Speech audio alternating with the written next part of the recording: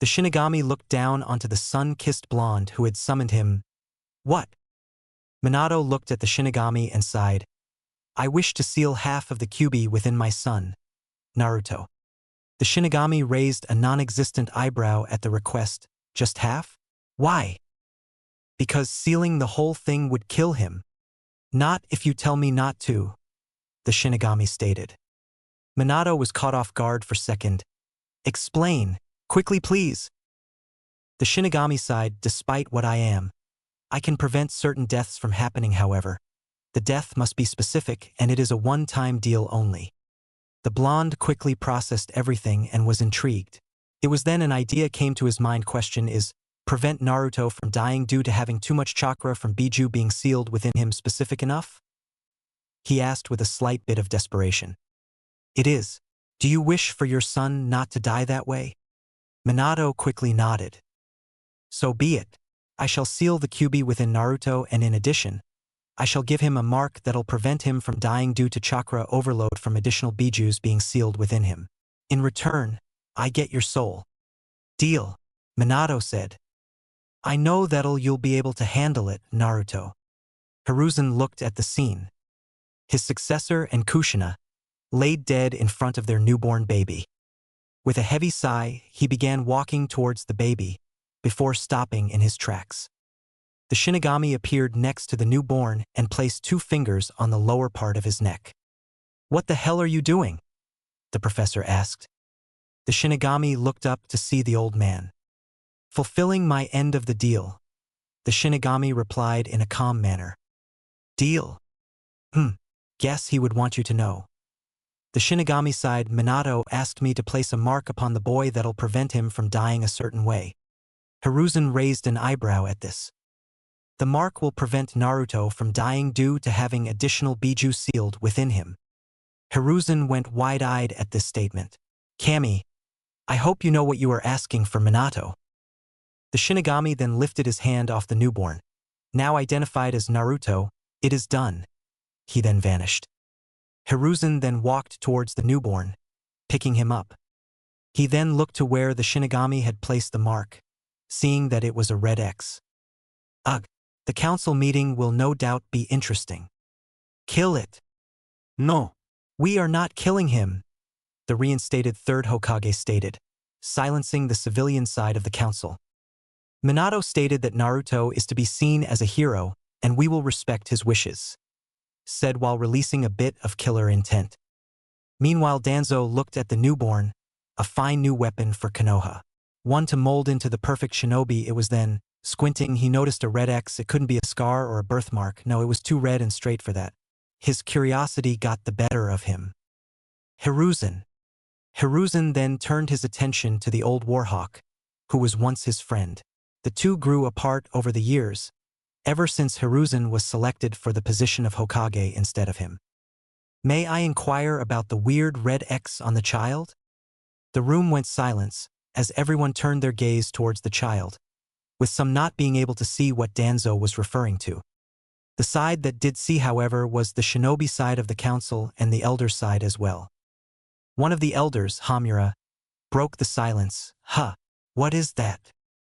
Hiruzen took a deep sigh, dreading this topic that he was hoping to avoid as much as possible, without the civilian side being present.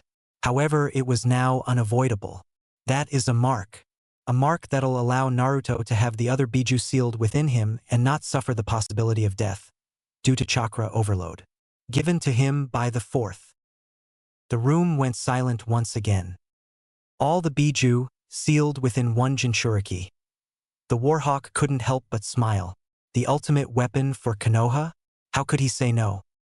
It was perfect, really. They would no longer need to put their attention on the multiple Jinchurikis to make sure they were safe and didn't defect, no. All their attention would be on just one. Quickly Danzo spoke up. Well then, what are we waiting for? Let's seal the other bijuu within the boy already. The civilian side of the council quickly erupted. Are you crazy? We can't allow the demon to grow more powerful than he already is. No way in hell. Hiruzen, quickly growing irritated, then slammed his fist. Quiet! The civilian side did as they were told. Now, this is a very delicate matter. I'd say we vote on it. The professor allowed for a few minutes of silence to pass, so that everyone could make up their mind. Good. Now, all those against having all the bijuu sealed within Naruto raised their hands. Most of the civilian members raised their hands. Now, all those in favor of sealing all of the bijuu within Naruto, raise your hands. Most of the shinobi members raised their hands along with the elders. Then it is decided. Naruto will have all the bijuu sealed within him. Now, any laws regarding Jinchurikis will apply to him. Hiruzen then looked at the civilian side of the council, including the death penalty part. Most of the civilians trembled at the killer intent directed at them. Hiruzen, along with Danzo, Koharu, and Hamura walked into the room. There holding the new Jinchuriki was a tall man with long white hair, one of Hiruzen's students. "Is it done, Jiraiya?" the professor asked the Toad Sage. With a heavy sigh, Jiraiya delivered his answer. "Yes, the other 8 have been sealed within Naruto. I hope you know what you are doing, Minato." "Very good," Danzo said. "Anyways, you should probably be gone soon. Make sure our enemies think we're still strong." After a quick, displeased grunt towards the Warhawk, the Sannin handed his godson to his teacher and headed off. Hiruzen then started to head off towards the orphanage before being stopped. "Hiruzen, for the benefit of Konoha, I would dash before Danzo could finish that sentence." Hiruzen cut him off. "I know what you are going to ask, Danzo, and the answer is no," the professor said in a tone that made it clear that this topic was not up for debate. Hiruzen then exited the building, leaving behind a scowling Danzo. "You can't keep him out of my hands forever, Hiruzen. I will have him under my wing and I will mold him into the perfect weapon for all of Konoha." Meanwhile, in a place that can only be described as sewer-like, the 9 bijuu sat in silence. After many years of being separated and unable to see each other, they were finally together again. Unfortunately, they wished to have met each other again while they were free, and much to their disdain, they were still caged. After a while, the Kyuubi broke the silence. "So, we're finally together again. It's nice to see you all again." The fox then turned his gaze towards the tanuki of the group. "Well, some of you less than others." The Ichibi quickly responded, "Go to hell, you arrogant fox bastard," he yelled while raising the finger towards the fox. The Sambai groaned. "You both act like children sometimes. You know that?" "Yeah, settle it like true adults and fight." The Yanbi cheered. "They can't. We're all stuck behind these cages, you musclehead," the Gobi said in a deadpan voice. "Yeah, besides I would win anyways," the fox stated in a smug tone. The Ichibi grew a tick mark. "Grrr. So, what now?" the Nibi asked. "Not much we can do other than sit around, talk, and nap," the Hachibi said. "And wait for our Jinchuriki to grace us with his presence." He then added, "Who knows, maybe he'll be nice," the Rokubi stated in an optimistic tone. The Kyuubi scoffed, "Please. He'll probably be like all the rest." "I'm actually going to have to disagree. I have a feeling that he will be different. I'm willing to bet on it," the Nanabai said. "Well then, I'll hold you to that. Until then, I'm going to sleep," the fox replied. Young blonde boy with whiskers was walking through the snow. The coldness of the snow couldn't compare to how cold he always felt. Ever since he was kicked out of the orphanage, he couldn't help but feel isolated. Nobody wanted to talk to him, hell, no one even wanted to be near him. It was as if they were scared of him and he didn't understand why. He tried to talk to kids his age, but the parents would always make sure that their kids avoided him. The only people who were ever nice to him were the Hokage when he gave him his own apartment and money to live, as well as the people at Acharka's ramen. However, he rarely saw either, the former because he was always busy, and the latter because he wouldn't go to them unless he had money, so their kindness was short-lived. Taking a deep sigh, he continued his walking, not really having a destination in mind, just walking. Freak. He stopped in his tracks upon hearing that word. It was one of many words people used to describe him behind his back, as if he wasn't listening, along with demon, monster, and many others. Why, what did I do? He looked to see who was talking about him only to see something else. 3 older kids were picking on some odd girl with lavender eyes.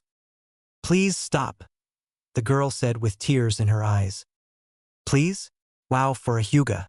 You sure are pathetic," one of the bullies said before pelting the defenseless girl with a snowball. This caused the boy to become something he usually never felt: angry. He saw a little of himself within the girl, someone who was mistreated for no reason. Quickly, he ran up to the bullies. "Hey, leave her alone." The bullies turned their attention towards the blonde. "Hey, it's that freak my mom told me to avoid. Don't know why. You look like a weak kitten." One of them spoke.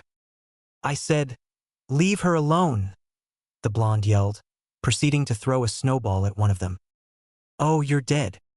The bullies then proceeded to rush the blonde. A fight ensued between the 3 bullies and the blonde with whiskers. After a brawl, the bullies ran off after being beaten by the blonde, a huge damage to not only their bodies but their ego as well. They would make sure that the blonde would pay. The blonde slowly made his way to the indigo-haired girl. Though he emerged victorious, he sustained many bruises and injuries. He wiped the blood off the bottom of his nose. "Are you okay?" he asked, caring more about the girl's safety than his own. He found out at a young age that he healed quickly, so it's not like he wouldn't be okay later. The girl stood there stunned. Here was someone who willingly put himself in harm's way for her. "Why yes, I am fine. What about you?" "Oh, don't worry about me. I'll heal," he said while taking deep breaths. "What's your name?" the girl asked, confused on why she did. I'm Uzumaki Naruto. "You?" "Naruto." She had heard that name before from her father, who told her to avoid him because he was dangerous. When she asked why, her father never gave her a clear answer. She couldn't understand it. This boy was dangerous? He looked nice and seemed friendly, and in her mind a little cute. Realizing that she was just standing and staring, she replied, "H. Hyuga hi Hinata. Thank you. Don't mention it. I'm happy to help," he said while giving a foxy grin and a thumbs up. She blushed. "Hey, are you okay?" You dash before Naruto could finish, he was cut off. Hinata-sama. The girl looked up to see her bodyguard, Ko. "There you are. I was wondering." Ko cut himself off upon noticing injuries on Hinata. "What happened?" he yelled before quickly noticing the Jinchuriki. "What did you do?" You dash before he could finish. He was cut off by, of all people, Hinata. He didn't do it. So some B-bullies did, and he fended them off. The shy Hyuga heir said. Ko stood there in silence before quickly recomposing himself. "My apologies, Naruto. Please forgive me. It's fine, I should get going. Here." He gave his scarf to the lavender-eyed girl. "You look cold." The shy girl took the scarf. Thank you." The blonde turned around to head home. He took a few steps before falling unconscious due to his injuries. "Well, let's go." Your Ko was once again cut off. "We can't just leave him there. He needs to go to the hospital," Hinata said in a pleading tone. Ko looked at the unconscious Jinchuriki. "If Hinata came back more injured, my ass would be on the line. I guess I owe him one." "Fine, we'll take him to the hose." Ko was cut off again. "No need." Ko grew a tick mark, annoyed by being cut off. It was then an bijuu with a wolf mask with gravity-defying silver hair appeared out of the shadows. "I will take him to the hospital." He then picked the blonde and made his way to the hospital. "Well, I guess we'll head home," Ko said, taking Hinata's hand and leading her home. The shy Hyuga walked with her bodyguard, still surprised at how Naruto overcame the odds stacked against and won a fight with 3 academy-level shinobis. She began to wonder, could I do that? Could I overcome my odds? Naruto woke up the next morning in a hospital bed. "Ah, you're awake." Naruto quickly turned to see a familiar face. "Hey, Gigi," he said, happy to see one of the few people that were nice to him. "I heard about what happened to you." The blonde's smile turned into a frown. The professor quickly reassured the blonde, "You're not in trouble. I'm actually happy. You have the makings of a great shinobi." Naruto beamed a happy smile. "Really?" It was a dream of his to become Hokage. In his mind, if he became the Hokage, maybe the village wouldn't be scared of him. However, if he wanted to be Hokage, he needed to be a shinobi first. Yes, defending others is what shinobi do all the time, Hiruzen said while smiling. So does that mean? Naruto asked with excitement. Yes. I'll allow you to attend the academy to become a shinobi. The professor was going to allow the Jinchuriki to attend, regardless of whether or not the council would accept. Anyways, come on. Let's take you back to your apartment. The blonde got out of the bed, his injuries already gone as if they were never there to begin with. The two then exited the hospital. Naruto and Hiruzen made it to the Jinchuriki's apartment. Welp, I'm sorry Naruto, but this where we end our time together. The blonde frowned. Okay, he then went to the door. One more thing, Hiruzen said. The blonde stopped and turned his attention towards the Hokage. In your apartment I left you, not only money for rent and food, but a few gifts too. The blonde gasped. Is it ramen? The professor couldn't help but chuckle. Yes, but also some items that'll help you with your shinobi career. The blonde was in complete excitement. Thank you so much. He then quickly entered his room. The professor then proceeded to head to his office. You have the makings of a great shinobi, Naruto. Minato would be proud. Naruto looked at his gifts. On the table was a gourd and 2 big boxes. Naruto then walked towards the gourd and read the letter on it. This gourd is filled with chakra-infused sand, and inside are seals that can give you more sand if needed.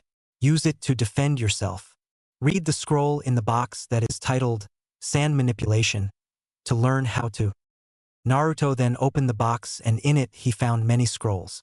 Some about fire jutsus, earth jutsus, water jutsus, wind jutsus, and many others that caught his attention, such as lava release and coral manipulation. He searched through the box before finding the sand manipulation scroll. Quickly he opened the scroll and began reading all of its contents. Meanwhile, within the boy's mind, a certain Tanuki couldn't help but gloat. Ha! Looks like he is interested about using number 1. The fox was quick to respond. It is recommended that you start at the bottom, usually the weakest and easiest, he said while grinning. Why you little dash? Oh, just marry each other already. The blue cat groaned. Omake, Koe's first words. Koe's mother watched as her baby reached out for her. With a smile, she picked up her baby boy. MMM. She held her breath. The baby then looked in her eyes and opened his mouth before being cut off. His first words. A tick mark grew on the boy. His first few moments at the academy did not go well. Most people couldn't believe that the demon was allowed to attend and become a shinobi. He didn't let that bother him. He made his way towards the classroom and entered the door. Once he entered, he was met with multiple people staring.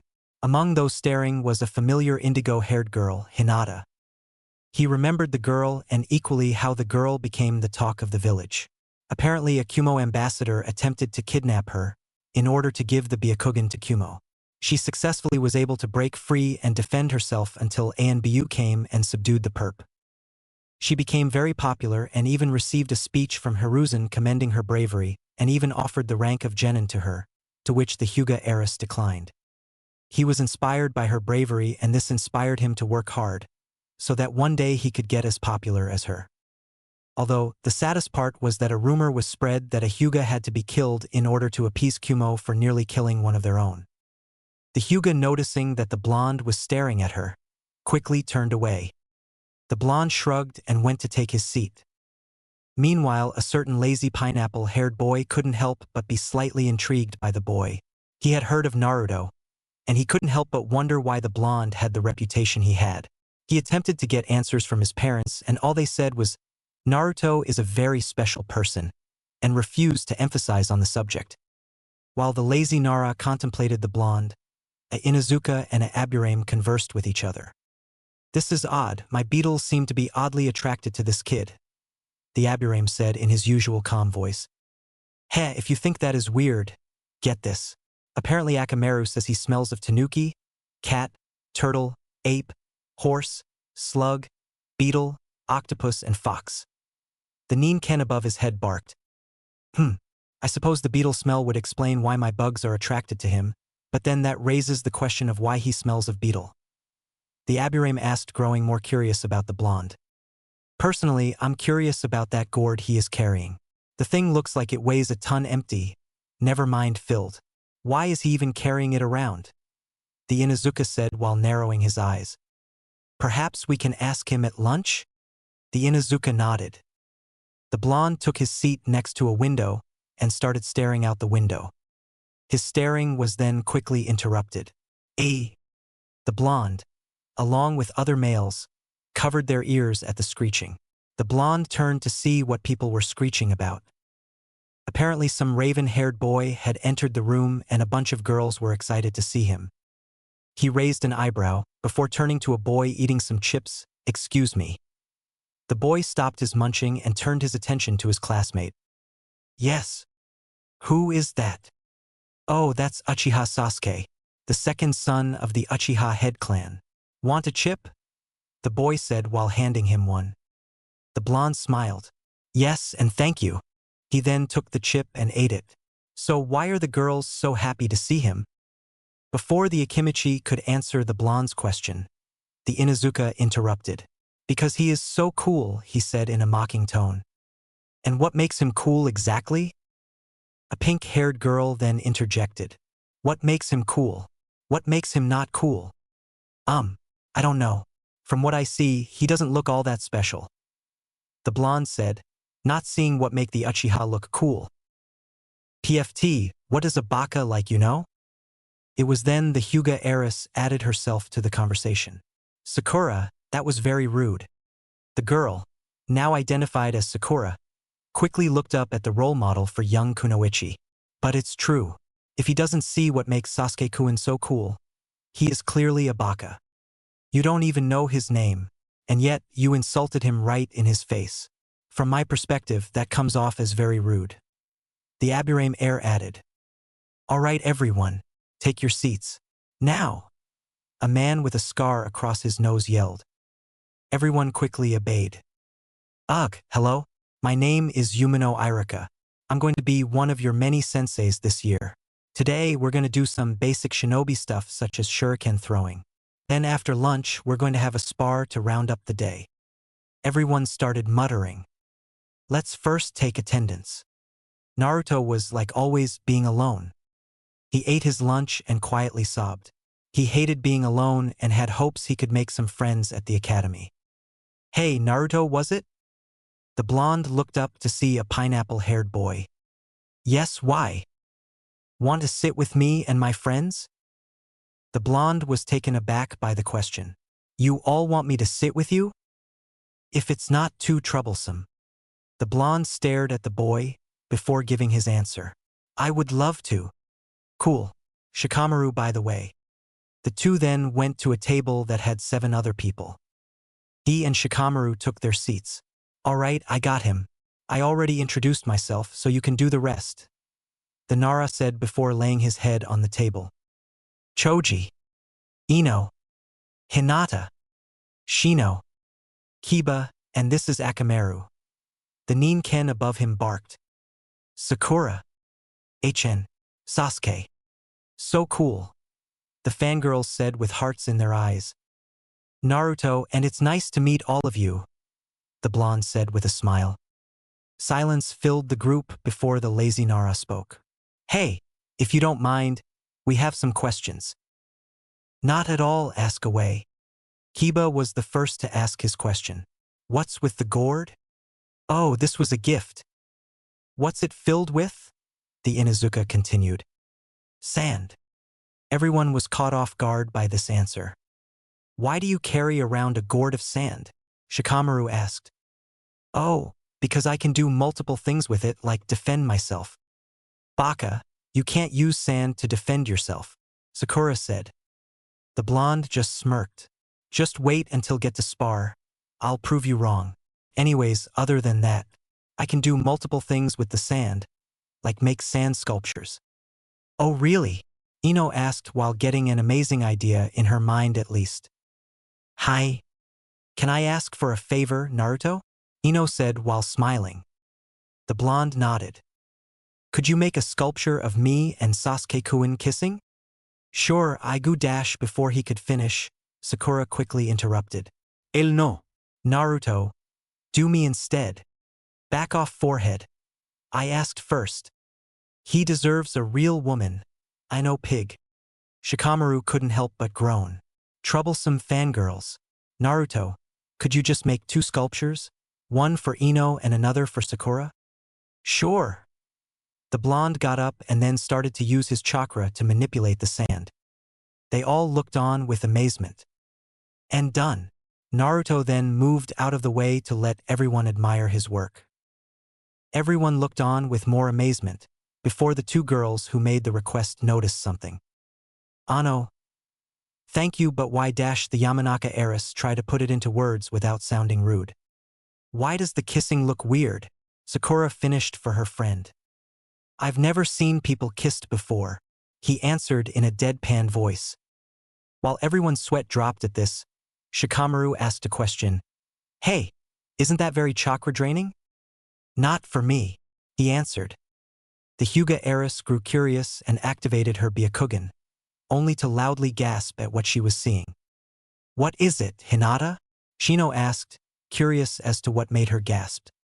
And Naruto, not only do you have an unfathomable amount of chakra, why you have 10 different chakra colors? Everyone was taken aback by this. 10 different chakra colors? That should be impossible. He should only have 1. What are they?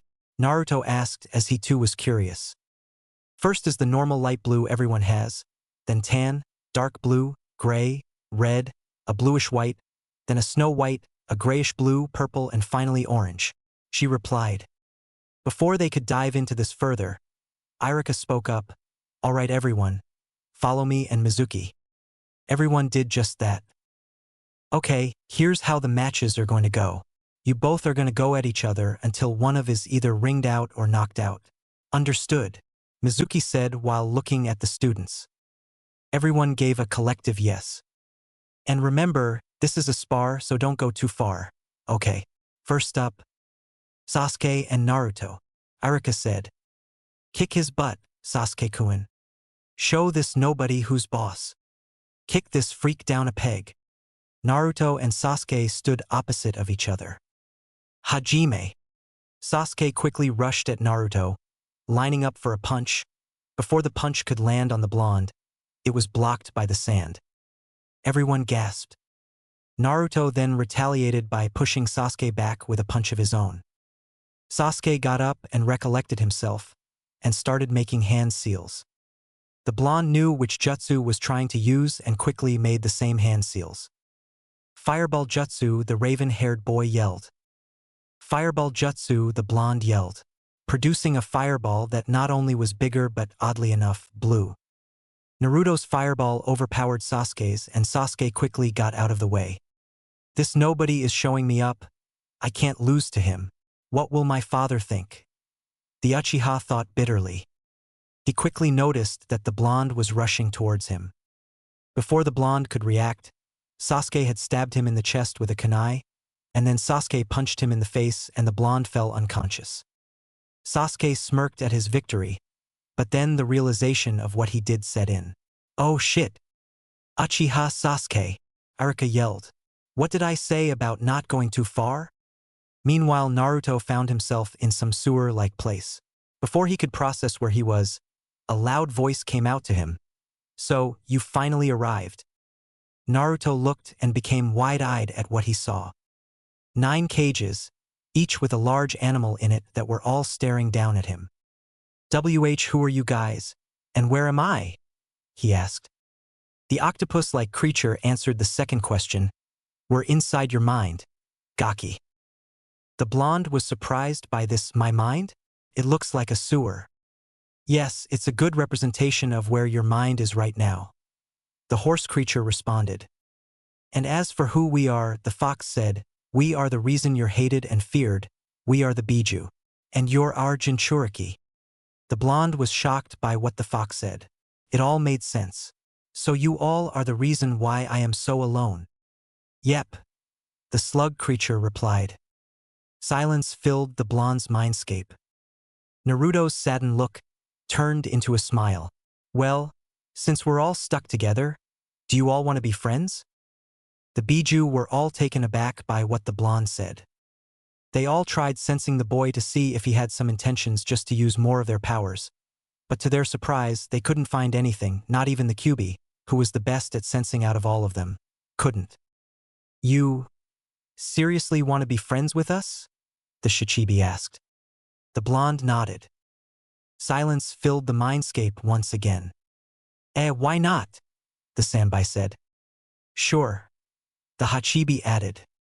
The Nibi, Gobi, Rokubi, and Nanabai then gave various forms of yes. The fox scoffed at his siblings. You are all willing to lower yourself to befriend a mere human? Oh, how the mighty fall. The Nibi rolled her eyes at her brother's remark, prideful as always. Ekurama? The fox quickly became angry at his sister. You moron. Now this human knows my name. Well, sorry if I don't feel like calling you Kyuubi every time he is in our presence. The Nibi shot back. In fact, you know what? The cat took a deep breath. Shikaku, Matatabi, Isabu, Son Goku, Kokuo, Saiken, Komiai, and Gyuki. There, now he knows all our names. Happy now? The now identified Matatabi asked. The fox did nothing but grumbled underneath its breath. Since we're all friends now, could you please remove these seals and change part of your mind so that it's comfortable for us, please? Yuki asked. Naruto did just that, but only for the bijuus that agreed to be his friends. He left Shikaku's, Goku's, and Kurama's cage alone. Thank you, Gaki, Kokuo said. Well, I guess I should wake up now, huh? See you all hopefully soon. The blonde said with a smile. Actually, we can still communicate with you when you are not within your mindscape, Yuki replied. Oh. Naruto woke up to find himself in the nursery. Thank God you're all right. Naruto looked up to see Hinata. The Hyuga quickly blushed. How are you feeling, Naruto-kun? Naruto gave the Hyuga heiress a fox grin. I'm doing all right. Thank you for asking. Hinata let out a smile. Sorry, I'm the only one H here. The others H had to go home. I was only able to convince my bodyguard to stay under the promise that we go as soon as you woke up. You didn't have to do that, but thanks. The Hyuga sighed. Well, I need to go now. Go goodbye, Naruto-kun. Bye. And just like that, Naruto's first day at the academy was over.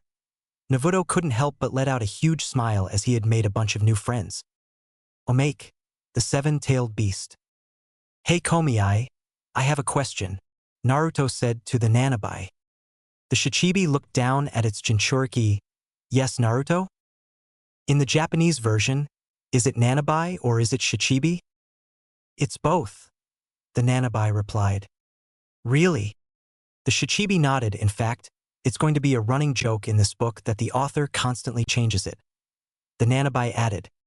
I would say that will quickly become unfunny, but that implies that it's funny to begin with.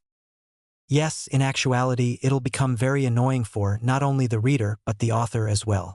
Like how it's becoming right now as he is writing this Omake. The Shichibi said. Okay, enough breaking the fourth wall, it's expensive to repair, you know? A mighty version of my voice said. Hey, that's my line. Technically it's your mother's. The Nanabai and I said at the same time. Okay, next up is Hinata and Naruto. The blonde left his gourd on his seat. This was just a pure match after all. He wanted to try out his taijutsu that he created after all. He then walk into the arena. Kick his butt, Hinataheim. Show that nobody his place. The Hyuga heiress couldn't help but frown at her fan club. She hated how they treated Naruto-kun. Even after she told them that the reason she is like the way she is today is because of Naruto, they still treated him like crap. She also wasn't a fan of how they tried to pair her up with Sasuke, despite making it clear that she was not interested. She then went towards her opponent/inspiration. She enacted the act of friendship and lifted her hand towards the blonde. Catching said blonde, along with everyone else, off guard. I've been looking forward to this day, Naruto, she said while smiling. She had been for a while. Ever since her father found out that they shared the same class, he had forbid her from interacting with the blonde, much to her dismay. The blonde was still trying to process on why the Hyuga princess would want to be friends with him, a nobody, especially since they haven't interacted a whole lot ever since the first day at the academy. Just accept it already, Kokuo said. Okay, fine. The blonde then shook the Hyuga's hand, noticing a light blush. Hajime, Mizuki yelled. The blonde used his new taijutsu against the Hyuga and did hold his own for a while. However, against the much more experienced Hyuga, it was all for naught. The blonde found himself outringed, silently grumbling to himself. It was then he noticed that Hinata was attempting to lift him up.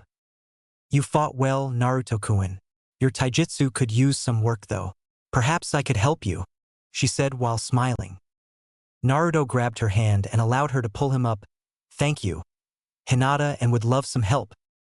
It was then he heard a certain cat giggling. What's so funny, Matatabi? Oh, nothing. Before he could continue the conversation within his head, a rock was thrown at him by a member of the Hinata fan club. It's Hinataheim or Hinata-sama. You freak, he yelled. The blonde grew a tick mark. Throw something at me again, and I will bury you with my sand. Hey, Sasuke, wanna get dash before Choji could finish? Sasuke delivered his answer. No. He then proceeded to leave the academy. The blonde couldn't help but feel bad for the raven-haired boy. Ever since his brother went crazy and killed his entire family and left him the only survivor, he became a lot more cold and distant. He attempted to connect with the Uchiha, but each attempt ended with a get lost. Sighing, Naruto started to pack his things. Hey Naruto, wanna go with Choji and to eat some barbecue? Naruto looked to see his lazy friend who had asked the question. Not today. I'm going to work on my chakra control. Choji just scoffed. Sounds like an excuse to get out, because you know I'll win this round's eating contest, he said with a smug. In your dreams, Choji. But seriously, I do wish to work on my chakra control. Choji sighed. Oh well, your loss, my gain. Naruto couldn't help but chuckle. Goodbye guys, see you tomorrow. In the outskirts of the village, Naruto took a deep breath, preparing himself for what he was about to do. You can do it, Gaki. I believe in you, Saiken said in her usual optimistic voice. 33rd times the charm, Komiai added. Thanks guys. The blonde then prepared himself for the task he had been trying to do, tree walking. With a heavy sigh, he then proceeded his now 33rd attempt. After a while, the blonde gave his biggest smile. I did it, he said while still running up the tree. Eventually, he stopped himself at the nearby branch. After multiple failed attempts, some of which ended in destroyed trees. I'm going to celebrate. Let me guess, with ramen? Isabu asked. Yes. He then jumped off the tree and started headed back to the village. While walking, he suddenly sensed something strange, for people are here. Naruto, be cautious. I sense bad energy from them, Yuki told the blonde. Unfortunately, being cautious wasn't an option, as the four people, wearing headbands that appeared to have rocks on them, jumped out of hiding. What are Iwa Nin doing here? Probably looking to get their asses burned. I hope so at least, Matatabi said, hoping for some action. So, this is the brat? Yep, matches the description. Ah crap. The blonde gulped. Okay, listen here you. This is how this is going to work. You are going to come with us willingly. The Iwa Nin then pulled out a kunai. Or else. The blonde wasn't intimidated by who he presumed was the leader. No, what is going to happen is that you're all going to leave or I'm going to kick your asses. The Iwa Nins laughed. Suit yourself. For kunais were then thrown towards him. Using his sand, he quickly blocked all of them. Two of the Iwa Nins then rushed at him. Quickly, Naruto pulled out his bamboo jug and pulled out its pipe. Both were also gifts from Hiruzen. With a deep breath, Naruto blew into the pipe and a barrage of bubbles soon followed. The two Lua Nin that were rushing him were internally laughing at the stupidity of the blonde, only to be met with a very big surprise when the bubbles popped. Ah, Sachai-ti, one of them yelled, burning in pain. What the hell kind of bubbles are those? The other yelled in equal amounts of pain. The blonde couldn't help but smirk. The kind that has acid. Naruto, behind you, Kokuo yelled. Naruto quickly dodged to the right, avoiding an ninjato. Naruto quickly then grabbed a hold of its owner, then quickly let go. The IWA Nin was confused, but quickly found out what the blonde did as his body was then encased in coral.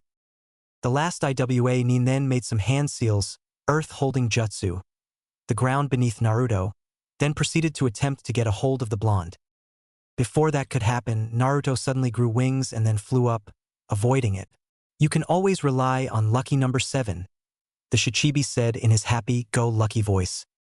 Thanks, Komiai. Naruto then proceeded to make some hand seals, fireball jutsu.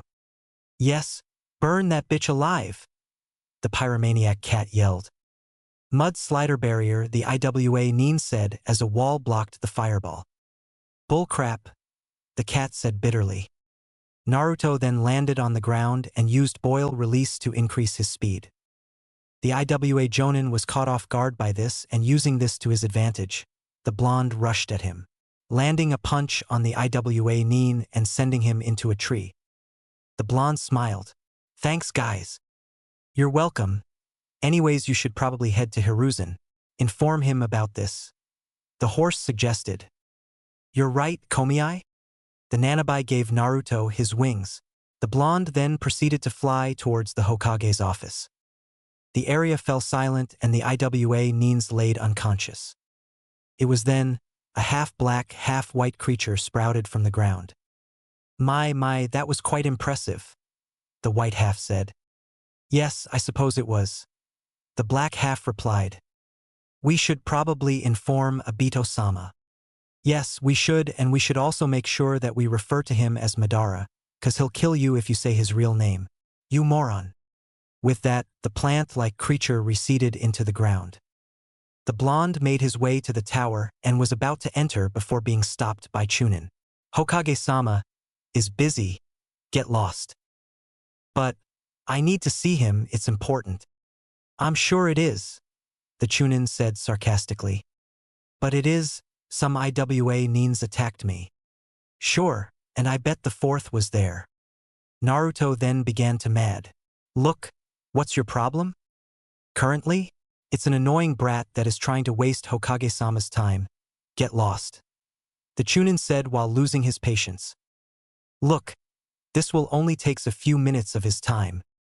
Then you can wait tomorrow, the Chunin said while growing more and more agitated. I'm not leaving, the blonde said while giving a glare at the man. At this point, the man lost it. I'm not going to say it again. Get lost, you fucking dadash.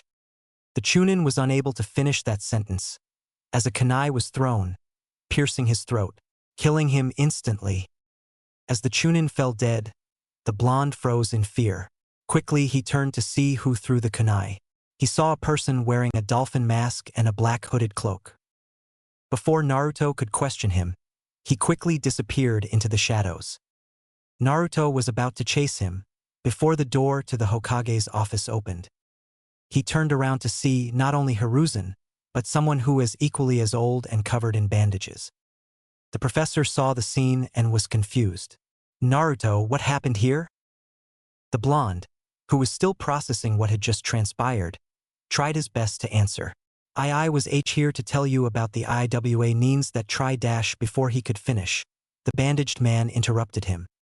IWA Nins? Here? He asked. Naruto, are you sure? The blonde nodded. Naruto, tell us everything. The professor processed everything that the Jinchuriki had told them. Question, are the IWA Nins still there? The Warhawk had asked the blonde. The blonde nodded. Well, Naruto, it's clear that you have been through a lot today. Why don't you go home and we'll handle it from here? Hiruzen said in a calm voice. Okay. The blonde then got up and exited the room. As soon as he left, Danzo quickly spoke up. It's clear that he is in danger of being kidnapped. Hiruzen, I assure you, if he was Hiruzen was quick to respond. I've already told you multiple times, Danzo, and I will tell you again. No. Also, it's Hokage-sama to you. Now, if you don't mind, I have important business to attend to. Danzo did nothing but scowl as he left the room. You wish to see me, Danzo-sama? The root agent asked. Yes, I'm curious as to why you killed the chunin.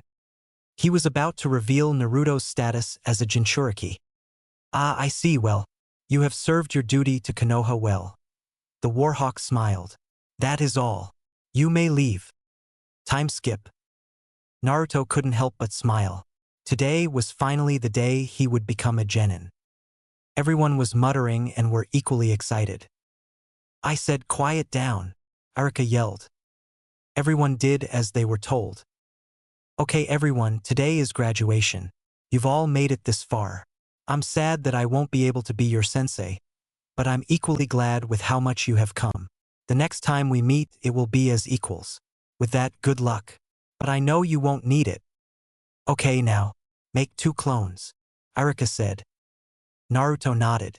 He couldn't make clones the same way Arika or the others could, but luckily for him, he could make them in a different way, with sand and ink. And so he made 1 sand clone and 1 ink clone. With a smile and a thumbs up, Arika exclaimed, You passed.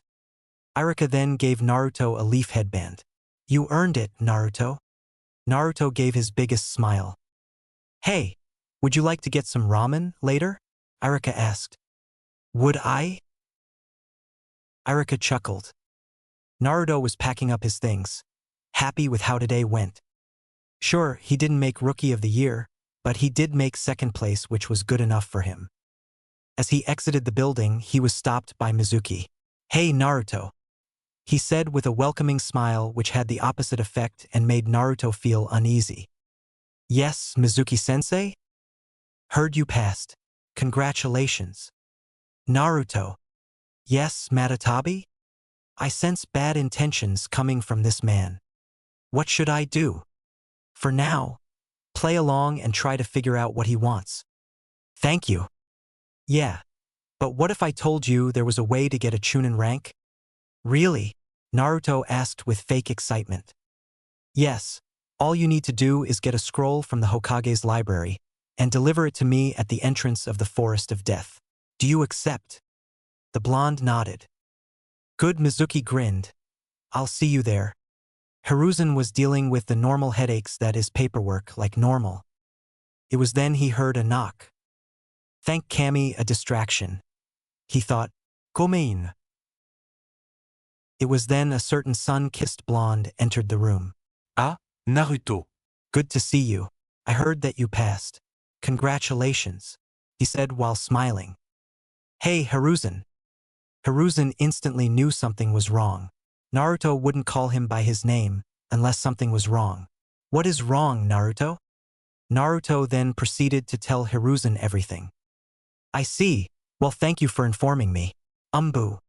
It was then 4 ANBU agents appeared. I want Mizuki captured and sent to Ibiki.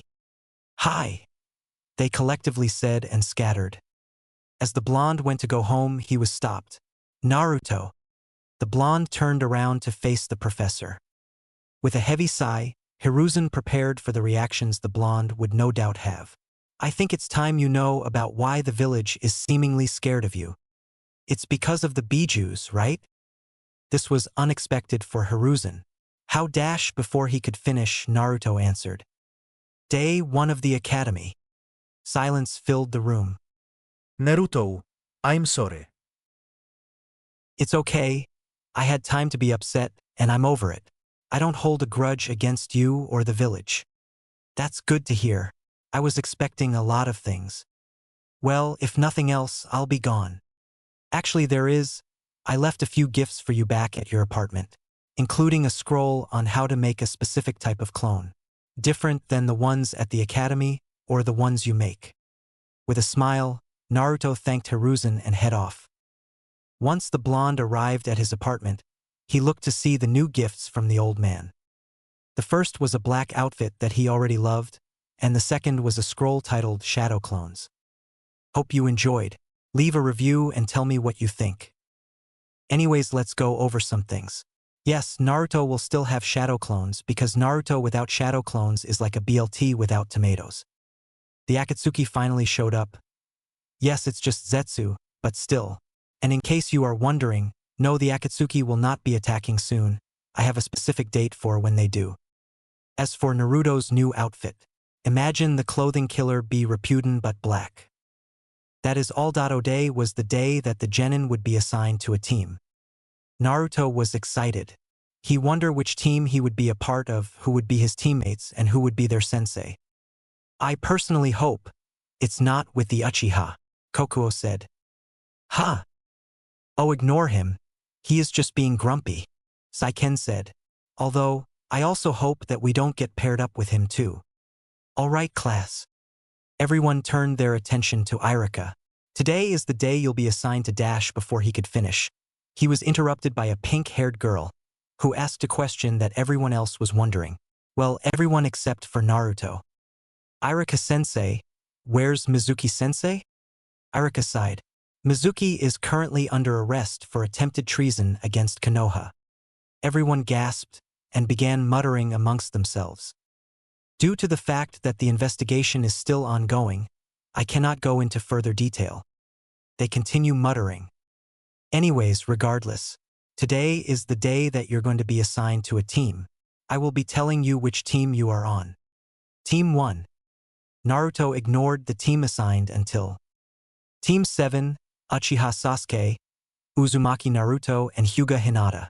Your sensei will be Hatake Kakashi. The Sasuke and Hinata fan clubs groaned in disappointment. Kami, damn it, the 9 bijuu thought. It was like this before. Their previous Jinchurikis would be assigned to a Uchiha in some way to make sure that they would be kept in check, whether it be as bodyguards or as teammates. I will be on a team with Naruto-kun? The Hyuga couldn't help but smile at this. Not only would she be on a team with someone who was her inspiration but also her crush at the same time. She blushed a little. I hope he returns the feelings. Meanwhile, the Rookie of the Year wasn't as happy, thinking that the two will only hold him back, despite the fact that one of them was the top kunoichi, and the other was a second close to Rookie of the Year. Meanwhile, a certain lazy pineapple-haired boy couldn't help but wonder something. Strange, I thought the formula was Rookie of the Year, then top kunoichi, and finally dead last. He shrugged to himself. Guess they decided to change it up for whatever reason. He sighed, troublesome. Choji looked at his friend. Huh. Nothing. After all the other teams were called, they were collected by their respective sensei, except for Team 7, who were still waiting for their sensei. Naruto decided to try to get to know his teammates a little better. He first turned to the raven-haired boy. Hey Sasuke, are you excited to be shinobi? The Uchiha scoffed. Don't talk to me, nobody. Typical Uchiha arrogance, the fox said, showing his disdain for the clan. Realizing it was a lost cause, he turned to the Hyuga heiress. What about you, Hinata? The lavender-eyed girl quickly turned the other way in an attempt to hide her blush. The blonde was confused. Was there dash? No, there's something in my eye. Oh, okay then, he said, not really buying her excuse. She must not want to talk to me either.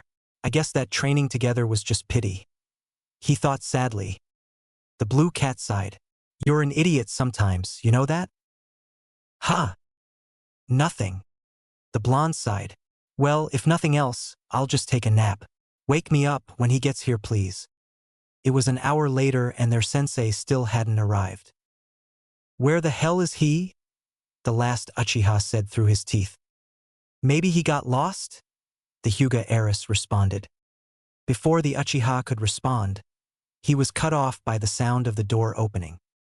The two turned, hoping it was this Kakashi, but instead it was some cloaked figure wearing an animal mask. The Hyuga raised an eyebrow. Ano, who are dash?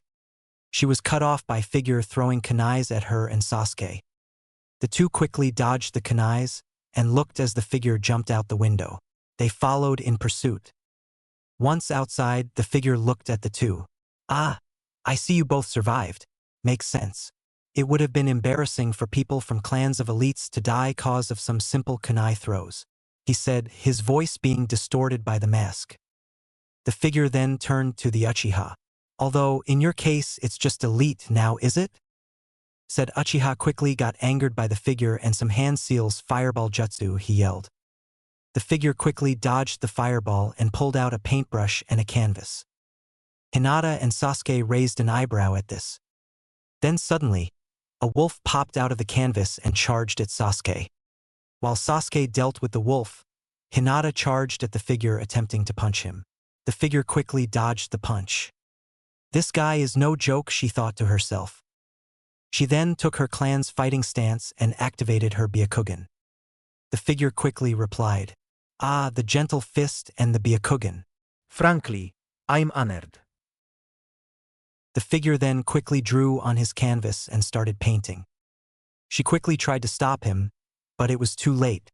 A hawk sprouted out of the canvas and quickly charged and grabbed the Hyuga heiress. As the hawk flew up higher, the Byakugan princess attempted to land a hit on the black and white hawk.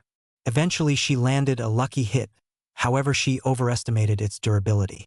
With one hit, the creature then exploded into ink. As she fell down, she closed her eyes and embraced for impact, but it never came.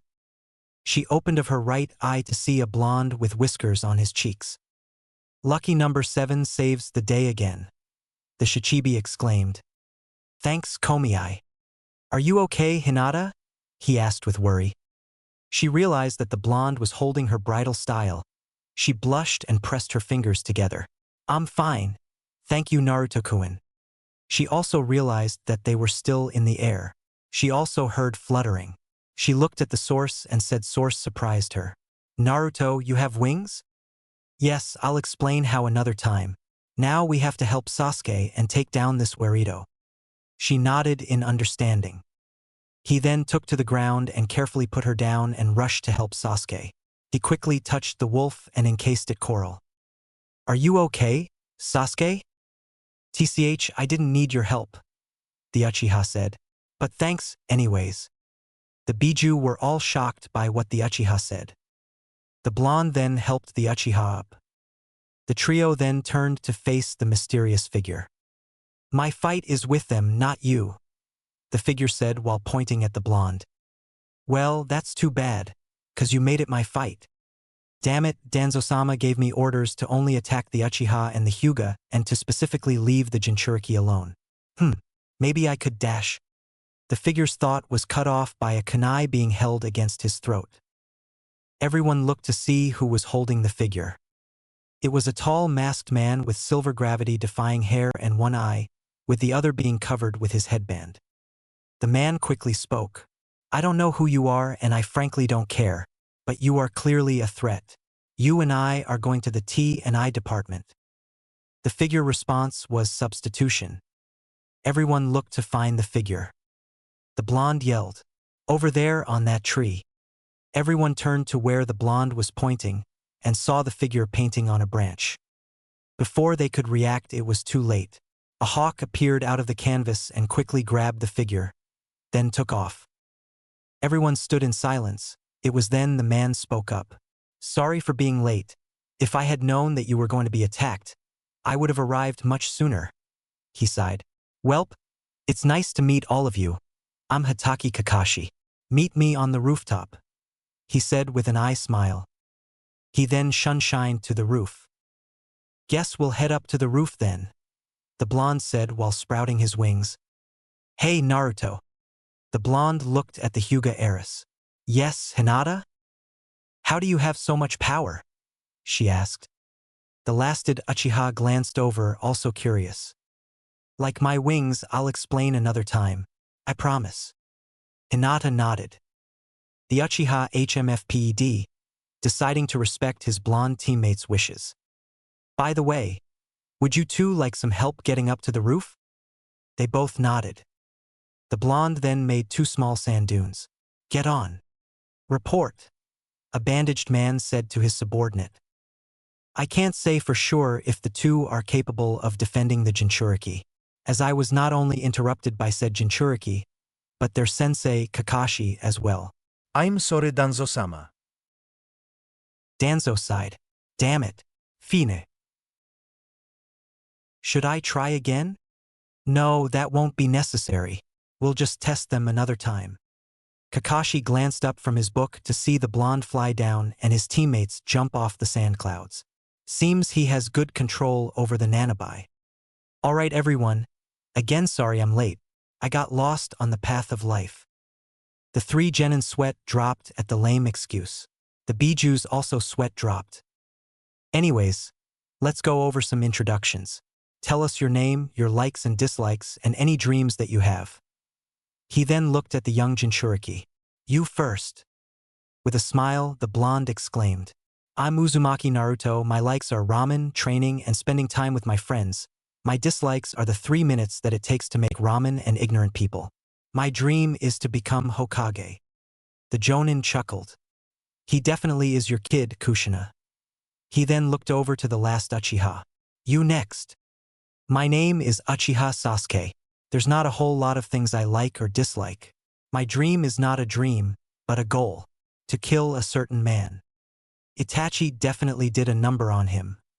The Jonin sighed. And finally you. My name is Hyuga Hinata. My likes are cinnamon buns, gardening, and flower pressing.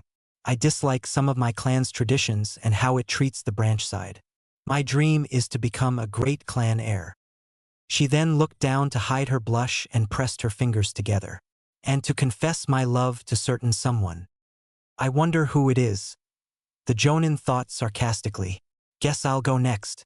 You already know my name. My likes and dislikes are something I don't feel like telling you, and as for dreams, I don't really have one. Everyone's sweat dropped at this. The blonde sighed. You give off enough lazy energy to rival a certain friend of mine. My name is Shikamaru then sneezed. Ah, bless me.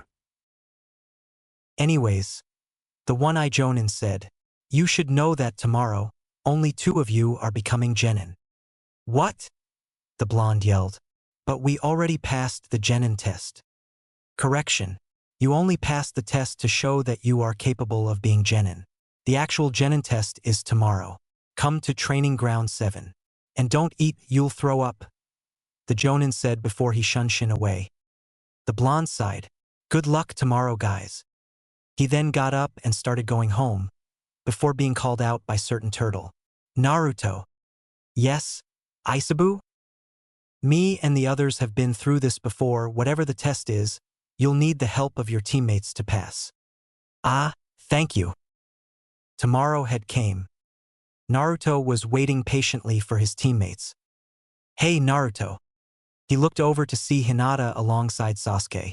He smiled and waved at them. Hey guys. The two sat down next to their teammate. Guys, I need to tell you something. The Hyuga and Uchiha looked at their blonde teammate. Whatever the test Kakashi-sensei gives us, we'll need to work together in order to pass. The Uchiha glared. So you can be only one to pass? Why should we trust or believe you? The blonde sighed. Sasuke, he was lying. Think about it, when has there ever been a team that only had 1 Jonin and 2 Genin? And besides, we're Genin. Do you think we could, on our own, beat a Jonin? Much less a very experienced one. The Uchiha wanted to retort, but couldn't find anything faulty in the blonde's logic. It was all true. The blonde continued. Whatever the test is, if we do it alone, we'll fail. I just ask that we work together. Is that okay? The Uchiha thought to himself for a bit. Naruto was one of the few people at the academy who he considered his equal, being able to hold his own against him when they spar. He would never admit it to anyone, especially not to him, but the Uchiha respected the blonde and his power. As long as he doesn't hold me back, I guess it'll be worth it to at least cooperate with him for now. He sighed and gave his answer. Okay, I'll work with you. The blonde smiled and turned his attention to his indigo-haired teammate. Hinata.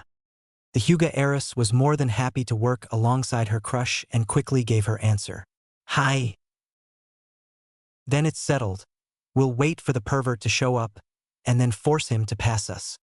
The Uchiha raised an eyebrow. Pervert. That book he reads is smut. Oh. The Hyuga gasped. Our sensei reads smut in public and in front of us? She asked, appalled by her sensei's indecency. Meanwhile, hiding in a bush, said perverted sensei couldn't help but smile. He was smiling at the many things he overheard. Not only did the blonde find out the true meaning of the test already, he also managed to convince his teammates to work together. And it's clear that he is your son too, Minato. He then gave a small sweat drop. I mean, as if the hair alone wasn't obvious. He always found it confusing on how no one in Konoha made the connection. Yellow sun-kissed hair, similar hairstyle, blue eyes, and had the surname of a woman his sensei was very close to. Sure, their marriage was a secret, but not a very good-kept one. Even the IWA Neens that attempted to kidnap him said he looked similar to the Yellow Flash. If IWA could make a connection years after the war, why couldn't this village? He sighed. I guess hatred really does blind us. It was then that the Uchiha's stomach growled. Hinata noticed. Oh, my family made us some food. She then lifted her bag, that contained bento boxes, one for all three of them. I'll pass, Sasuke said while silently regretting it. Thanks, but I ate, the blonde said. Before the Hyuga could protest to eat the food that her family made, her bag was stolen by a blur. The three looked to see their sensei. Thanks for making me lunch, Hinata. He then put the bag somewhere for later and looked at the three. Are you all ready? The blonde smirked. You bet we are. The Uchiha smirked alongside his confident teammate. Whatever you have, we're ready. The Hyuga only nodded. Very well. The Jonin then pulled out 2 bells. Whoever gets these bells becomes genin. If you don't come at me with the intent to kill, you won't get them. The test ends at sundown. Understood. They all nodded. All right then. Ready? The three prepared themselves. Set. They all took a deep breath. Go! The three quickly retreated into the wilderness and quickly regrouped behind a bush. The Uchiha looked at Naruto. Any ideas? He said quietly. Give me a second. Guys. Yuki was the one to respond. We already thought of a plan. Just repeat what I say to your teammates. Got it? Got it. He then looked at his teammates. Okay, here's what we do. It had been 5 minutes since the test started and the three still hadn't made a move. The Jonin looked up from his orange book. What could they be planning? It was then Naruto came out of hiding. The Jonin looked at his sensei's son. Where are your teammates, Naruto? Naruto said nothing and used boil release to increase his speed and charged at the Cyclops. Kakashi quickly dodged. Using boil release smart. If I was a lesser Jonin, that would have hit me. Naruto quickly turned around to rush Kakashi again. This time, Kakashi decided to attack and punched Naruto as he got close. As Naruto was pushed back, Kakashi noticed that Naruto was smirking. It was then that Naruto exploded into a cloud of ink. Before Kakashi could recollect himself, he heard someone yell, "Fireball Jutsu." He once again dodged, but it was then he heard the words, "You're within my range."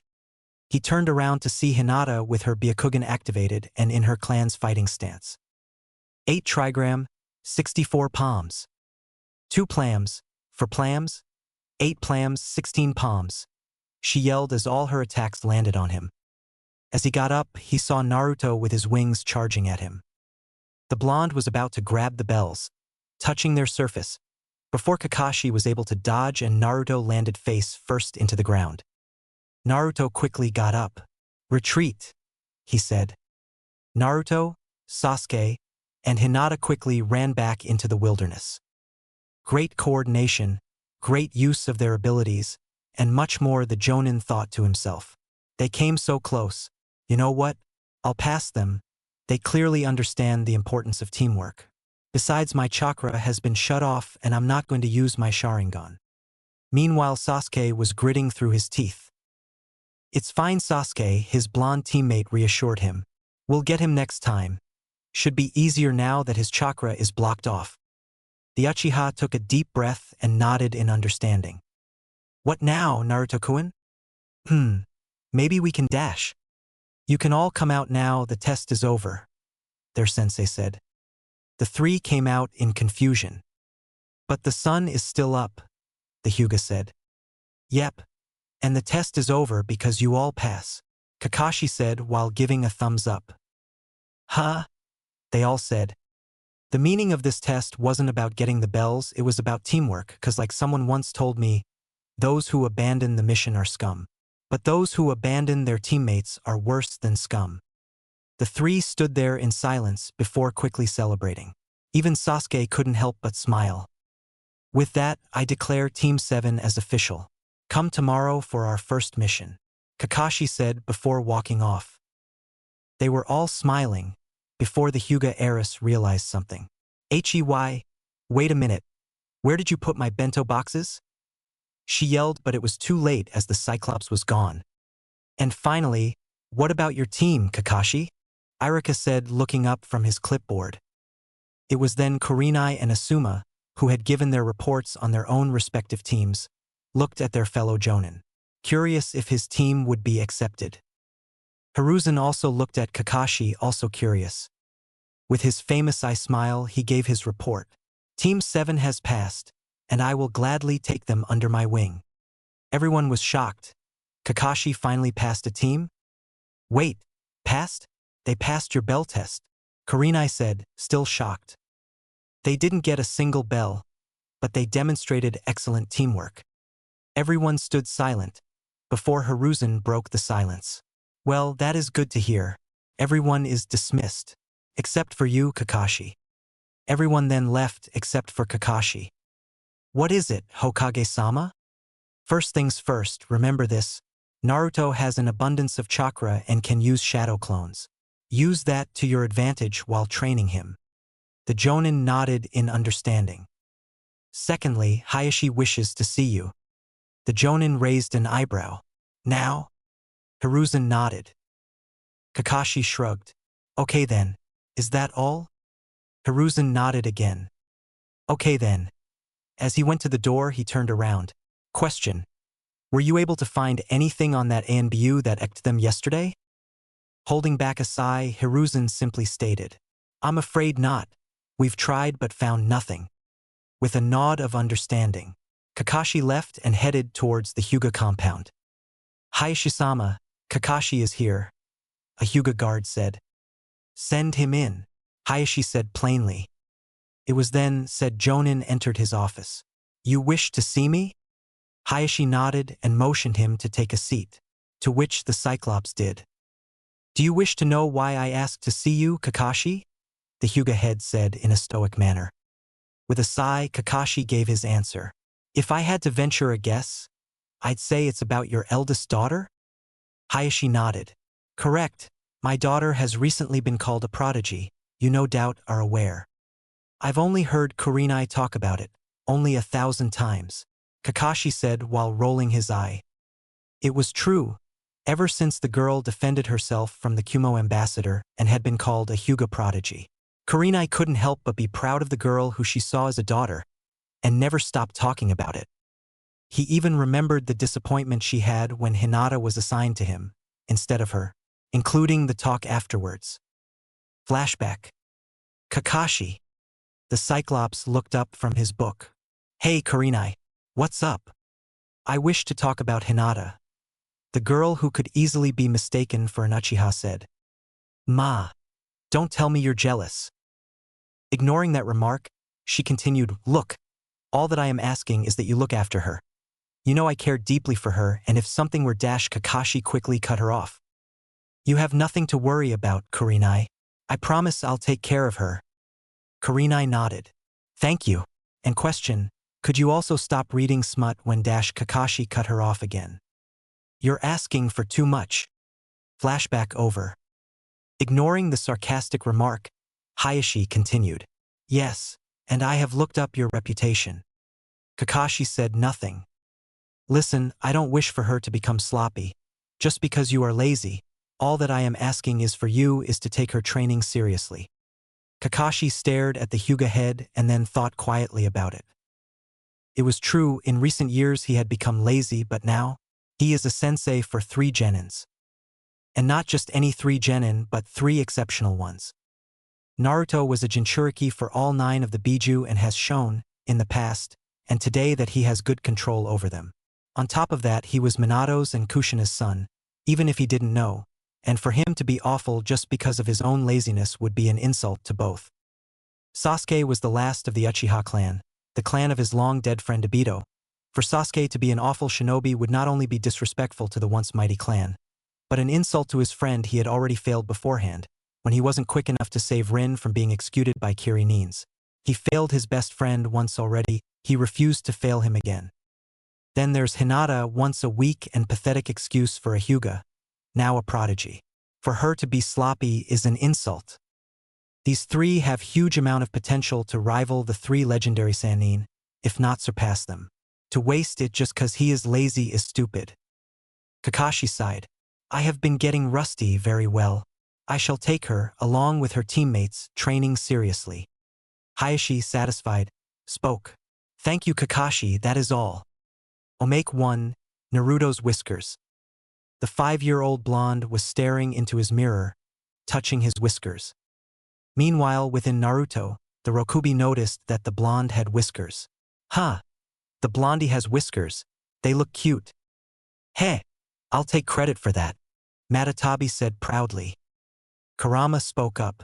Actually, those are cause of me, thank you very much, he said in a matter-of-fact tone. The blue cat turned to her brother. And how would you know? She said. Because they were there when I was sealed within in him, and his mother was my previous Jinchuriki. The fox said. And when exactly did you get a good look at him? Matatabi asked, getting more agitated. I don't have to tell you, he said, not liking his sister's tone. So you're admitting that you don't know? No. I'm not saying anything except that the whiskers are cause of me. And you're trying to steal credit from me, Matatabi said angrily.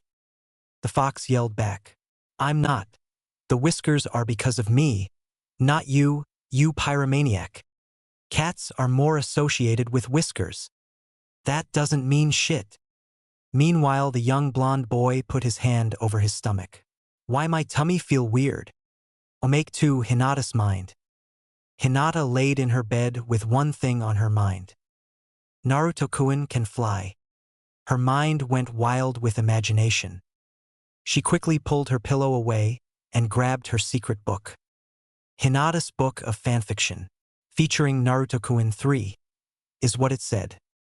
Unlocking the book and flipping to a blank page, she quickly got to work. Kami, writing this feels so embarrassing, but it feels so much more good that I don't care. She wrote her book and didn't leave her room for an entire week, except to eat. They were all waiting for Kakashi. Naruto sighed, guys.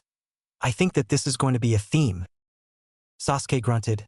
I heard that this guy was a powerful jonin. Don't know how, considering how late he is, he said bitterly. Hinata stopped eating her cinnamon buns. I'm sure he has a good reason. Naruto rolled his eyes. Yeah, he is probably reading that smut. Or is buying more.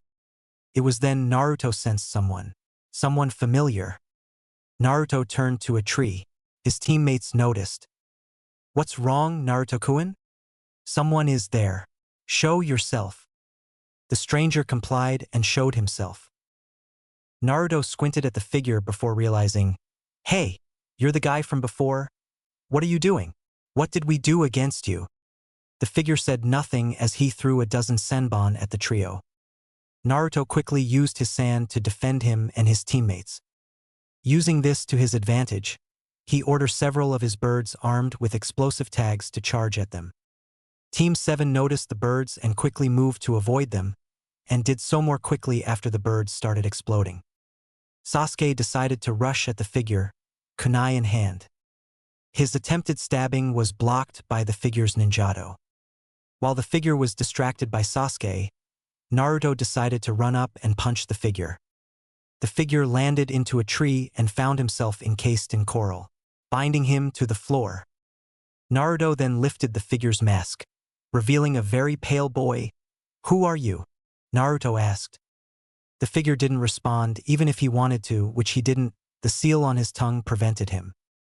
I said, who are dash Naruto was cut off by a kunai armed with an explosive tag landing on the figure. Quickly, Naruto ran away and braced himself for the explosion that never came as it was a dud. Another figure appeared and quickly grabbed the encased figure and Shunshin away. Damn it! He got away again, the Uchiha said angrily. Who did? The trio turned to see their sensei holding some papers. Kakashi-sensei, that guy from last time attacked us again, Naruto responded. The same? Are you sure? The blonde nodded. What is with this guy? The Jonin thought. Okay, I'll fill these holes and we'll get into what we're doing today. After filling up the last hole, the Cyclops then walked to his students. Okay, now as for why I am late today, I'll get into that. The three rolled their eyes. I know, but trust me, I have a good excuse this time. He then continued, okay, after speaking with Hinata's father, I realized that if I continued to be lazy, your progress will be hindered and your potential wasted. So this is how this is going to work. Everyone looked and paid close attention. First we'll arrive here and do some training. We'll work on stuff like chakra control, taijutsu, etc. Then at roughly 2 hours before noon, we'll do some missions, usually 3. Then we'll come back here and do some more training. After all that, we go home, come back tomorrow and do it all over again. Sound good? They all nodded. Good, now for why I am late. He then pulled out some papers. These are chakra papers. Pour some chakra into them and we'll find out which natural element you have affinities for. Kakashi-sensei, how will we know which is which? The blonde asked. Simple. If your affinity is fire, the paper will burn. If it is water, the paper will become soggy, earth crumple to dust, lightning will make it crinkle, and wind will split it up. They all nodded, getting the concept. Okay, Naruto, you're first. Just pour some chakra into it. Naruto did just that, and the paper split into 3 parts. One part burst into flames, the other became soggy, and the last part turned into dust. The Uchiha didn't show it, but he was jealous of the blonde. Meanwhile, the Hyuga was surprised and a little happy for Naruto. Okay, you have 4. Unheard of, but I'm not complaining. You next? Sasuke. Sasuke nodded and did the same. His paper crinkled. Okay, now dash. Before Kakashi could finish, Naruto interrupted. Wait, if Sasuke's affinity is lightning, how can he use fire jutsus? The bijuu within him sweat dropped at the blonde's idiocy. Kakashi chuckled. Everyone can use the elements, Naruto. Having a natural affinity for an element just means that using jutsus that use your affinity will hit harder and cost you less chakra. The blonde nodded. Anyways, you next, Hinata. Hinata did the same and her paper crinkled. The Jonin I smiled. Okay, let's go over. Naruto's affinities are wind, fire, water, and earth. Hinata's and Sasuke's are lightning, which is my specialty. Okay, next up, we're going to do a basic shinobi skill called tree walking. Before you guys say anything, using your affinities will come another day. Kakashi-sensei? Yes, Naruto? I already know how to tree walk, Naruto said while scratching the back of his head. Hinata then added, so do I. Kakashi stood silent. Then I guess, Sasuke will do tree walking and you two can help. The two nodded. All right, Sasuke, watch me. Kakashi then walked to a nearby tree and started walking on it. Eventually stopping on a nearby branch, pour some chakra into your feet. Sasuke then attempted to do just that, only to fail and fall face first into the ground. Naruto, alongside the bijuu, couldn't help but burst out laughing at the Uchiha's expense. The Uchiha grew a tick mark, quit laughing. While Naruto's laughter died down, he tried his best to calm the raven-haired boy. I'm sorry, Sasuke. If it makes you feel better, that was also what happened to me when I attempted tree walking. The Uchiha did nothing but grunt. Kakashi looked over to Hinata. If it's not too much to ask, could you use your Byakugan and tell Sasuke if he is using too much or too little? The Hyuga nodded, activated her Byakugan. After multiple failed attempts, much to the bijuu's amusement and the Uchiha's pain, Sasuke eventually got it down. Kakashi smiled and spoke, time for our first mission together. While Hinata and Sasuke looked excited, Naruto didn't, as he had already been told by his internal friends of the suckiness that is D-rank missions. Today we're painting a fence. Time skip. It had been half a month since Team 7 started doing missions. The worst thing about the missions wasn't the mission themselves, but the fact that ANBU-like figures would keep attacking them. Whether it was before the day started to the end of the day, they just kept attacking. Kakashi was walking to the Hokage's office and knocked on the door, with a scowl on his face. Gomein. Kakashi did just that, and as soon as he entered, Hiruzen sighed again. 5th time this week, and said week is only halfway over. With deep breath, Kakashi calmed himself. Hokage-sama. I believe that these attacks are coming from the inside. I believe so as well. Hokage-sama, I request a mission outside of Konoha, so we can confirm our suspicions. Hiruzen then looked over his files. The only out of Konoha mission I have is escorting a builder to the Land of Waves. It's C-ranked. I'll take it. Kakashi, are you sure that your team can handle it? Kakashi nodded. I've been training them hard, and I believe that they are more than ready. Very well, your client, Tazuna, will meet you and your team at the entrance. Your job is to defend him. Kakashi nodded again. As Sasuke finished his spar with Hinata, Kakashi, along with Naruto, walked up to them. Okay, today's missions is dash. No more D-rank missions. They are a waste of our time. We deserve a higher-ranked mission. The Uchiha said. Kakashi chuckled, remembering when Obito demanded a higher-ranked mission. Well, you're in luck, 'cause I got us one. A C-rank mission. We'll be escorting a bridge builder to the Land of Waves. It was then that Naruto gasped. Really? He asked with excitement. Yep. Pack your things and meet up at the front entrance. Okay? They all nodded. As Naruto packed his things, excited to see the world outside the village, he decided to ask his friends a question. Hey guys, when was the last time you all went outside of the village? It's been a few years, give or take, Isabu replied. Yeah, Jinchurikis are usually not sent out of the village for many reasons, Yuki added. Really? Oh well, I just can't wait to see the world outside of the village. Me too. I wonder what unique people will see, Saiken said, encouraging the blonde. Shame that it's a escorting mission, Kokuo said. In my experience, the person who you are escorting is usually an asshole. The horse added. Same. I remember one time, my last Jinchuriki was escorting this guy who never stopped complaining and was so damn loud. I couldn't nap at all, Yuki said. Komi chuckled. That's nothing. One time my Jinchuriki got this client that snored so loudly, my Jinchuriki didn't sleep until they escorted the guy home. Our point is, Gaki, you're most likely going to dislike the client, Kokuo said. Oh. As Team 7 walked towards the entrance, Kakashi greeted their client. Hello there, Tazuna. We're going to be escorting you, he said while smiling. Tazuna looked at the people who he had apparently hired. Are you kidding me? You are the people I paid for. You are ninja? You all look like a bunch of misfits, especially you, Whiskers. The blonde gave the man an angry glare. You were right, guys. I don't like this guy at all. Wow, the first minute of meeting him. I don't know about you guys, but that's a record for me, Kokuo said. Hinata quickly defended her crush's honor. Naruto-kun is not a misfit. He is a very kind and very dedicated person. Tazuna scoffed. Sure he is, you pale-eyed freak. Tazuna then turned to Sasuke. And don't get me started on you, emo. The Uchiha clenched his fists. By this point, the blonde had enough of his friends being insulted and let off a bit of killer intent. You would do well to remember that you are paying us to defend you. The builder gulped. Kakashi reassured him. Look, trust me, I trained them personally. You have nothing to worry about. Tazuna sighed. Fine. Let's go, I guess. Then they all went off to the Land of Waves.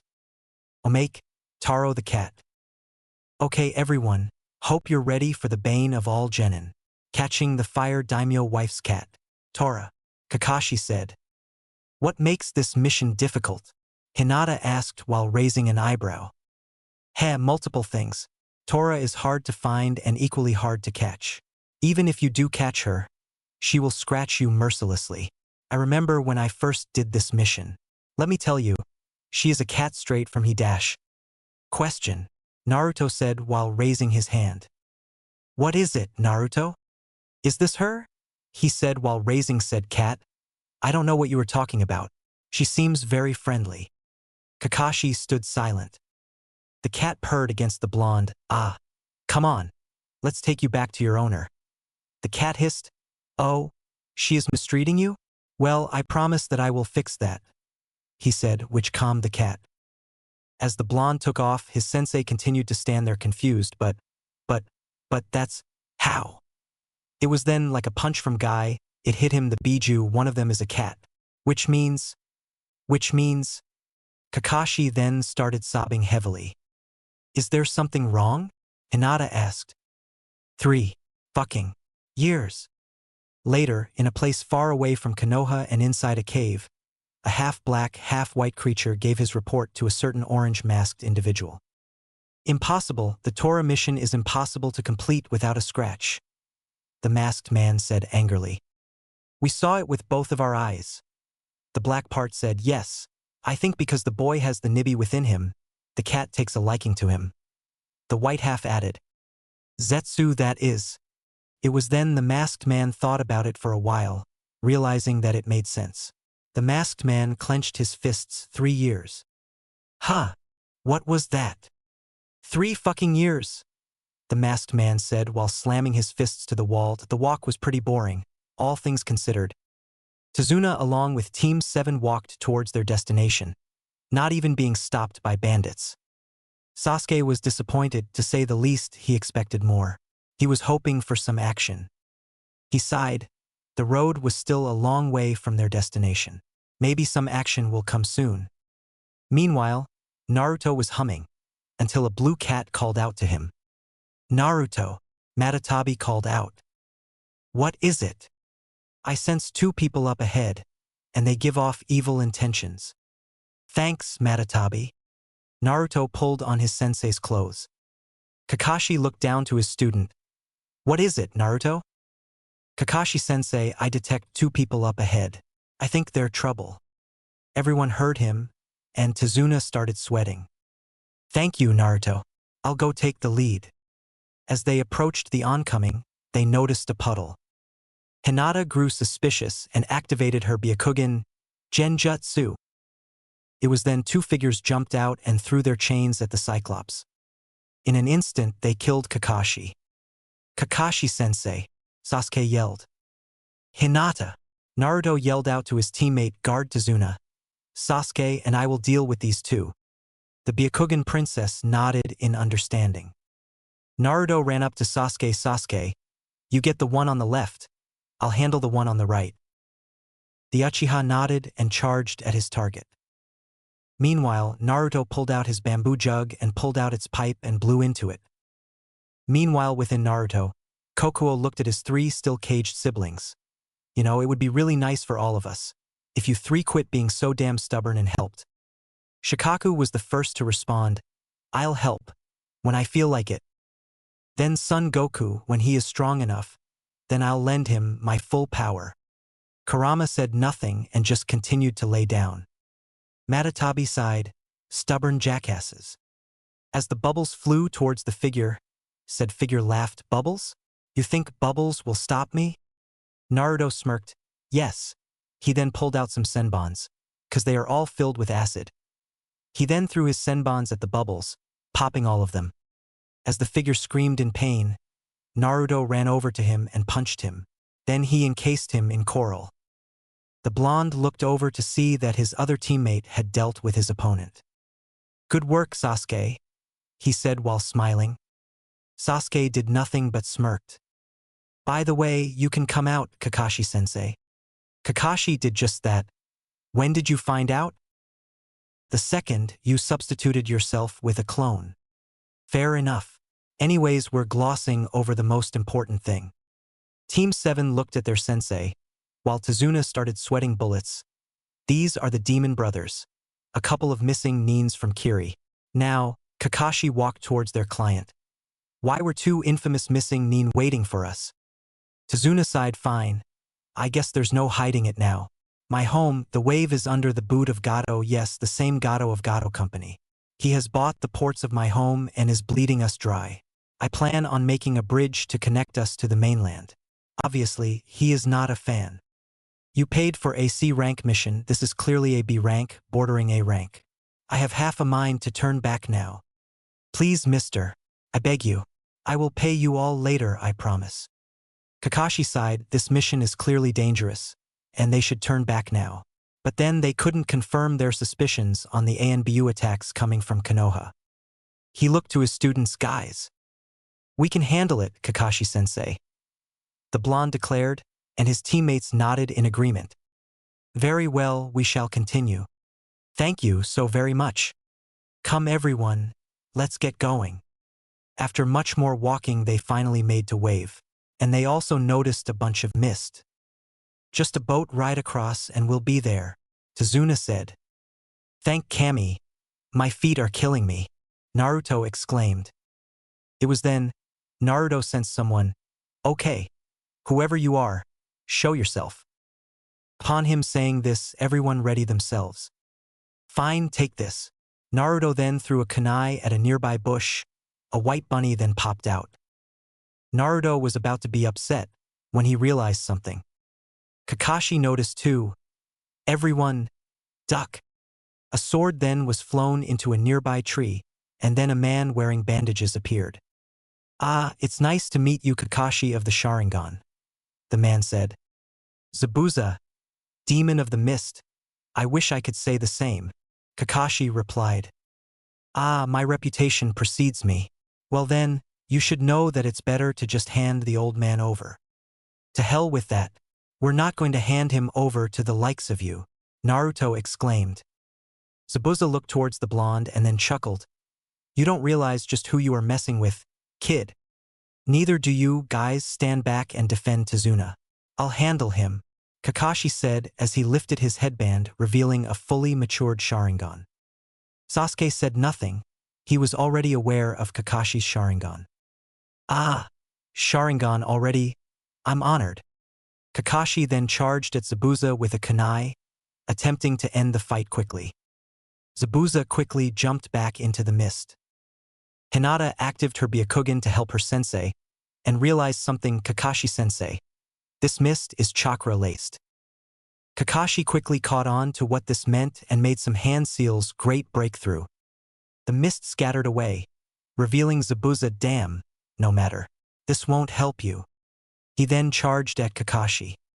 Kakashi dodged the attempted strikes and eventually tricked Zabuza into stabbing the ground, getting his sword stuck.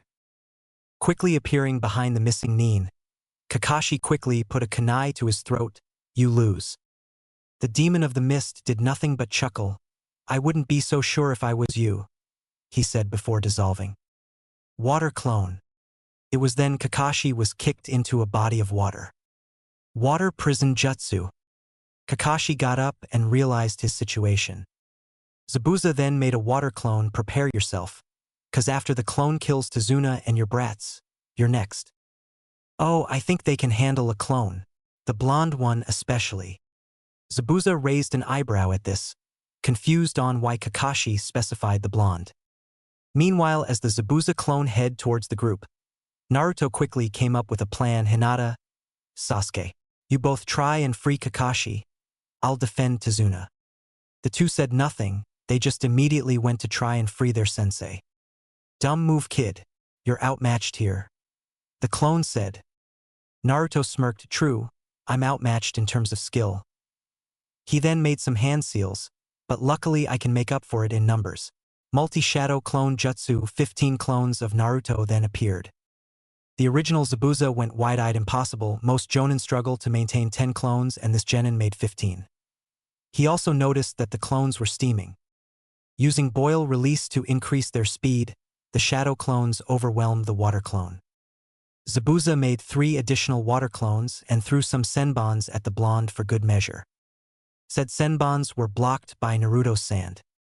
He can control sand too? What the hell is this kid? The three water clones charged at the kid, who covered the client in a sand dome to keep him safe, and sprouted wings and took flight. Naruto then made some hand seals molten rocks, and shot a couple of molten rocks out of his mouth. They successfully made their targets and the clones evaporated. Zabuza was now distracted, not understanding what the hell was going on, and a certain raven-haired boy used this to his advantage. Phoenix Fire Jutsu. Unfortunately, Zabuza was still composed enough to react water wall, and the fire jutsu was successfully blocked. Kid, I use water jutsus. What made you think that a fire jutsu would have hit me? Sasuke smirked. Achin. Who said it was my intention to hit you? Zabuza was about to question the Uchiha on what he meant, when his answer arrived. 8 trigram, 64 palms. Zabuza looked behind him and saw the Hyuga with her Byakugan activated. Shit. 2 palms, 4 palms, 8 palms, 16 palms. The Hyuga's hits had all landed and the demon of the mist was sent flying into tree. The water prison then dissolved. Thanks for the assistance. Zabuza groaned in pain. Shit. My chakra has been blocked off. Haku, wherever you are, I need assistance now. Kakashi then walked towards the down Zabuza now to finish dash. It was then that 3 senbons pierced Zabuza's neck. It was then a masked figure came out of a tree. Thank you for your assistance. I will deal with Zabuza now. I will contact fellow Hunter Nines and let them know of your assistance. Expect compensation for this tomorrow. Hinata had found this supposed Hunter Nin suspicious and activated her Byakugan. Kakashi. Zabuza's still alive. Finding out that he had been caught, the fake Hunter Nin threw senbons at the Byakugan and threw a smoke bomb to make his escape along with Zabuza. The senbon were blocked by Naruto sand and the Hyuga turned to her crush. Thank you, Naruto-kun. Kakashi covered his Sharingan. Okay. Then let's get to Zuna's house and rest. They all nodded. After settling down in a separate room, Kakashi had settled down along with his students. Okay. Let's go over some things. It is likely that Zabuza, along with his fake Hunter Nin, will come back to try and end Tizuna's life. So to prepare, we're going to have to train more hard than we usually do train. They nodded in understanding. Tomorrow, we'll be training ourselves to the absolute limits. Omake, Chidori with a Byakugan. Kakashi walked up to Hinata. Hey Hinata! The Hyuga looked up from her book labeled, Totally Not Fanfiction. I wrote, and quickly closed it. Yes, Kakashi-sensei? I've always wondered something. You see, my Chidori needs a Sharingan in order not get tunnel vision, but I've always wondered if the Byakugan could do the same. Hinata placed some fingers on her chin. I see. You wish to satiate your curiosity with me? Precisely. You win. Hinata shrugged. Sure, why not? After Kakashi taught Hinata the hand seals for the Chidori and setting up a dummy, they were ready. Hinata took a deep breath and activated her Byakugan, then started making the required hand seals, Chidori. She then ran towards her target, destroy the dummy. Kakashi walked up to Hinata. So, did it work?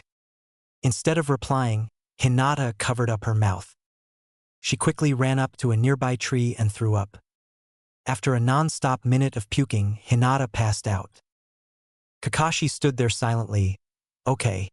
It's clear that the Byakugan makes the tunnel vision much worse. I should get her to a hospital. As Naruto dodged Sasuke punches and retaliated with his own, Kakashi couldn't help but smile. Naruto's unique taijutsu style that he created himself had came a long way, ever since Hinata and recently him and Sasuke started helping him develop it. Sure, Naruto still hadn't thought of a name for it yet, but no one is perfect. The taijutsu itself was very unique, primarily focusing on heavy strikes and blows, while taking advantage of any openings that came. Kakashi described it as animal-like, like predator attacking prey, heavily stamina draining, but for someone like Naruto, stamina isn't an issue. Meanwhile, as the spar dragged on, Sasuke became more and more frustrated. Damn it, I can't lose. If I do, it means that I am the weakest link that is holding everyone back. As Naruto kept attacking him, Sasuke's frustration only grew, until finally, something awoke. Sasuke quickly dodged Naruto's punch and retaliated with his own. This had caught the blonde off guard, but he recomposed himself and continued attacking. Sasuke found himself predicting his teammates' movements and dodging them just as easily. However, this did not last, as the blonde was able to get behind the Uchiha and attack from there. Sasuke fell face first into the ground. As the blonde went over to help his teammate up, he noticed something. Heh! Guess that explains why you suddenly became great at dodging. Sasuke raised an eyebrow. What are you talking about? Smiling, the blonde pointed at his own eyes.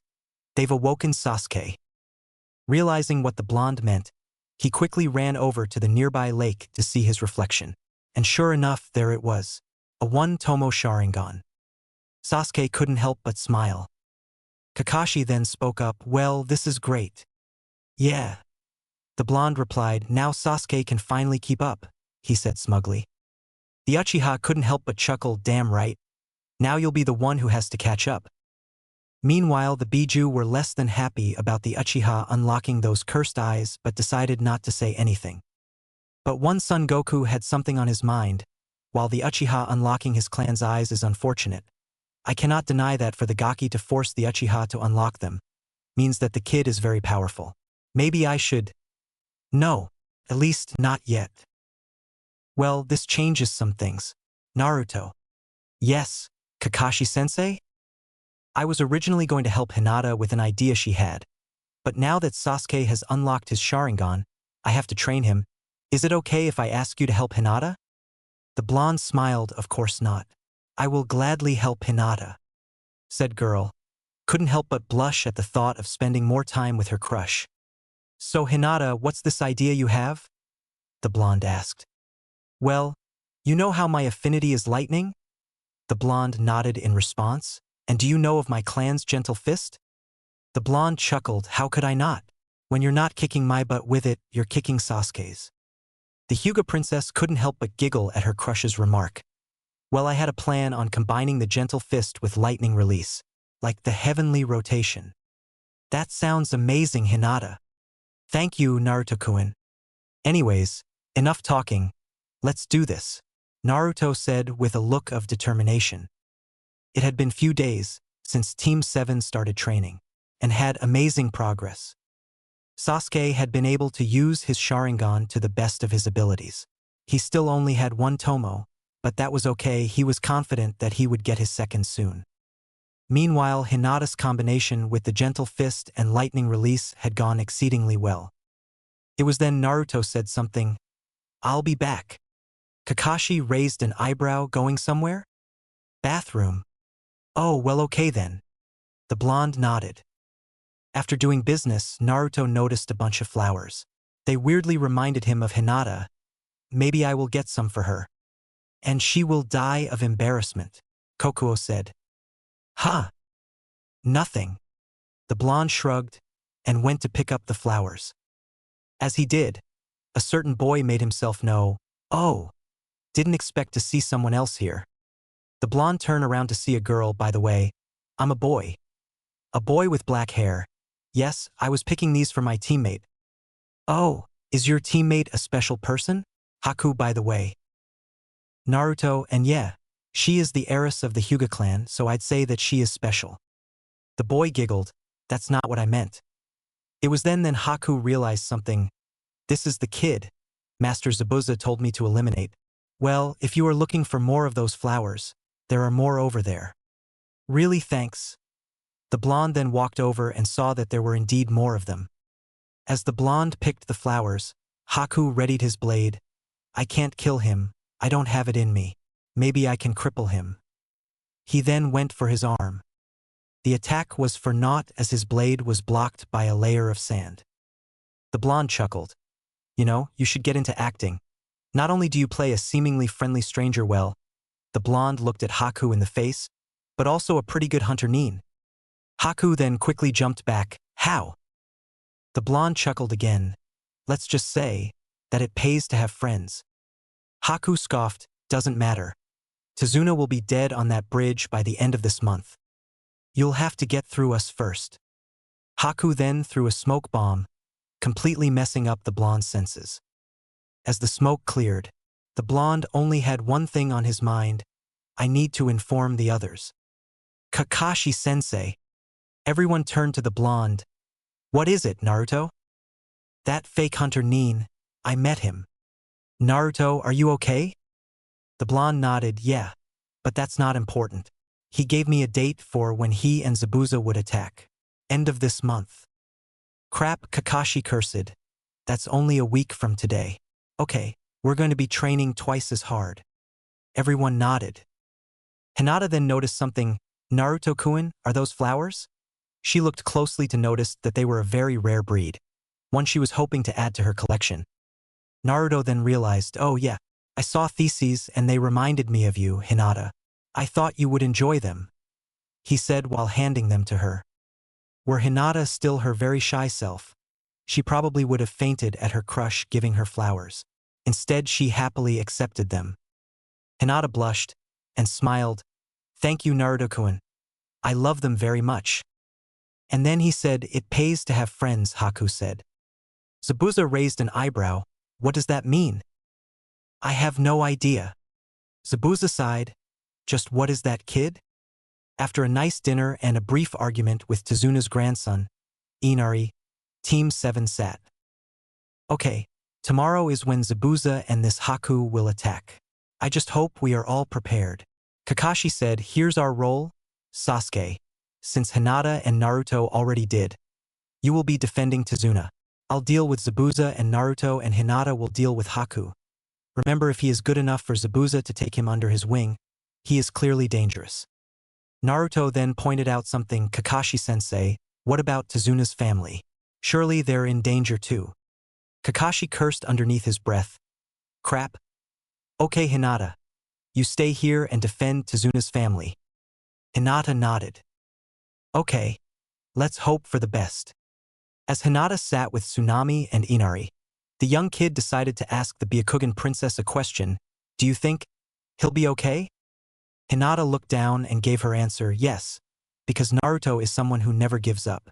The odds were usually stacked against him, and he always came out on top. Tsunami became curious. How were they stacked against him? Hinata frowned. Few people believed in him, and people usually mistreated him, especially our senseis at the academy. Hinata smiled, but despite all that, he persevered and came out on top. Tsunami became more curious. He was mistreated? Why? He seems like a nice boy. Hinata sighed. I wish I knew. He was always treated like a monster for as long as I knew, and every time I tried to find out, I came up empty. My father would always say that he is dangerous. But Naruto-kun is one of the nicest people I know. Tsunami smiled. Sounds like you care a lot about him. Hinata blushed. Ido. It's because of him that I became inspired to be better than I was, to overcome my odds. Tsunami giggled. Do you have any feelings for him? Before Hinata could respond, the door opened. Two figures walked into the room. On order of Gato, you will come with us, one of them said. The other licked his lips or else. Hinata got up and then activated her Byakugan. They're going nowhere. The two men chuckled and rushed straight at her. Channeling lightning through her body, she made her attack, Kaiten. The spin had threw the two thugs away, which sending shocks through their bodies. As the two laid unconscious, Inari ran up to her. Thank you. She smiled. You're welcome. I'm happy to help. You should go and help your team. Tsunami said. We can find a place to hide. As the mist appeared, everyone prepared. Sasuke activated his new fresh two-tomo Sharingan. It was then Zabuza and Haku showed themselves. Last chance, Kakashi. Hand over to Tezuna and everyone else lives. Zabuza said. Kakashi pulled out a kunai sari, but the answer is still no. Very well, Haku. Deal with Blondie. Yes, Zabuza-sama. Haku then rushed at Naruto. The two eventually left the bridge. Before we begin, I have a question. Kakashi raised an eyebrow. What the hell is up with the kid? Why is he so powerful? Kakashi debated on whether telling the missing Nin. Screw it. Dead men tell no tales and no one else is within hearing distance. Let's give this demon a scare. Kakashi then gave his answer. Well, Zabuza, you know how Konoha has all 9 of the bijuu. Ah, he's a Jinchuriki. Which one? Kakashi chuckled. I'm getting there. Zabuza raised an eyebrow. You see Zabuza around the kid's birth. We at Konoha were facing a problem. All of our Jinchuriki were getting old and we couldn't find replacements. This got Zabuza more curious. But then Naruto was born, and we looked at him and decided, hey, why don't we seal all of the bijuu within him? Zabuza went wide-eyed, and Kakashi continued, and the results have not been disappointing. Zabuza wanted to call out Kakashi for lying, but he couldn't. Deep down he knew it was the truth. I need to help Haku. He attempted to get to his tool, only to be blocked by the copy Nin, who chuckled, Where do you think you're going? He then lifted his headband, Your fights with me. Haku attempted to end the fight without bloodshed. This is pointless. Just give up. Many people have said that to me, and it has worked 0 times. Sighing, Haku then readied his blade very well. Haku charged at Naruto, who quickly dodged the attack and retaliated, Phoenix Fire Jutsu. Haku narrowly dodged the attack and made some hand seals Water Shuriken Jutsu, launching multiple water shurikens. Naruto quickly reacted, using his sand to block it. Naruto quickly poured his chakra into the sand to dry it off. It was then another person joined the party, Great Fireball Jutsu. The fireball hit Haku, launching him back. Naruto knew who the jutsu belonged to, and looked towards his teammate, Sasuke. What the hell? Don't worry. Hinata got Tsunami and Inari somewhere safe and is currently defending Tazuna. Besides, couldn't let you have all the fun. Sighing, Naruto decided not to protest. Okay, come on then. Haku got up and looked at his new opponent. Ah, I see you have your clan's Kekkei Genkai, Uchiha. Pretty nice. Would you like to see my clan's Kekkei Genkai? The boys were stunned by what the fake hunter Nin said. Ice spears. A bunch of ice then sprouted from the ground, heading towards the duo. Said duo quickly dodged. Sasuke made some hand seals Great Fireball Jutsu, and Naruto quickly made hand seals of his own air bullet. The air jutsu combined with the fire jutsu to increase its speed. Crystal Wall, the ice user responded. The ice wall blocked the fireball. It seems I have no choice. The ice user ran up to the 2 demonic mirroring ice crystals.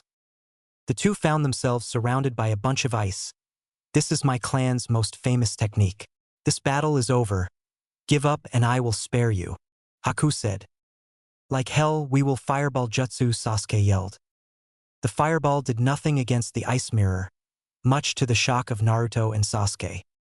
My ice is much too powerful for fire jutsus, the ice user said before throwing a bunch of senbons at them. The 2 narrowly avoided the senbons. Naruto. Ha! It's me, Son Goku. You're busy, so I'll make this quick. I have decided to lend you my full power. You have impressed me. I see you as worthy of it. Thanks, but I can't exactly unlock your cage right now. Naruto, look out! His raven-haired teammate yelled. Before Naruto could react, he was pelted by a barrage of senbon, knocking him out. Naruto woke up and found himself in his mindscape. Son Goku quickly spoke, Naruto, there's no time. Unlock my seal and the burst of chakra should wake you up. Naruto said nothing and quickly did just that. Naruto woke up and found his teammate looking over him. Thank Kami. You're alive. Naruto said nothing but got up. Impossible, the ice user thought. That should have knocked him into a death-like state.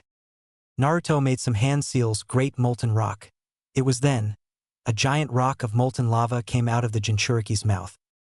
The rock destroyed the mirrors, freeing the duo. Thanks, Goku. Haku dropped his blade and fell on his knees. Naruto and Sasuke walked towards him. Haku looked up them. I'm no longer useful, end it. Reluctantly, Naruto complied and so did Sasuke. The duo started making hand seals. Before they could finish, a crackling of lightning was heard. Maybe I can still be of use. Haku then threw a smoke bomb. Kami, damn it! The blonde yelled. When the smoke cleared, Naruto sensed where Haku was and went after. Sasuke followed. Chidori. Zabuza closed his eyes, preparing for his death. Only it never came. Zabuza opened his eyes. It was Haku with a hand through his chest. Everyone stood silent, including Sasuke and Naruto when they arrived.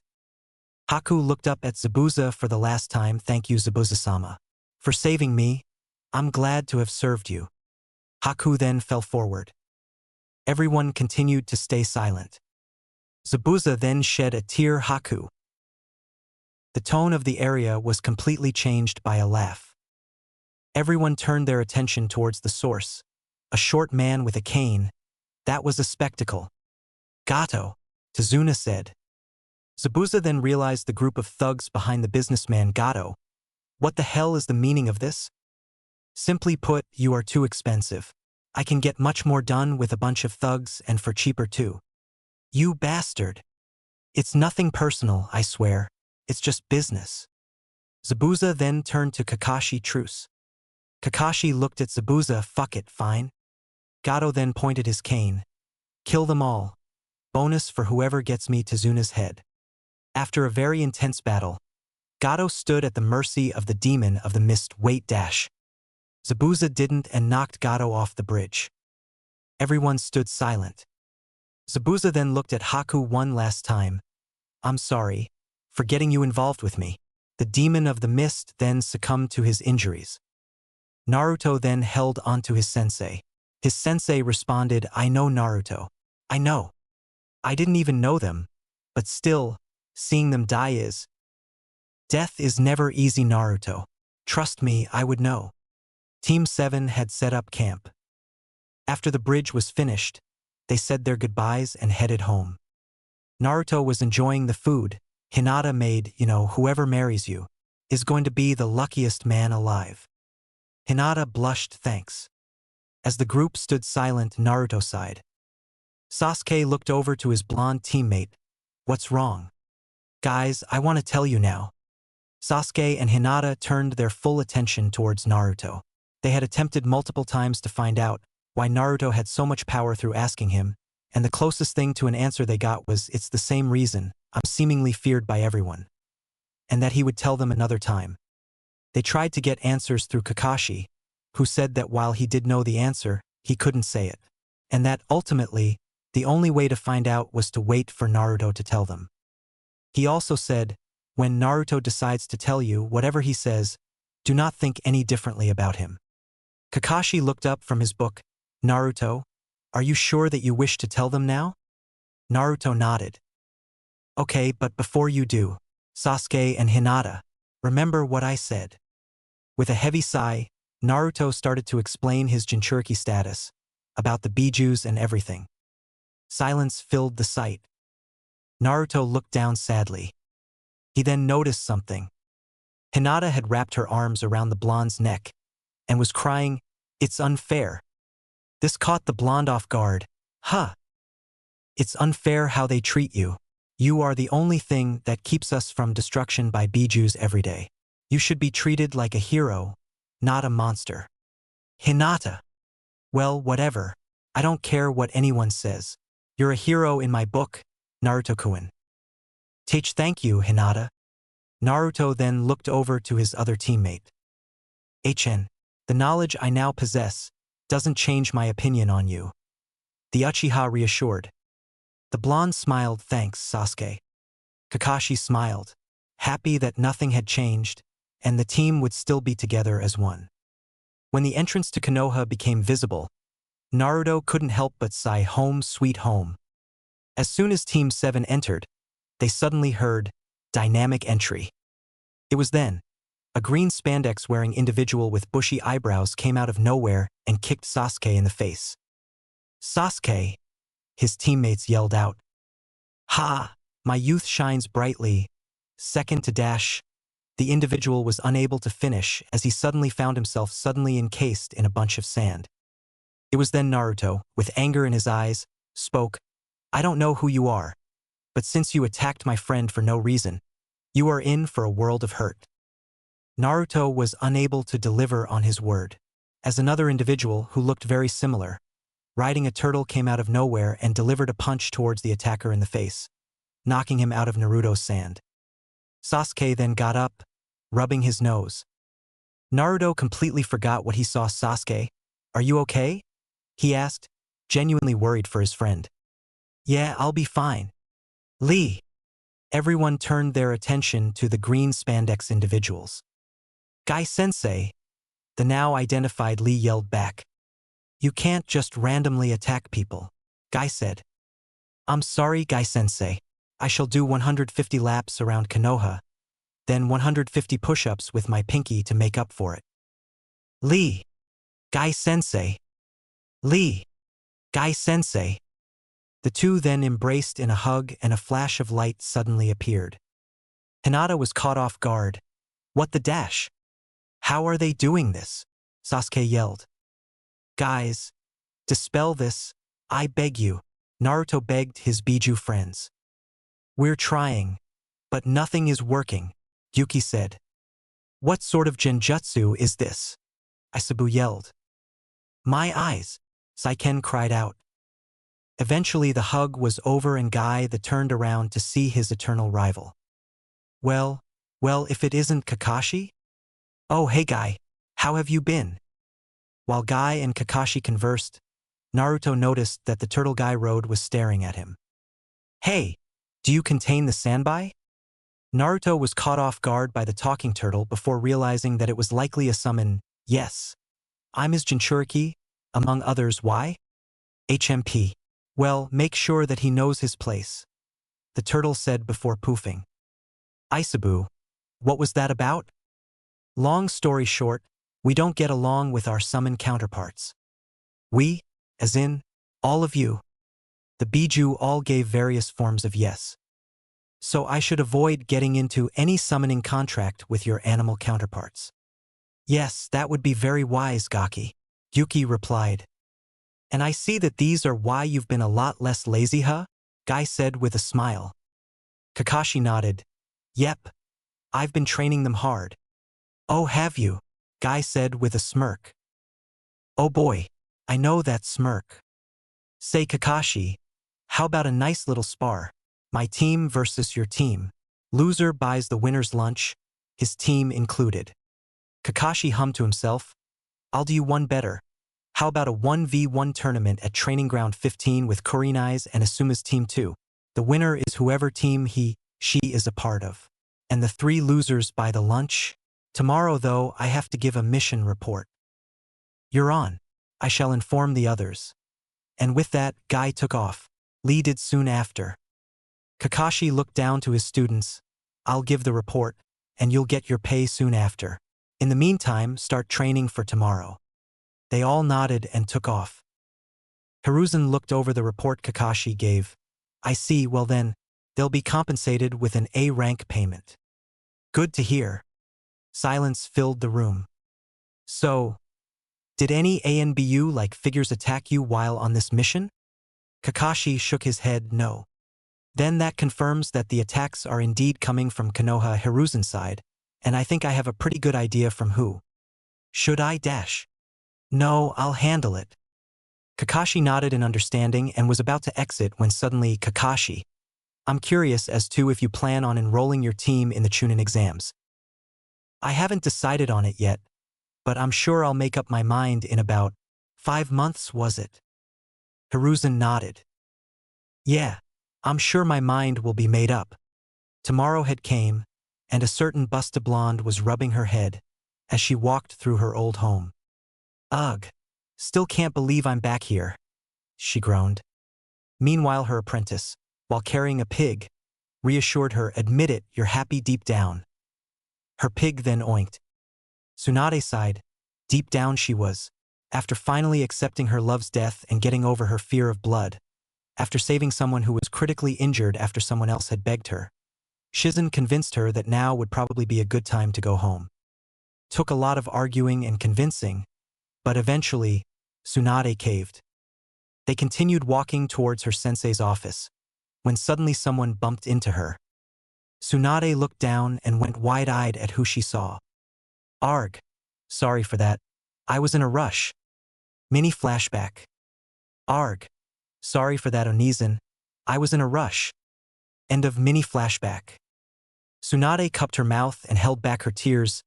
Nanawaki. The blonde raised an eyebrow. Huh. Tsunade shook her head. Sorry.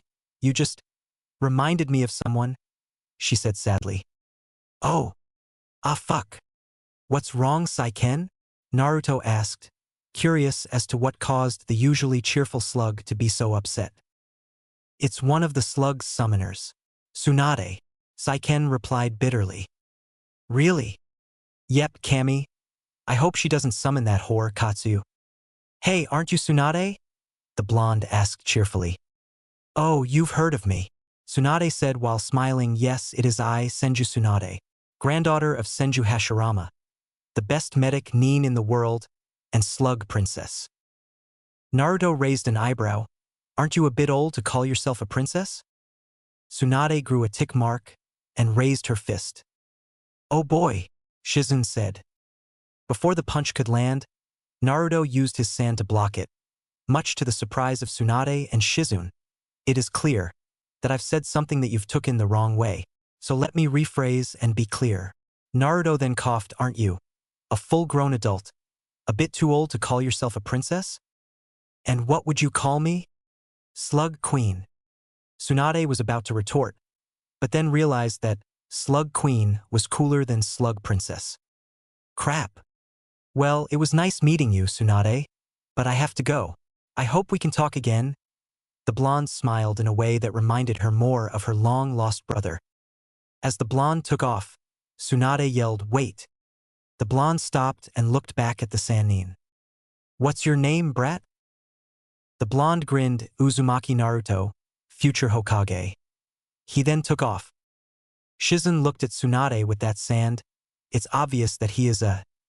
Tsunade sighed. Yeah, poor kid. Yeah, but he looks happy. Tsunade smiled. Yeah, he does. A knock on the door disturbed Hiruzen's misery. Come in. It was then two figures plus a pig walked in. Hiruzen smiled. It's nice to see you again, Tsunade. I'm glad that you decided to return. Hey, Hiruzen-sensei. It's great to be back, I guess. So, how was your return to Konoha? Tsunade shrugged. Meh. Nothing has changed much. The most eventful thing was that I passed by a Jinchuriki. Ah, so you've met Naruto? Tsunade and Shizun were caught off guard by what the professor said. Konoha had 9 Jinchurikis, right? 1 for each bijuu? How did Hiruzen know that she was talking about him specifically? Curious. She raised an eyebrow. How did you know which one I was talking about? Because currently, Naruto is our only Jinchuriki. This only made her more curious. Explain. Hiruzen sighed. I suppose I should catch you up to speed. Hiruzen then told the slug Sannin everything. Tsunade and Shizun stood there in shock. Shizun then spoke all of them. Hiruzen nodded. Tsunade then felt sad over the blonde that reminded her of her brother. Poor kid. Yes, but rest assured, even though he had a rough childhood, he has persevered and has made many friends. Tsunade smiled. Anyways, now that you are back in Konoha, would you consider taking this hat? Ah. Please, I beg you. Tsunade sighed. I'll think about it. For now, I'm going to head towards the hospital. See how it's been. Naruto had finally arrived at training ground 15. Sorry. My alarm died. Asuma sweat dropped. Oh dear Kami. Kakashi is spreading his lateness and his lame excuses to the next generation. Kami save us all. Kurenai added. Ma, come on guys. Enough talking, Guy exclaimed. Ugh. This guy's yelling is troublesome. Oh hey Shikamaru. Hey Naruto. Let us begin. Kakashi sighed. This is how this will work. He then pulled out a box. We'll draw 2 names and the 2 shall fight. Whoever loses, their name will be removed. And then rinse and repeat until there is only one. Kakashi then handed the box to Kurenai. We'll take turns. You first, then Asuma, then me, then Guy, and then back to you. Kurenai sighed and took the box. She shook it and took out 2 names. Up first is Lee and Naruto. YOSH. Prepare to see my burning youth in action. Uzumaki Naruto, Lee said. Naruto stood silent. You're a freaking weirdo. The two then entered the marked area that was clearly the arena. Ring out rules, by the way, Asuma said. The 2 fighters nodded. Lee then took his taijutsu stance. Seeing this, Naruto took his. Guy raised an eyebrow at this. I've never seen this type of pose before. Oh, it's a taijutsu Naruto made himself. He hasn't come up a name for it yet, so don't ask. Ah, interesting. I'm curious as to what it'll look like in combat. Well, let us all see for ourselves, Hajime. Lee, at speeds that surprised everyone, ran to punch Naruto. The blonde quickly used his sand to block it and retaliated with his own punch. As the spar between the two dragged, Asuma decided to ask, Hey, what's up with his speed? Guy chuckled, You need to ask? Asuma caught on, Oh, weights. Cool. At the mention of weights, Kakashi had an idea. With Naruto having all 9 of the bijuu within him, he heals exceptionally quick, meaning that Naruto could quickly handle having his muscles torn. I'll have to remember to get him some weights, and for others too. Meanwhile, Guy was impressed by his rival student's taijutsu. I see. So it's a style that focuses on aggressive attacks and taking advantage of openings. Very nice. Yeah, it took a lot of sparring with Sasuke, Hinata, and a lot more shadow clones for it to even be decent. But now it's a proper taijutsu, able to handle its own against the strong fist and the gentle fist. Only thing it needs now is a name. As Lee ran up to Naruto, said Blonde took a deep breath and blew ink into him. Using Lee's blindness to his advantage, Naruto quickly made a bunch of strikes against him. Wiping the ink off his face, Lee ran up behind Naruto and threw a punch which the blonde barely blocked. Naruto then lightly laughed, Lee, you're the biggest weirdo I've ever met, but you are also the most fun person to fight. I'm barely keeping up. Lee let out a huge smile. Thank you, Naruto. Sasuke was surprised at what his teammate had said. Naruto was the fastest out of everyone on Team 7, except for Kakashi, and even then their sensei struggled to keep up with Naruto. So for Naruto to exclaim that he was struggling to keep up was quite the feat. Sasuke was interested in how though. It was then Naruto landed a punch on Lee that had knocked him out of the arena. Naruto went up to Lee and offered his hand. It was fun fighting with you, Lee. I hope we can do it again someday, he said while smiling. Lee, upon hearing his opponent's word, was struggling to hold back his tears. Lee got himself up with a somersault and raised his fist in the air. Uzumaki Naruto. You have pushed me like no other. You clearly have what it takes to push my flames of youth to its limits. He then pointed at the blonde.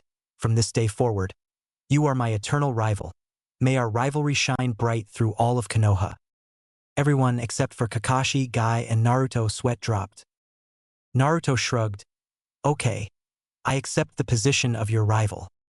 Oh Naruto, you poor soul, Kakashi thought. Yes, so far. It is 1-0 to make up for this loss. I shall run 200 laps around all of Konoha. Then come tomorrow I shall challenge you. What to is for me to know and for you to find out tomorrow. I must go now. He then ran off. I'm proud of you, Lee, Guy exclaimed. Asuma then sighed. All right, let's see who is next. As Asuma shook the box, Kakashi thought of something again. One of Naruto's affinities is air, and so is Asuma's. I wonder if he knows where I can get those chakra blades. Next up is Shino and Shikamaru. Team 7 were currently celebrating their victory over at Icharka's Ramen. And then Sasuke finished him with a fireball. Naruto said, explaining how Sasuke won his matchup with Kiba. I am smiled my. You gave them quite the beating it seems. They never stood a chance, Sasuke said. After finishing his bowl, Kakashi got up. Welp guys, enjoy your meal. Tomorrow we meet up at Training Ground 7. Are we going to be doing another mission? Hinata said while finishing up her ramen. No, we're going to be taking a brief break. We'll resume doing missions next week. Until then, we train. What can we expect for tomorrow, Kakashi-sensei? Kakashi chuckled. some gifts. And with that, Kakashi left. Danzo had entered the Hokage's office. Hiruzen, why did you call me at this hour? Hiruzen said nothing. Danzo scowled at his old friend. Danzo, ever since Team 7 was formed with Uzumaki Naruto, Uchiha Sasuke, and Hyuga Hinata, there have been many instances of unaffiliated ANBU attacking them. Danzo said nothing. Recently, I started to suspect that these attacks were coming from inside Konoha. Danzo once again said nothing. So I had gave Team 7 an out-of-village mission. Said mission lasted 2.5 months. Danzo still said nothing. During this time period, where they were outside the village walls, Kakashi reported that no ANBU attacked them. Danzo continued to say nothing. I investigated the ANBU here, and it came up clear, which leaves the only possible option for ANBU attacks coming from Konoha are from root. Hiruzen looked up from his desk, towards his once friend. Danzo, are you behind these attacks? Danzo scoffed, and if I was, what would you do? Hiruzen said nothing.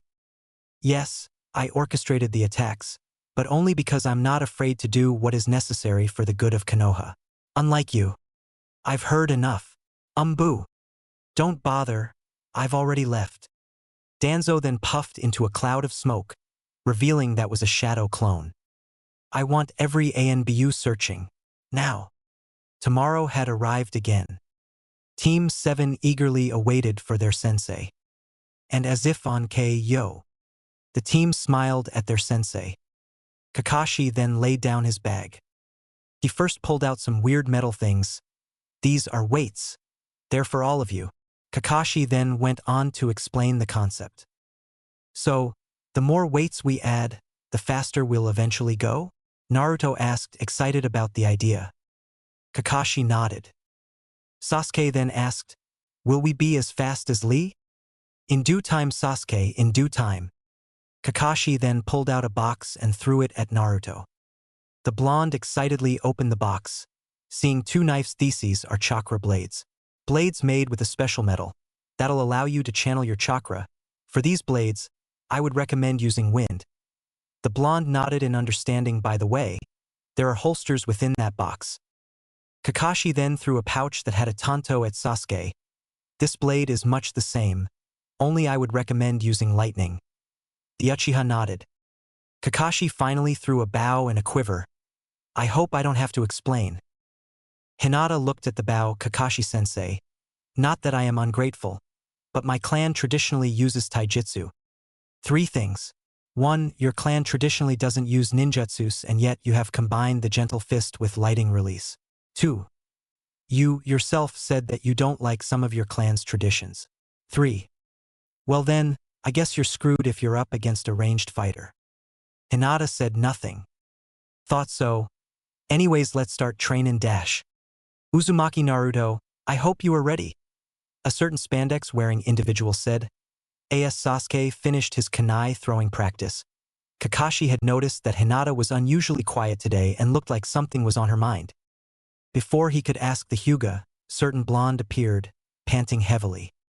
I'm here. Kakashi looked at the blonde.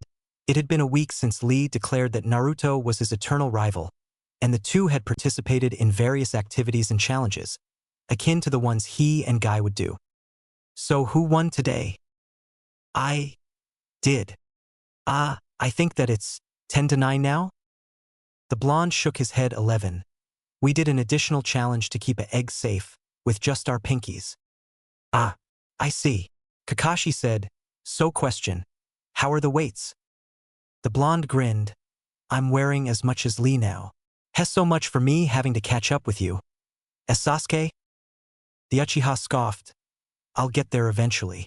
Not all of us can heal as quickly as you. The blonde chuckled. Kakashi then spoke up. Unfortunately, there's no mission for us today. So today Hinata interrupted. Are you sure? There's not another out-of-village mission that we can do? Preferably one that'll take, say, another month? Everyone stared at the Hyuga. What's wrong? Kakashi said. What do you mean? Don't play dumb with us, Hinata. Naruto said, "There's clearly something wrong." "What is it?" Hinata sighed in defeat. "My father has requested that my teammates come over for dinner." Everyone stood silent. Naruto rubbed his forehead. "Ugh. They are already complaining." When Naruto explained his Jinchuriki status, he had also explained that he had befriended 7 of the 9 bijuu. They were all shocked, to say the least, but they accepted the fact that the blonde had befriended the chakra beasts. Besides, the benefits that the blonde received, once he told them, were clearly worth it. Hinata was quick to respond, "Why?" 'Cause to quote Kokuo, he had also told them their names after being given permission by the bijuu. Uchiha arrogance is only rivaled by Hyuga arrogance. The Uchiha scoffed, but said nothing. Hinata wanted to defend her family's honors, but she couldn't, 'cause deep down she knew that it was correct. Sighing once again, Hinata continued, "I'm worried about how the dinner will go. No offense, but you guys don't exactly mesh well with my clan's tradition." Hinata then looked at Team, seeing the things that her clan disliked and what made them them. Kakashi was very laid back and lazy. True, when he became their sensei, his laziness had significantly decreased, but it was still there. Whenever there was relatively simple task, he would usually let them handle it on their own, while he laid back and read his book. Said book reading was also something that they weren't a fan of. Kakashi also didn't take a whole lot of things seriously. Naruto was a very loud and expressive person, not afraid to voice his opinion. He also didn't get along with serious people like her cousin Neji, telling them to pull a stick out of their you-know-what. Naruto also didn't take a whole lot of things seriously. Sure, these were qualities that made her fall in love with the blonde, but they were qualities that the Hyuga clan frowned upon. Naruto's Jinchuriki status wasn't exactly appealing either. Sasuke was an Uchiha, a clan the Hyuga infamously didn't get along with. Sure, after the massacre, the clan had gave their condolences, but that didn't mean they now liked the Uchiha. In fact, many of the clan's elders were happy that the massacre had happened. Sasuke also respected very few people. Sure, she was one of them, but that didn't translate into respect her clan. On top of that, if Sasuke didn't respect you, while he wouldn't outright say it, he would make it very clear. "So, you're worried that your clan will force you out of Team 7 cause of how we act?" Kakashi said. The Hyuga heiress nodded. Kakashi sighed. "Okay, I think I can handle not being myself for a little while." "Naruto, Sasuke?" The two looked at the ground, clearly not happy with the options they had. "HN, if it's just for dinner, I suppose I can put on a mask. But only out of respect. I will not lower myself like this again." "Ugh, fine, I'll put up with their attitude." The indigo-haired girl smiled. "Thank you. All right, it's settled. I'll go get something nice to wear." "Sasuke, I'm sure you have something. Somewhere." Sasuke grunted. "Naruto, I think it's time you went shopping for an outfit." The blonde frowned. "What the hell is wrong with what I'm wearing?" "Nothing. It's just that your cloak is your shinobi attire. Not something you wear at dinner if you're a guest." The blonde grunted. "Well then," Hinata said while smiling, "I'll see you all at the Hyuga compound." As the blonde made his way to the clothing store, he couldn't help but think negative thoughts. "Cammy, I don't know how I'm going to handle a whole room full of those oh-so-serious bastards. How Hinata ever came from them, I'll never understand." "Just follow our advice, and you'll pull through," Kokuo reassured. "Thanks, Kokuo." While walking, Naruto sensed 3 oh-so-familiar chakra signatures. "Maybe he can put a smile on my face." Naruto slowly turned around and surveyed the area. That rock wasn't there before, and rocks aren't that square. It was then 3 kids jumped out of the box. "Ah, we were doing so well." The blonde chuckled. "Hey, Konohamaru." "Hey, boss, how you've been?" he asked while smiling. "I was doing well up until the day decided to screw me." Udon raised an eyebrow. "How?" "You see, my teammate Hinata said that her father wants her team over for dinner at his place." "Wait, is she the Hyuga one?" Moegi asked. The blonde nodded. "Ah, that sucks. Those Hyugas are such stuck-up jerks. Like Hanabi," Konohamaru said while crossing his arms. "Yeah, pray for my sanity, you 3. It was then Ebisu appeared. There you three are, he said in a very tired voice. As the sunglass-wearing sensei walked towards his students, he took notice of the Jinchuriki. Oh, hey Naruto. The blonde raised an eyebrow. Hey Ebisu, are you okay? He asked, dropping what he usually calls him. I have a massive headache today. I think I'm going to call it a day and get some sleep, he said while rubbing his forehead. Ah, well, you go do that. I have to go get prepared for dinner at the Hyugas. You have fun with that, Kami. Am I glad no one has yelled or screamed today? Uzumaki Naruto. Why did I speak?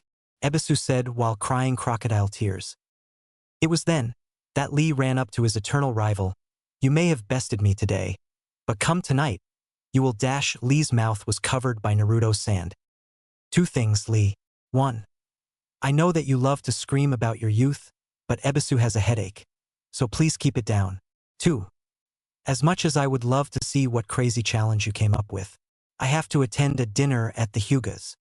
Naruto then removed the sand from Lee's mouth. I see. Firstly, Ebisu, I am sorry. Secondly, well then, how does tomorrow sound? Naruto gave a simple thumbs up. Lee smiled. Very well. Tomorrow you will know defeat. Until then, I shall run 100 laps around Konoha. Lee then bolted off. Konohamaru looked back at Naruto. Boss, I have no idea how you handle that guy. Me too sometimes. Me too. What a surprise to see you here, Naruto. Naruto turned his attention away from the mirror. Oh, hey Shizen-san, he said while smiling. It was then the black-haired girl noticed the Harwa Naruto was holding my. What's the occasion? Oh, Hayashi has invited us for dinner, and I am trying to pick which between orange and blue. Can you help? Shizen rubbed her chin before noticing a third option. How about that one? Over there, she said while pointing. Naruto looked to see a blue heroi with orange stripes running along the arms. Naruto gasped, it's perfect. Come on, I know it's here somewhere, Sasuke muttered to himself. Sasuke was currently trying to find his black and red heroi. Ugh, I need to sort my clothes and soon. After much more searching, he had finally found it. He sighed to himself, guess I should prepare then. Hinata was putting on her purple kimono, dreading for what's to come. Especially what might happen with Naruto and Sasuke. Though she loved the former and was friends with the latter, she couldn't deny that at times, they were both hot-headed, either towards others or each other. The Hyuga elders made no effort to hide their disapproval on who her teammates were. Will they try to get a rise out of them? Thoughts on how this could all go wrong were interrupted by a knock on her door. Hinata, are you ready? Mentally, no. Physically, however, yes, father. She opened her door to see her father. Your team is here, let's go greet them, he said in his usual serious voice. Here goes nothing. They both went to the front entrance of the compound. There she saw her teammates. Sasuke looked okay, Naruto meanwhile looked amazing, though that may be a bit biased. Their sensei, wearing gray heroi, spoke. Hello, Mr. Hayashi. Thank you for inviting us for dinner, he said with an eye smile. It's good to see that you came, Hayashi responded. Hayashi then looked towards Naruto. Is there something wrong, Hayashi-sama? The Byakugan princess sighed in relief at her crush's use of sama. When it came to honorifics, Naruto wasn't a fan of using. It wasn't cause of disrespect or thinking he was superior, he just wasn't a fan. There were very few exceptions such as Kakashi-sensei, Shizen-san, or Tsunade-chan. Yes, I'm curious as to why you have brought your bamboo jug, some knives, and your gourd. Oh Kami, it's all going wrong already. Naruto looked to see that he did indeed bring those items. Oh, this is embarrassing. The blonde turned to face Hayashi again. Forgive me, Hayashi-sama. I didn't mean to bring these items with me. It's just that leaving the house with these items is just second nature to me. I don't even think when I do it, I just do it, he said while bowing. Hayashi nodded. Understandable, all is forgiven. I am going to ask that you leave these items in a box inside the compound, except for your gourd, as my clan is curious about something. Everyone was confused at that last part. My clan wishes to see, if your sand can defend itself against the 64 palms. Ah, well thank you, Hayashi-sama. The four went inside and Naruto placed his bamboo jug and knives in the box. As they went into the dining hall, a Hyuga elder spoke. Ah, so this is the rest of Team 7. Hinata responded, yes, Haruno-sama. They are. It was then that Hinata's sister came in the room. Hanabi looked towards the blonde that Konohamaru told her so much about. Ah, you must be Hanabi. Nice to meet you, Naruto said while smiling. Likewise. Hey, is it true that you use bubbles to attack people? The blonde nodded. May I ask how? Guys. Just give some lame excuse that they're very special bubbles, Yuki told the blonde. They do come from me after all, Saiken said happily. Well, you see, they're very special bubbles. Hanabi nodded, deciding to leave it at that. Another Hyuga elder spoke, you must be Sasuke. The raven-haired boy nodded. Yes, nice to meet you. Hisanoda. Hisanoda-sama. Likewise. It was then Hisanoda put on a sad face. It's still sad to see the last Uchiha. Sasuke froze. Oh Kami, please help, Hinata thought. Sasuke took a deep breath. You can do this, you're a Uchiha. Don't let him get to you. He then sighed, it's harder being the last Uchiha, Sasuke said in a calm manner. Everyone took their seats, with Naruto sitting right next to Hinata. As everyone waited for their food, another Hyuga elder spoke, so Naruto. The blonde looked at him. My name is Hataba. I've been hearing a lot about you recently, specifically that you've developed a brand new taijutsu, one that can hold its own against our gentle fist. Use this opportunity to pamper up to them, Isabu said. The blonde smiled, hold its own against your clan's gentle fist? People have been saying that. Hataba nodded. Well, if that's true, quite frankly, I'm honored that my taijutsu is able to handle its own against the best Konoha has to offer. Hataba lightly chuckled, yes. It is quite hard for a taijutsu to much less keep up with the gentle fist. Never mind hold its own. I'm curious as to what you plan on calling it, and if you would be willing to spar against a fellow clan member in a pure taijutsu match. Naruto scratched the back of his head. Can that spar happen tomorrow? I'm renting this outfit. Hinata was quite sad that her crush was renting the haroi and she would likely never see him wear it again. No, not at all, Hataba reassured. Hayashi then spoke. You still haven't told us what you plan on calling it. The blonde then went wide-eyed. Oh my Kami. In my challenge with Lee today, I actually forgot. Thank you so much for reminding me, Hayashi-sama. The blonde then looked towards his sensei, Kakashi-sensei. Kakashi then looked towards his student. Yes, Naruto? I finally came up with a name for my taijutsu. I call it the Beastly Fist. The blonde said while giving his traditional foxy grin. Kakashi restrained himself from rubbing the blonde's hair for how happy he was. That's very nice. Yes, Hisanoda added, and quite fitting for who you are. Everyone froze. Hinata, though she gave a neutral face, was furious that he had said that. Kakashi was half tempted to throw a kunai into his skull. He did technically break the third's law, but unfortunately it was just vague enough for him to use the excuse that he meant something else. Sasuke was also upset. Naruto was one of the few people that he respected, and after Naruto told him about his Jinchuriki status, he was furious by people treating him like a monster. That and, even though he wouldn't admit, he saw his blonde teammate as a close friend. A friend that he wouldn't kill for Manjikyu. Yes, even though he still wanted to kill his brother and needed a Manjikyu to be able to stand up on him. Sasuke couldn't find it within himself to kill the blonde. Besides, in his mind, if he were to kill his friends, he would be no better than Itachi. No, he would unlock Manjikyu another way. How? He didn't know, but killing his friends wasn't an option nor an answer. The blonde caught on to what the Hyuga elder meant and wanted to retort. But he didn't, 'cause he knew that's what the Hyuga elder wanted. Instead he smiled, yes, I have been called a beast in combat. As Sasuke? The raven-haired boy was confused but caught on to what the blonde was trying to do. He smirked, yes, you're quite the opponent, he said in friendly tone. Hisanoda scowled, upset with how he didn't get the reaction he wanted. The food then finally arrived. Naruto leaned into Hinata and whispered, "If this is how your family eats every day, then I'm going to have to find a way to be a part of your family." Causing the Hyuga heiress to blush, the Bijus groaned at their Jinchuriki's oblivious remark. "What? Nothing at all," Matatabi said.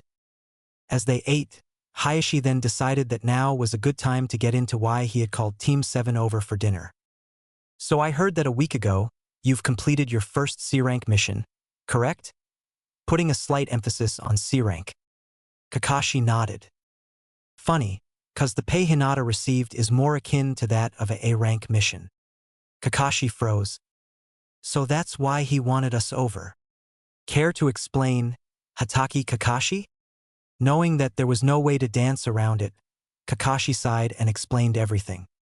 Hayashi frowned. "Care to explain why you didn't turn back as soon as you met the demon brothers, and instead continued to endanger my daughter?" "Mr. Hayashi, I wanted to turn back at first, but I thought your daughter, along with Sasuke and Naruto, could handle it. I've taken her training seriously, like you requested. But even then, I offered the team to turn back and they also believed they could handle it. And we did. Hinata, along with Sasuke, helped free me from a water prison. Hinata defended both Tsunami and Inari, and overall handled it amazingly considering her rank." Hayashi stood in silence and turned to his eldest daughter. "Is this true, Hinata?" Hinata nodded. "Yes, father." "May I ask why didn't you request to go back?" "Because I didn't want to embarrass our clan by turning away from my first real mission." Hayashi said nothing, just stared before finally sighing, "Very well. Kakashi, I am sorry for causing a scene." "It's okay. And Hinata, I'm glad with how you handle the mission. Anyways, hopefully dessert can lighten the mood. Is cinnamon buns your favorite?" Hinata beamed. Hiyashi-sama. Naruto said. "Yes, Naruto. Where's the bathroom?" "Down the hall, past the kitchen." "Thank you, I'll be back." As Naruto walked down the hall, his enhanced sensing picked up bad emotions in the kitchen. He placed his ear against the door. "So, are we doing this?" "Yeah, she can't be allowed to become clan head. She is against traditions. If she becomes head, she'll want to get rid of the birdcage seal, and she'll be too strong to be opposed." "Yeah, right. On the plus side, we get the benefit of killing the bijuu brat and the Uchiha too." Yeah, just add the stuff." The two Hyuga elders walked in with the dessert. As they finished placing the cinnamon buns down, Naruto looked at them, angrily. One of them then asked, "Is something wrong?" Naruto then let off a bit of killer intent. "Oh, nothing. I just want to know, what's in the dessert you both made?" Everyone stared at the blonde with confusion, while the two elders started sweating. "Naruto, why do you ask?" Hayashi asked, curious as to why the blonde looked ready to kill. "Oh, you see, Hayashi-sama, while walking to the bathroom, I overheard them speaking about removing Hinata as clan head by adding some stuff to today's dessert. Said stuff would also have the benefit of getting rid of the Uchiha and the bijuu brat, as they put it." Everyone stood silent. It was then the incriminated elders were drowned by a wave of killer intent. "Do you two wish to explain why it sounds like you both tried to poison my daughter and our guests?" Hayashi asked with fury in his voice. The two attempted to make a run for it, but were quickly stopped by sand wrapping their legs. "And where do you both think you're going?" Naruto asked with a cheerful-looking smile. After all was said, everyone left, except for Naruto. "I wish to thank you, Naruto," Hayashi said while handing him a piece of mail. "I hope this will be more than enough." The blonde smiled. "You're welcome, Hayashi-sama." The blonde then went to home. Team 7 were waiting for their sensei like always. They had been told that tomorrow would be important. It was then Kakashi showed up. "Yo." Team 7 stood there shocked that Kakashi arrived on time. "Heh, it's always fun seeing your faces when I'm on time or early, but that's not important right now." "What is it, Kakashi-sensei?" the blonde Jinchuriki asked. Kakashi pulled out 3 papers. "I've nominated you all for the chunin exams." he said while I smiling. The blonde was beaming with happiness. Really? Thank you, Kakashi-sensei. Kakashi chuckled, yep. Now remember, it's up to you if you want to participate. While Team 7 were walking, Naruto decided to ask, are you guys gonna join? They both nodded. It was then Naruto bumped into someone. Hey, watch where you're going. Naruto looked up to see two people, one who was carrying something covered in bandages, and another carrying what appeared to be a fan. The blonde with the fan looked at the hooded person. Kankuro, calm down. No, you apologize. The now identified Kankuro said. Take her advice. It was just an accident. Sasuke said. Stay out of this emo. Kankuro then laid a finger on Naruto. Apologize, you little brat. The blonde glared at him. Firstly, get your fingers off me. Secondly, if your Watsuna has to offer this chunin exam, then that is very sad. Why, you little... I should kick your ass. Wow, if you're participating, then I'll have to remember how hot-headed you are, 'cause it'll be easy to exploit. That's it. Prepare for dash before he could finish. A sand in the shape of a fist came out and punched Kankuro into the nearby wall. Team 7 was surprised, Naruto especially. They all looked to see the source. A red-haired boy that looked to be the same age as Naruto. Gaara. What the hell was that for? That, dear brother, was for embarrassing our village in first few minutes. We haven't even made it to our hotel yet. The now identified Gaara calmly explained. I tried to stop him, the blonde girl said. If you consider that trying, then I'm honestly worried about your safety, Temari. And as the youngest, that shouldn't be my job, Gaara said in deadpan tone. Sighing, Gaara walked up to the blonde boy. I'm sorry for my brother. I'm Gaara. He then offered his hand towards the blonde. Naruto smiled and shook Gaara's hand. I'm Naruto. These are my teammates Sasuke and Hinata. Nice to meet you. I have to say I never expected to meet another person who could manipulate sand. The Sand siblings were all taken aback by what the blonde said. Really? Gaara asked, surprised to have met another person like him. Naruto said nothing. Instead, he made a peace hand sign with his sand. Gaara was utterly stunned. Hey, Naruto said, if you don't mind me asking, how can you manipulate your sand? Gaara shrugged. I don't know. It's been an ability I've had ever since. The redhead then looked down sadly. My mother died giving birth to me. I'm sorry. I didn't mean dash. Gaara cut him off. It's fine. I know that you didn't mean to. Naruto sighed. Well, it's been nice meeting you, Gaara. But my teammates and I have to go. Maybe in the chunin exams we can see who is better at manipulating sand. Gaara chuckled. Firstly, you're on. And secondly, before you go, Gaara then turned to his brother. Kankuro, apologize. What? What for? For acting like a child and causing a scene. Now you could either apologize or I can unexpectedly put sand in your puppets again. Kankuro glared. You wouldn't dare. Gaara then grinned evilly. Oh, care to wager on that? Temari sighed. Her younger brother would always pull various pranks on them with his sand, so putting sand in anywhere wasn't beneath him. Sighing defeat, Kankuro walked up to Naruto. I'm sorry. The blonde smiled. Apology accepted. Team 7 then walked off. Heh. Bet you never expected to see another sand manipulator that wasn't your Jinchuriki? As Shikaku? Said Tanuki scoffed. Whatever you say, Gaki. The blonde chuckled. What's so funny, Naruto-kun? Nothing, just talking to Shikaku. Ah, I see. In the months after their mission in Wave Country, Naruto was determined to befriend both Shikaku and Kurama. The attempts, while unsuccessful, did make the two lighten up around the blonde.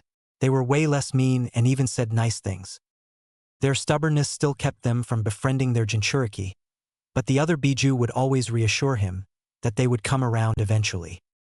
And while the two would never admit it, they did grow a liking towards the blonde. Hinata had made it towards her bed. She had entered her application earlier in the day. As she lay down on her bed, she stared at the picture of Team 7. More specifically, she stared at the blonde who had won over her heart. Ever since that day they met, She greatly admired the boy. With happy tears and a smile, she only thought one thing.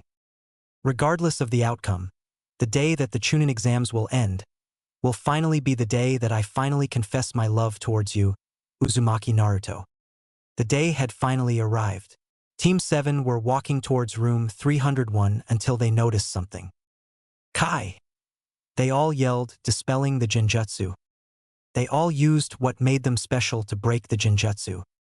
Sasuke with his now fully matured 3-tomo Sharingan, Hinata with her Byakugan, and Naruto with his bijuu friends. They made their way towards the 3rd floor, seeing their sensei there. Good to see you all here. Come on, Kakashi-sensei. Don't tell us, you actually thought that a small genjutsu would stop us. The blonde said while crossing his arms. No, I didn't. Anyways, you should probably head to the room. The exam will start soon. As they walked towards the door, they suddenly heard, Uzumaki Naruto. Said blonde sighed. It was then the rest of Team Guy appeared. Damn it, Lee. I told you not to bring attention towards us, Tenten said. Ignoring his teammate, Lee continued, I see you have entered the chunin exams. That is great, as we are currently tied 49-49. I hope to face you so that this tie may be broken, and what better opportunity is there than here? A place that will get us one step closer towards being splendid ninjas. Naruto said nothing for few seconds, before turning around. You say something, Lee? Lee fell on knees, with hands on his head. Ay. While Lee continued screaming, Guy turned around and clenched his fist. Curse you, Kakashi. Like I have spread my youthful energy towards my students, you have spread your cool hip attitude towards yours. I wouldn't bother if I were you, Naruto. In an instant, Naruto turned his angry glare towards the person that said that. Oh, hello, Neji. Naruto and Neji glared angrily at each other. These two infamously never got along. Naruto hated how Neji treated Hinata, and Neji hated that Naruto was trying to be anything than what he was, wasted strength. Hello, Naruto. So you are going to participate, or are you going to stop defying fate and give up? I'm participating, thank you very much. TCH, even with those bijuus within you are nothing but weak. Naruto had told the rest of his friends of his Jinchuriki status, and they all accepted him. The reason that Neji knew was because he was there. Neji then continued, TCH, in fact, if the bijuus were able to be sealed within anyone, it means that they are weak and it was fated to happen. Meanwhile, within Naruto, the bijuus were all growling and raged at what the Hyuga had said. Who the hell does this little bastard think he is? Kurama said, wishing he could maul the Hyuga. Meanwhile, Shikaku was shaking his cage in anger. It's bad enough that I am called weak by my siblings. Now this good-for-nothing human is? Wow, Neji, you're impressive. Neji smirked, so, you Fina Dash. You've managed to piss off all the bijuus at once. Even I haven't accomplished that. After that whole debacle, they entered the room. Sasuke-kun. And Sasuke was immediately regretting it. Back off, Aino pig. He is mine. In your dreams, billboard brow. Ugh, troublesome. Oh hey Shikamaru, I'm surprised that you entered. Hey Naruto, and don't get the wrong idea. I'm only here 'cause my mother forced me to. Naruto chuckled, figures. You two should keep it down. Everyone turned their attention towards a silver-haired person wearing glasses. And why exactly? Kiba asked. Because of those guys. He pointed towards a bunch of people staring at them angrily. While everyone was trembling in fear, Team 7 wasn't. The blonde Jinchuriki stared at them, then suddenly burst out laughing. You think just because you were staring at me angrily, that I'm intimidated by you? He then laughed harder. The group then flooded killer intent in the room and directed towards the blonde. Said blonde wasn't intimidated, and continued laughing. Oh no. Look out, more angry glares. Oh man, I should give up now. Sorry. It's not that you're intimidating. It's just that I don't find you intimidating. You should. Well, I don't. Sighing, the silver-haired boy continued, well, then hi. I'm Kabuto. I have never seen you before, Shino said. I didn't go to your academy. I received my teaching somewhere else. Either way, hope you're ready, 'cause these exams are no joke. You've participated before? Sakura asked. This is my 7th time actually. Embarrassing, but on the bright side, it has given me some experience and information. He then pulled out some cards. Information I have stored in these cards. Ask and I shall give. Naruto. Yes, Gyuki. Tread carefully around this guy, he smells of snake. Kiba then walked up. Uzumaki Naruto. Oh, you know their name. That makes it less fun. He then poured his chakra into the cards. Let's see. Great ninjutsu, great taijutsu, and overall great skills except for jinjutsu. That's odd. It says here he has completed one A-rank mission, and that a few months before he graduated he fought and successfully defeated 4 IWA jonins. Everyone turned at the blonde. Naruto explained. Kiba said, I was in the forest working on my chakra control. Some IWA nins attempted to kidnap me and I defended myself. And why didn't you tell us, your teammates? Sasuke asked. Naruto shrugged. I didn't think it was worth mentioning. Naruto, those were jonins, and you weren't even a genin, Shino said. Naruto shrugged. I didn't even know their ranks until now. Besides, they were trying to kidnap me and like you said, I wasn't even a genin yet. They obviously held back and underestimated me. Besides, Hiruzen told me not to tell anyone, as it could cause a diplomatic incident. How does this guy know about that? Before anyone could continue on this, a scarred man walked in. All right, brats, prepare yourselves. Naruto had finished the 9th question. With the bijuu's vast knowledge, tests weren't hard. Okay, brats, time's up. Everyone looked at the proctor, Ibiki. Now time for the 10th question. Now, if you fail this question, you will never be allowed to take the chunin exams again. What? Everyone yelled. He's lying, Gaki. That's just an intimidation tactic. Just take it. Thanks, Isabu.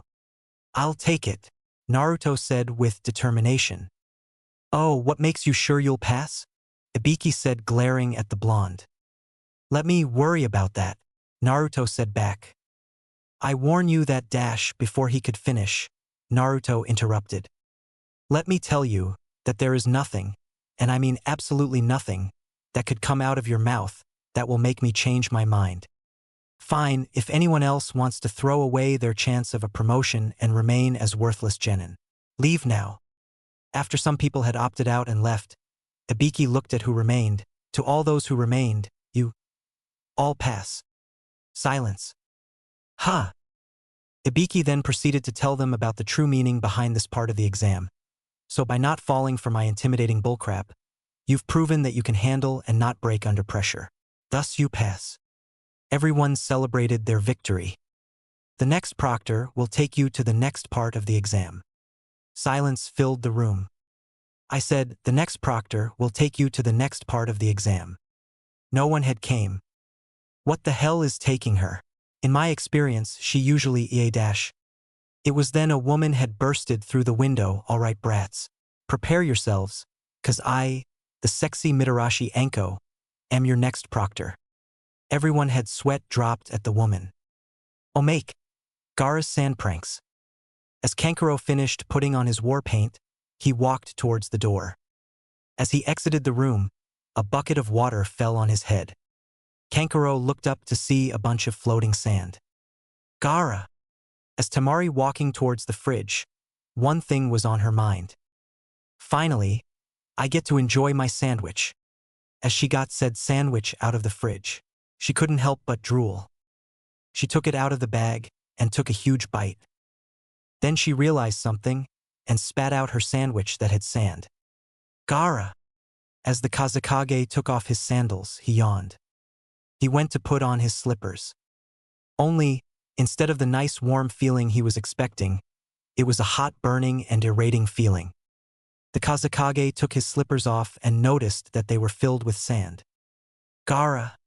All right, brats. Everyone stared at Anko. The next part of the exam shall be in there. She pointed towards the forest behind her, the forest of death. My home. Intimidating, Naruto said sarcastically. It was then a kunai was thrown at Naruto. Naruto quickly used his sand to block it and then placed it in his hand, lava hand. The kunai then melted. Anko grew a tick mark. You jerk. Kunais cost me money. Then don't throw kunais at people not intimidated by your bullcrap, and you won't need to spend money to buy new ones. Grrrr. Fine. Whatever. She then pulled some papers and passed it towards everyone. Just sign these stupid waivers saying that we're not responsible for any injuries or death. Death! Sakura yelled.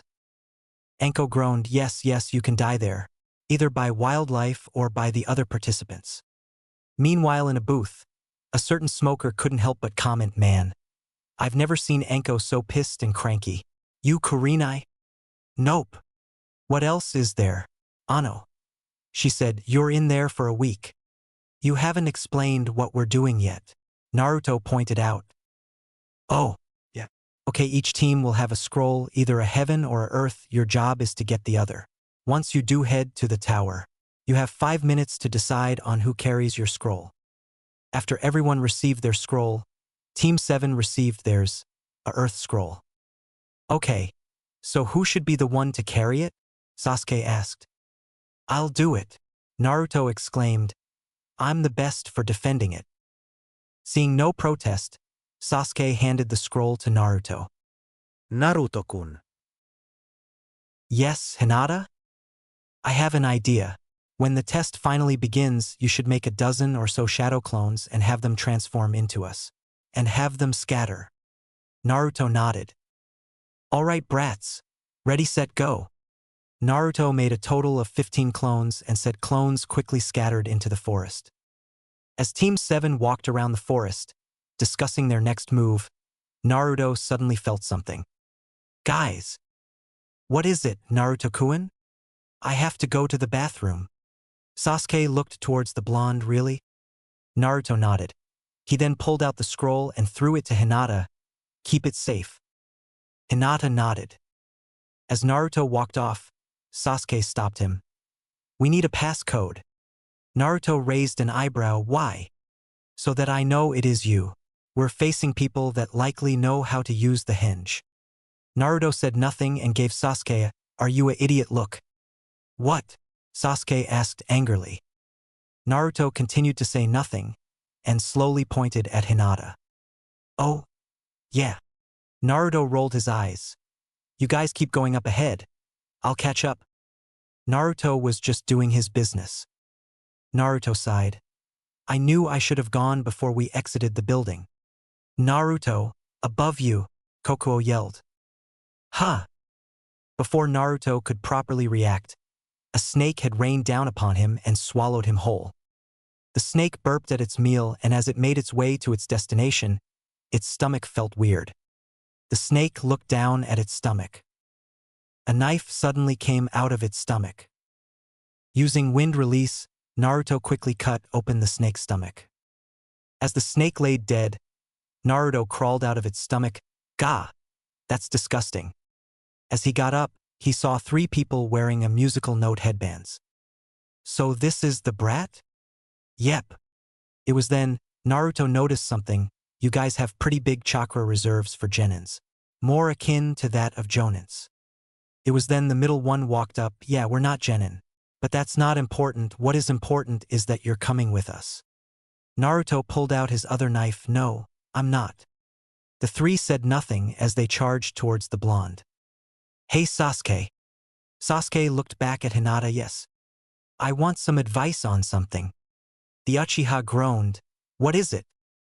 I'm about to confess my love to Dash. Before Hinata could finish, the Uchiha cut her off. Oh, you're finally going to confess? Finally. I was beginning to worry that I would lose. Hinata raised an eyebrow. Lose? I made a bet with Kakashi on when you would confess your love to Naruto. He said after this year. I said before. The Hyuga heiress grew a tick mark. I have half a mind to use 64 palms with lightning release on you. Sasuke gulped. Hinata sighed. Anyways, yes, after the exams are over, I plan on confessing my love towards him. And you're asking me how to do it? Hinata nodded. The Uchiha groaned. You came to the wrong person. But if you really want my advice, just go up to him and say, I love you, Silence filled the area. Hinata's sweat dropped. Really? Like I said, you came to the wrong person. If you really want love confession advice that badly, go to Ino, Sakura, or one of your fan club members. Before Hinata could respond, a certain blonde boy came out of the bush. Hey guys, he said with a smile. Hinata activated her Byakugan. Sorry, I just real dash. Naruto was cut off by Hinata. Arjich, Hinata, what was that dash? You are not Naruto-kun. Hinata said angrily. What are you talking about? I am dash. Naruto cut himself once he looked towards the Byakugan princess. Shit. Naruto then dropped his disguise. The figure then rushed at the two. Naruto battled the men. Fireball jutsu, one of them yelled. It was then Naruto sprouted the Nanabai's wings, and once again, lucky number 7 saves the day. Thanks, Komiai. Naruto then pulled out his pipe and blew into it. Look out, those things have acid in them. HMPF, so you've done your homework. Naruto said in calm voice, no matter, whatever information you have will not help you. Naruto then landed on the ground and made some hand seals, fireball jutsu. A blue fireball charged at one of them, knocking them out. Ha ha ha, yes. Melt them bitches down to ash, Matatabi yelled. Earth holding jutsu. Naruto quickly reacted and flew up. What made you think that would work? Fireball jutsu.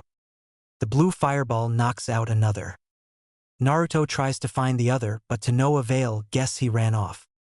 Naruto, you should head towards your friends. Call it a hunch, but I doubt they were just after you, Yuki said. You're right. Naruto then sprouted Shichibi wings and head towards his friends' directions. It was then, another snake popped out and wrapped itself around Naruto. Arg again. The snake went in to bite Naruto, but before Naruto yelled lava armor, and he was suddenly encased in lava. The snake hissed in pain before finally letting go of Naruto. Thanks, Goku. Naruto looked down towards the snake, when suddenly it puffed out of existence. A summon? Who the hell summons snakes? The blonde stood there, pondering before it finally hit him. Oh shit. Shit.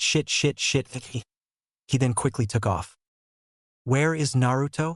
Sasuke asked the tied-up foe. I ain't telling you fuckers shit, he replied. Hinata then struck one of his ribs. Arg, fucking bitch. You will if you wish to keep your bones intact, she said coldly. Suck a dick in hell, the figure said through his teeth. Hinata struck another rib. I can do this all day, she said. Before the figure could retort, a kunai was thrown at his neck, killing him instantly. Hinata and Sasuke looked to see 3 people. He was useless anyways, one of them said. Hinata quickly pulled out her bow and aimed it at one of them. Who the hell are you? Like we are telling you, scatter. The 3 then fell back into the woods. Activating her Byakugan, Hinata quickly searched for them, finding one of them in a tree. She took aim and fired at him. The figure fell down dead. Another figure ran out of the bush and rushed towards Sasuke.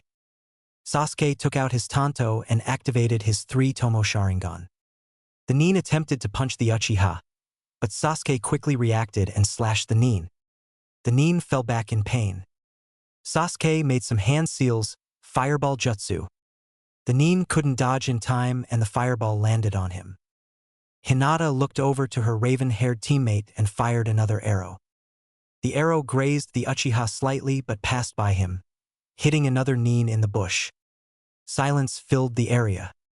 You could have hit me, Sasuke said angrily. But I didn't. Before Sasuke could retort, they heard some chuckling. They turned to see a aim kunoichi. Ano, can we help you? Hinata asked. My. The kunoichi said while smiling the Sharingan and the Byakugan. What a treat. I wish I could have both, but I sadly can't. Oh well.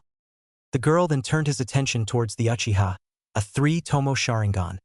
Very nice, Sasuke, she said while licking her lips. Sasuke threw some shurikens at the kunoichi, who quickly dodged and ran towards the Uchiha. Hinata pulled back her bow, only to be hit into a tree by a snake. Hinata! Sasuke yelled. It was then, the figure picked up the Uchiha by the throat and threw him into a tree. Hinata recomposed herself and looked up to see 5 snakes heading towards her. While the Byakugan princess dealt with that, up on a branch the Aim Kunoichi looked at the Uchiha. Say Sasuke, don't you wish to avenge your clan? Sasuke froze at what the girl said. "'Cause I can help." "How?" The girl smirked. "Simple. All you need to do is accept my gift." The Kunoichi's neck grew in length, and Sasuke stood there in fear at what he was seeing. As the girl went towards Sasuke to give him a gift, she was suddenly stopped by a block of sand. "Shit. Naruto." It was then that said blonde landed in front of his teammate. "The hell are you doing here, Snake?" "Oh, you know who I am?" "Yes." The girl smirked and ripped off a mask, revealing a pale-looking man. "It is nice to see that they still teach history." "The hell are you doing here, Orochimaru?" Naruto asked angrily. "Oh, I'm not telling.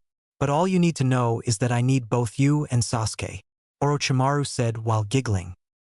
Sasuke then looked at Naruto. "Naruto, Hinata is in trouble.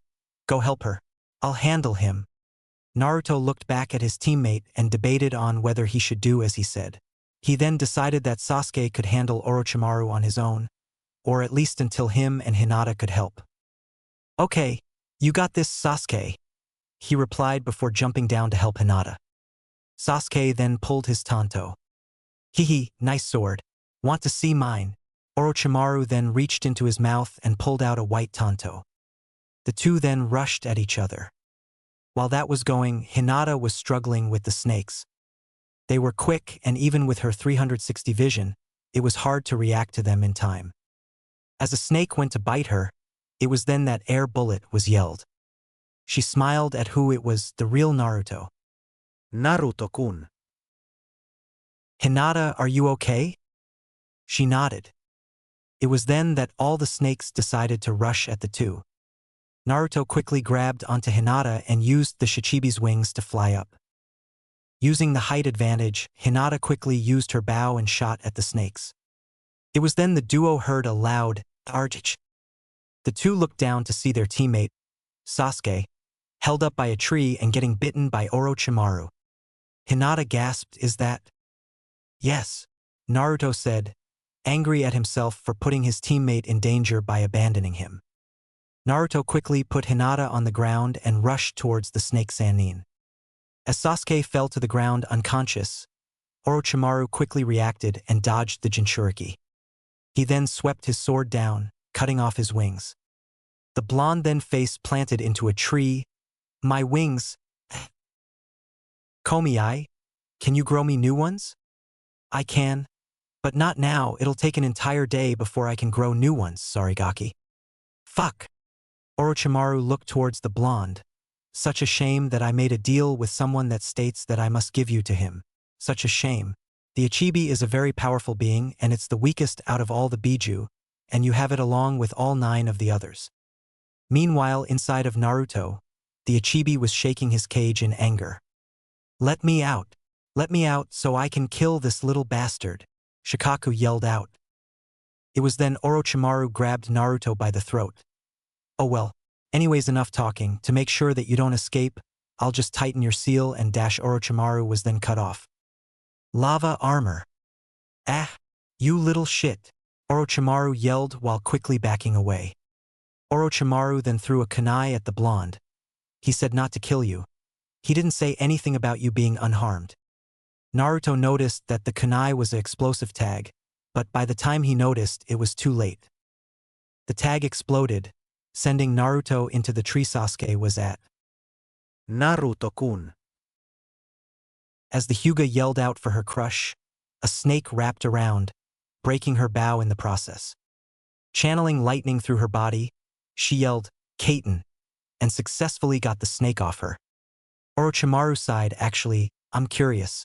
What will happen if I do place my gift on the boy?" Well, he never said anything about that. "I think I will give him my dash." Before he could finish, he was suddenly knocked into a tree. It was then everyone saw a purple-haired kunoichi. "Uichway, get your teammates and run off." Hinata complied with the proctor's orders and quickly grabbed Naruto and Sasuke before proceeding to run as far away as possible.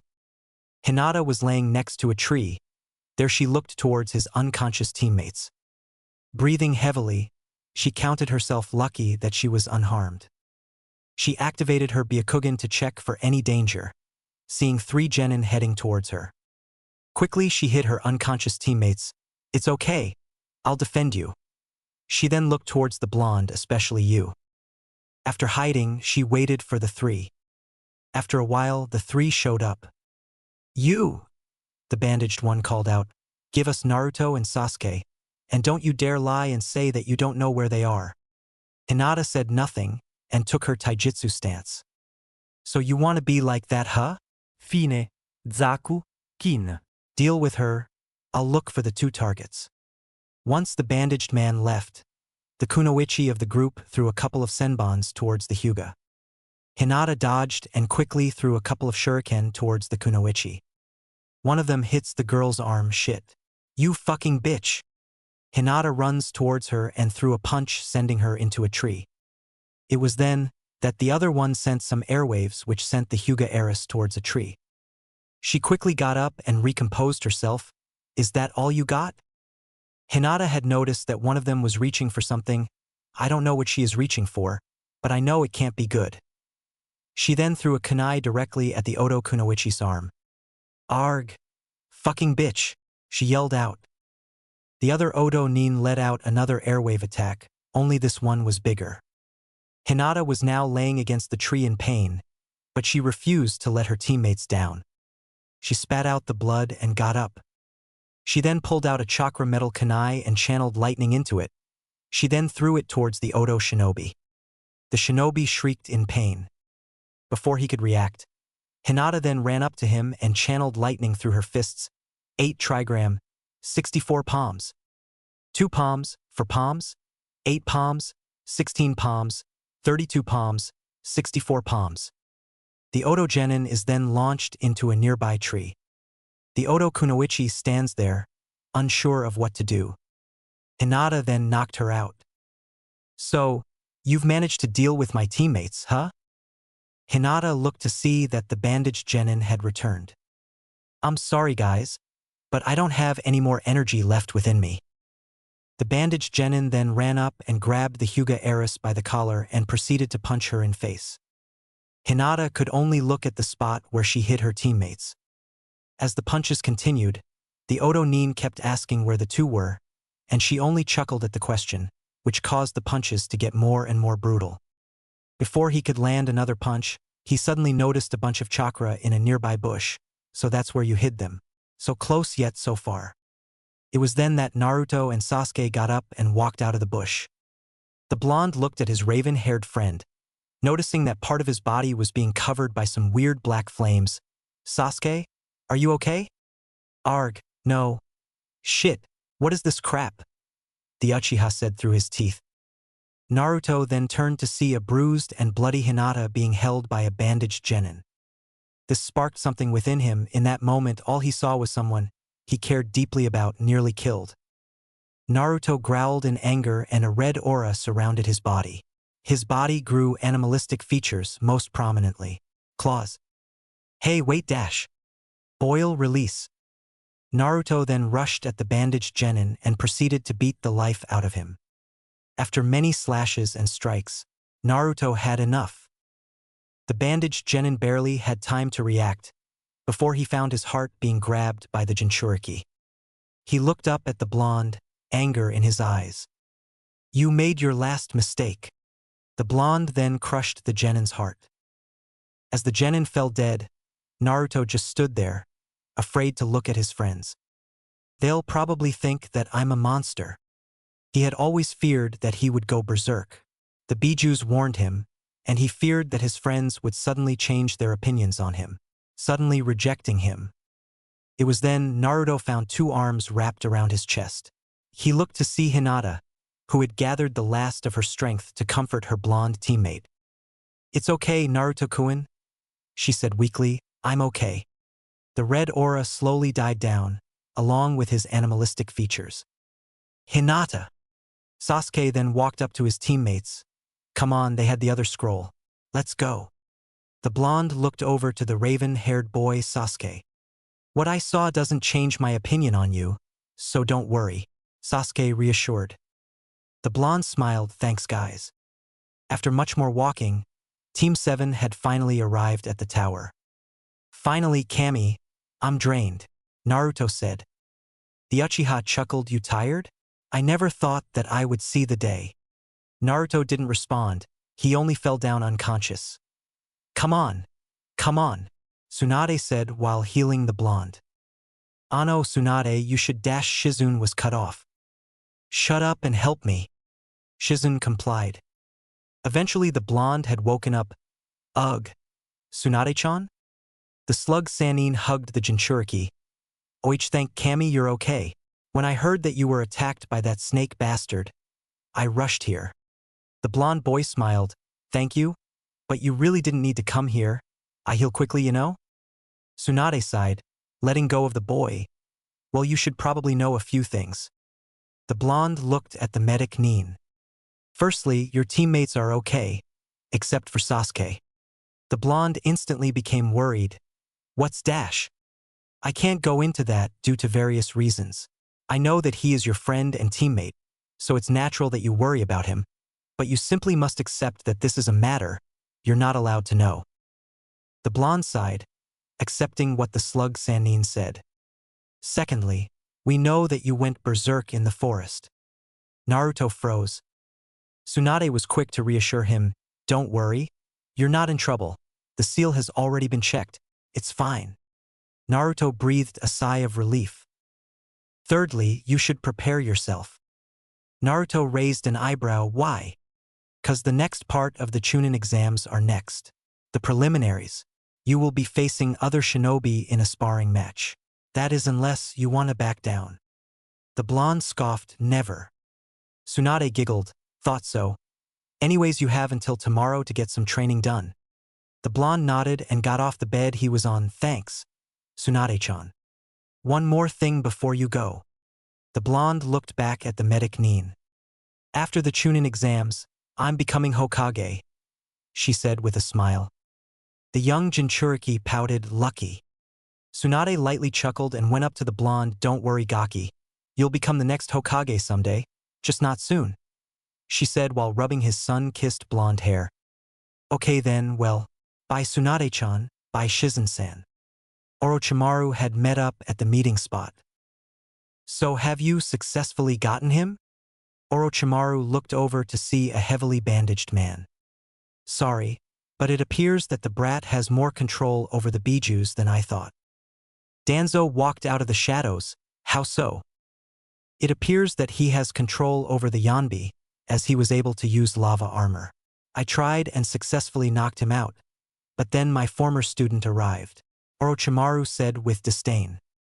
Danzo scoffed, well, no matter. The second part of the preliminaries will come soon enough. There, we will have the best opportunity to grab both of our targets. Yes, you will get your weapon, and I will get Sasuke. Remember, I'll handle Hiruzen and you'll dash. Orochimaru cut him off. Yes, I know I didn't become a scientist by being a moron. Danzo scowled at the snake Sannin. Whatever. The first preliminaries had finally arrived. The blonde Jinchuriki had met up with his team. Hey guys, he said while waving. Kakashi looked at his student. Ah, nice to see that you showed up, Naruto. You feeling okay? Yep. I'm all healed up and ready to go. HN, when are you not? The blonde rolled his eyes. But today is extra special. Why is that, Naruto-kun? Naruto gave his traditional foxy grin. Because yesterday, I finally befriended Shikaku. Ah, so you have full access to his abilities? Hinata said, happy for her crush. He nodded. Speaking of abilities, Naruto. Naruto looked up at his sensei. Look, Naruto, I know you take a lot of pride in your Jinchuriki abilities, but for the preliminaries, I want you to go easy on your opponents, even if they're not fellow Leaf Shinobis. In fact, make that a challenge for yourself. During the match against whoever your opponent is, you're only allowed to use one of the bijuu's abilities. Can you do that? Naruto gave another foxy grin and a thumbs up, you bet, Kakashi-sensei. I accept the challenge, 'cause I will overcome any challenge thrown my way. Kakashi chuckled. Okay then, let's stop wasting time. Team 7 then made their way into the building. As they walked in, Naruto noticed something. Hey Hinata, did you get a new bow? Hinata nodded, yes, this one is purple. It looks great.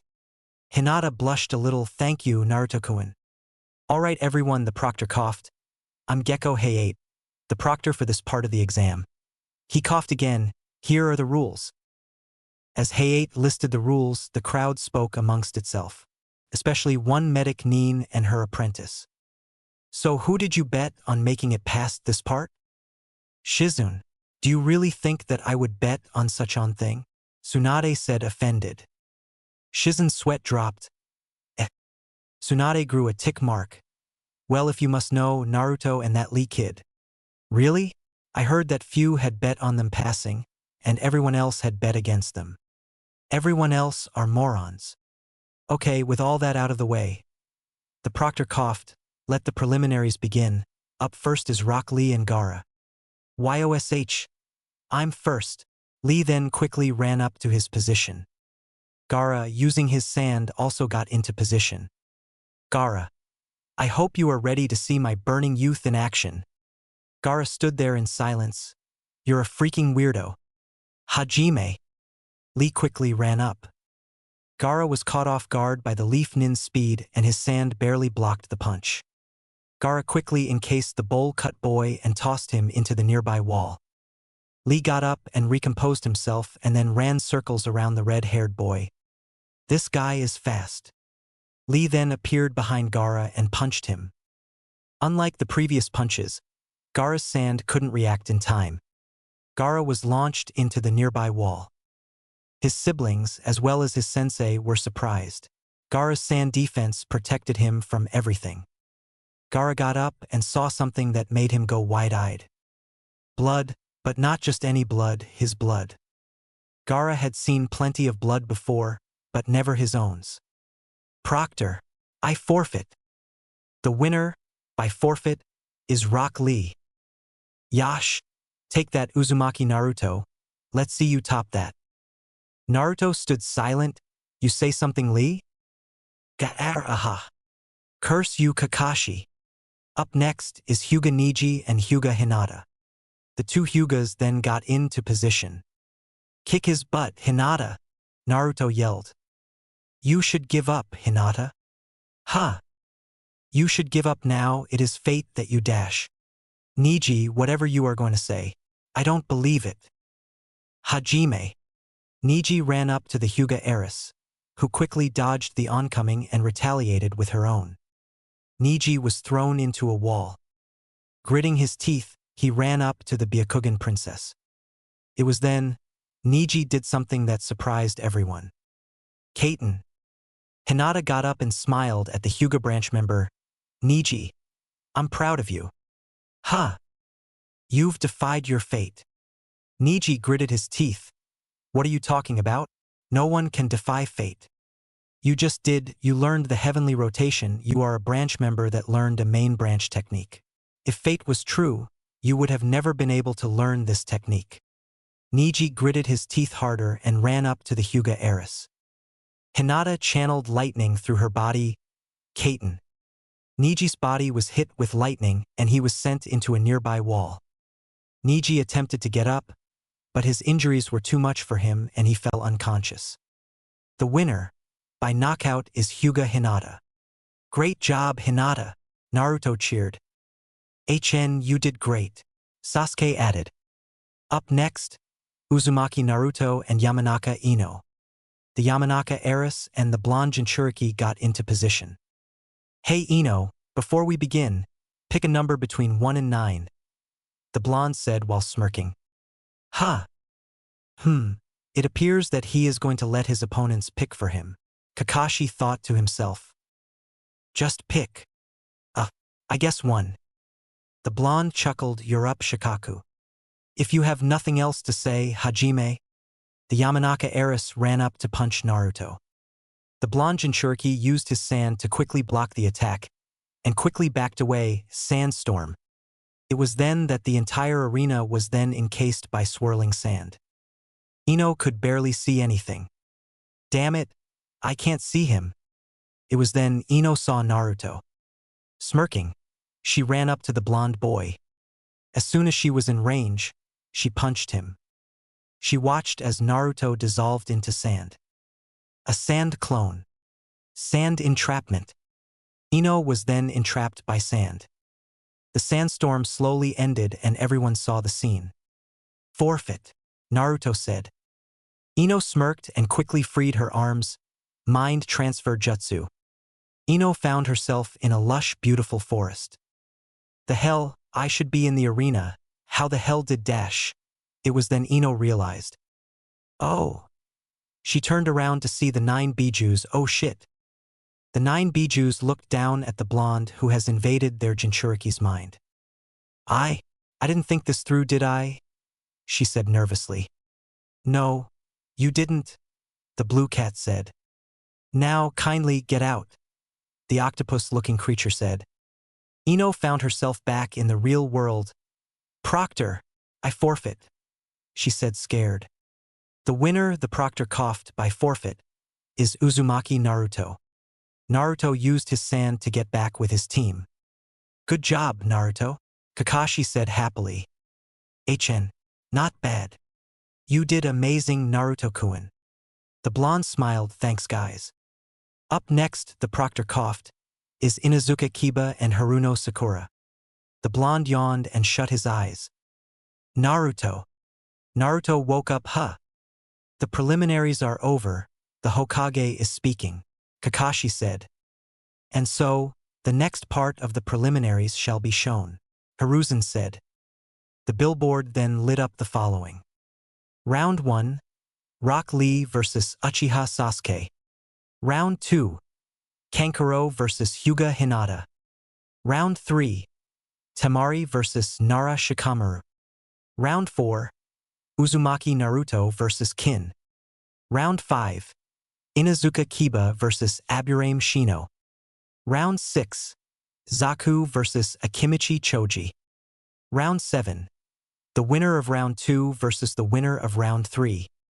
Round 8, the winner of Round 6 versus the winner of Round 5. Round 9, the winner of Round 1 versus the winner of Round 3. Round 10, the winner of Round 7 versus the winner of Round 8 versus the winner of Round 9. Now, the Hokage spoke. It is important to remember that the winner of the preliminaries doesn't mean that you will become a chunin. That is up to the judges. With that, I leave you all to prepare in the next 2 months. Naruto, Kakashi yelled out to his student. Yes, Kakashi-sensei? Look, I'm going to be training Sasuke for the 2 months. Is that okay? Kakashi asked, not wanting his sensei's legacy to hate him. Naruto shrugged, sure, why wouldn't it be? Kakashi, I smiled, good. Now I did get Ibushi to train you. The blonde smiled, thank you Kakashi-sensei. In a dark and damp cave, 10 holographic figures gather in a cave. So it's decided. The orange-haired figure said, we shall invade Konoha during the second part of the preliminaries. There the Jinchuriki will be at his weakest. Excited to go home, Itachi? The tall blue figure asked. Itachi said nothing. Leader Sama, a black and white figure spoke. We think you should know that Orochimaru is planning on invading Konoha at roughly the same time. It matters not if Orochimaru decides to interfere, we'll deal with him, until then ignore what he does. Can't wait to get my hands on him, the short hunched figure said. Konoha will see true art, the blonde ponytail figure said. Prepare yourselves, everyone, 'cause soon Konoha will know only pain. Flashback. So that's where Naruto most likely is, the Cyclops said. Thank you, Kakashi. I'll be off. Before you go, you should know something. The Toad Sannin looked back at his number 1 customer. When teaching him, don't ask him his control over the bijus or if he would like better control over them. He won't take it well. Jiraiya raised an eyebrow. Why? He doesn't like using the word control when describing his friends. Jiraiya went wide-eyed at this. Friends? Kakashi chuckled. Yeah, get this, apparently Naruto has managed to befriend the bijus. He recently befriended the Ichibi, and is currently trying to befriend the Kyuubi. Hell, he's recently learned their names too. Jiraiya stood there shocked. Does anyone know about this? Kakashi shook his head. No. Only me, Sasuke, Hinata, Tsunade, her apprentice Shizun, and the Hokage know about Naruto's befriending of the bijus. Jiraiya sighed in relief for his godson's safety. Well, thank you for telling me. Flashback over. Anyways, why did you want to see me? Jiraiya shook his head and recollected himself. Simply put, I want to take you as my apprentice. The blonde was surprised by this. Really? Why? The toad sage chuckled. Simply put, you have potential to surpass me, a Sannin, and I want to help you get to that point.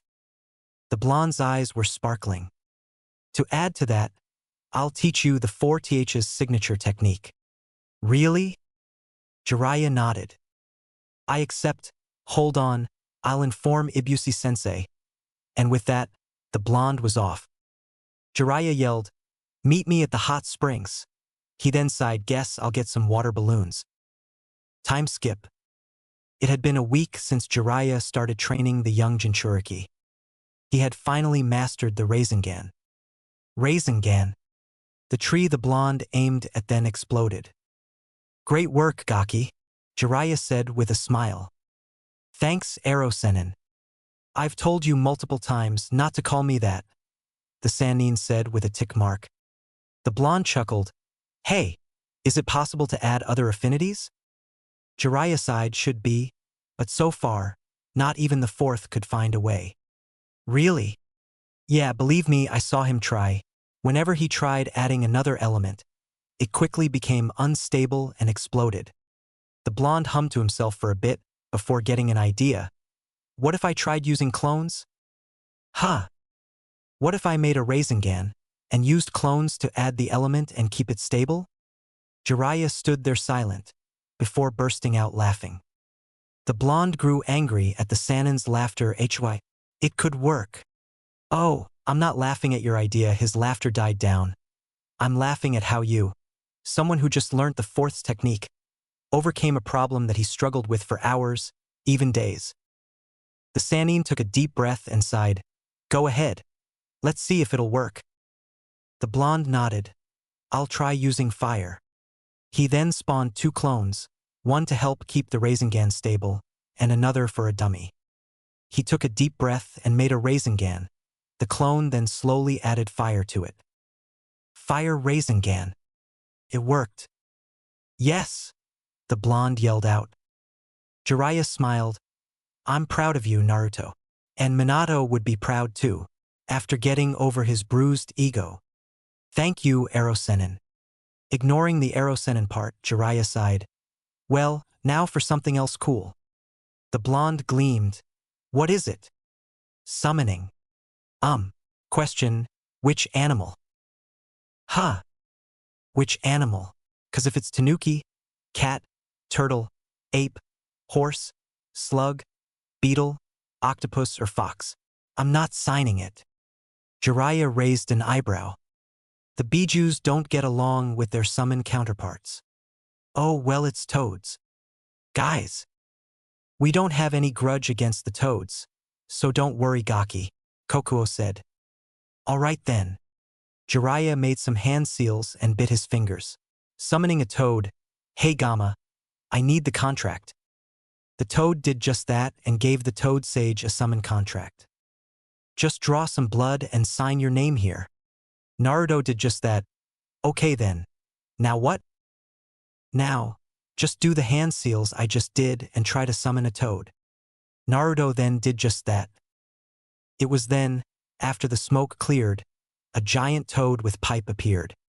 The toad looked down at Jiraiya. Jiraiya, why have you summoned me? Jiraiya stood there silent, and that's another bruise to Minato's ego. He thought, remembering all the times that his former student failed to summon even the smallest toads. I didn't summon you, Bunta. The toad raised a non-existent eyebrow. then who the toad cut himself upon noticing the nearby blonde kid. The Jinchuriki smiled, "Hello? I'm Uzumaki Naruto. Don't tell me he summoned me. I'm right here, you know?" "Either way, yes, I did," he said while smiling. Sighing, the toad accepted that a mere child summoned him. "Whatever. Hello, Gaki. I'm Gamabunta. Nice to meet you." After getting to know Gamabunta and the other toads, the sun was setting. "Welp, it's been nice training with you, Aerosenin, but I got to dash." "Wait. Before you go, you need to know something." The blonde looked towards the Sannin.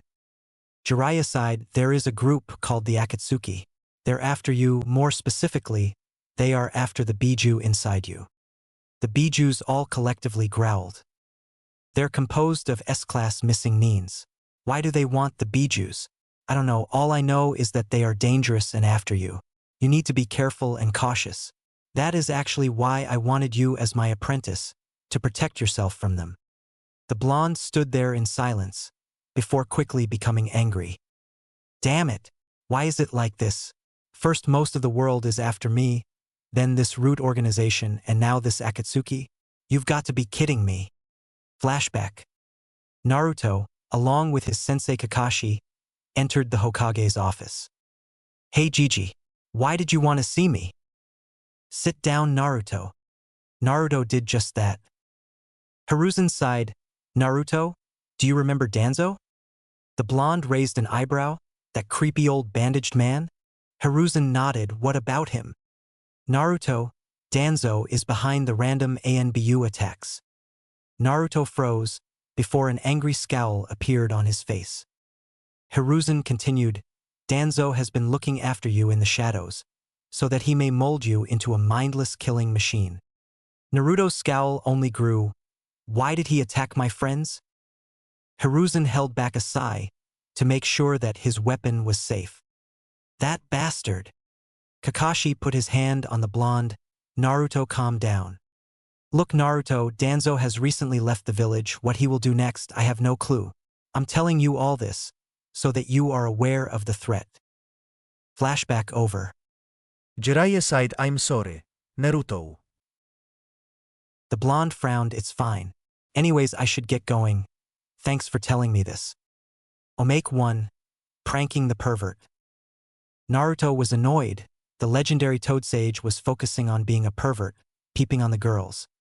"Oh hey Naruto." Naruto turned to see the red-haired Suna shinobi. "Oh hey Gaara. What are you doing here?" Naruto sighed, waiting for him. He then pointed at the Sannin, to stop acting like a creep and peeping on the girls in there. Gaara gave a disapproving look towards the Toad Sage. Suddenly an idea popped up in Sunanin's head. He grinned evilly, "Hey Naruto, want to pull a prank on him?" Naruto shrugged, not usually a prankster, but sure, what do you have in mind? Meanwhile, within the hot springs itself, the slug Sannin was currently enjoying herself. "Man, I can't tell you how good this feels, Shizune, especially knowing that pervert, Jiraiya, isn't here peeping." Tsunade's apprentice chuckled, "I'm sure it feels great." While the Hyuga heiress was enjoying herself, she suddenly noticed something. She squinted at what she was looking at. "Is something wrong, Hinata?" Kurenai asked. "No, it's just that there's sand in the air." Everyone in the hot spring looked at where the Byakugan princess was staring. They all saw that there was indeed sand in the air, but the sand spelt something. "There is a white-haired pervert, named Jiraiya, staring at you through a hole in this direction." Hinata had read that aloud. Silence filled the room. A tick mark grew on the slug queen Jiraiya. The Toad Sage looked towards his student who was standing next to the redhead. "Naruto, how could you?" The Jinchuriki and the Sunanin gave an Anya face. "You should probably run." "I'm going to freaking castrate you." The Jinchuriki was rushing. He had finally arrived at the arena.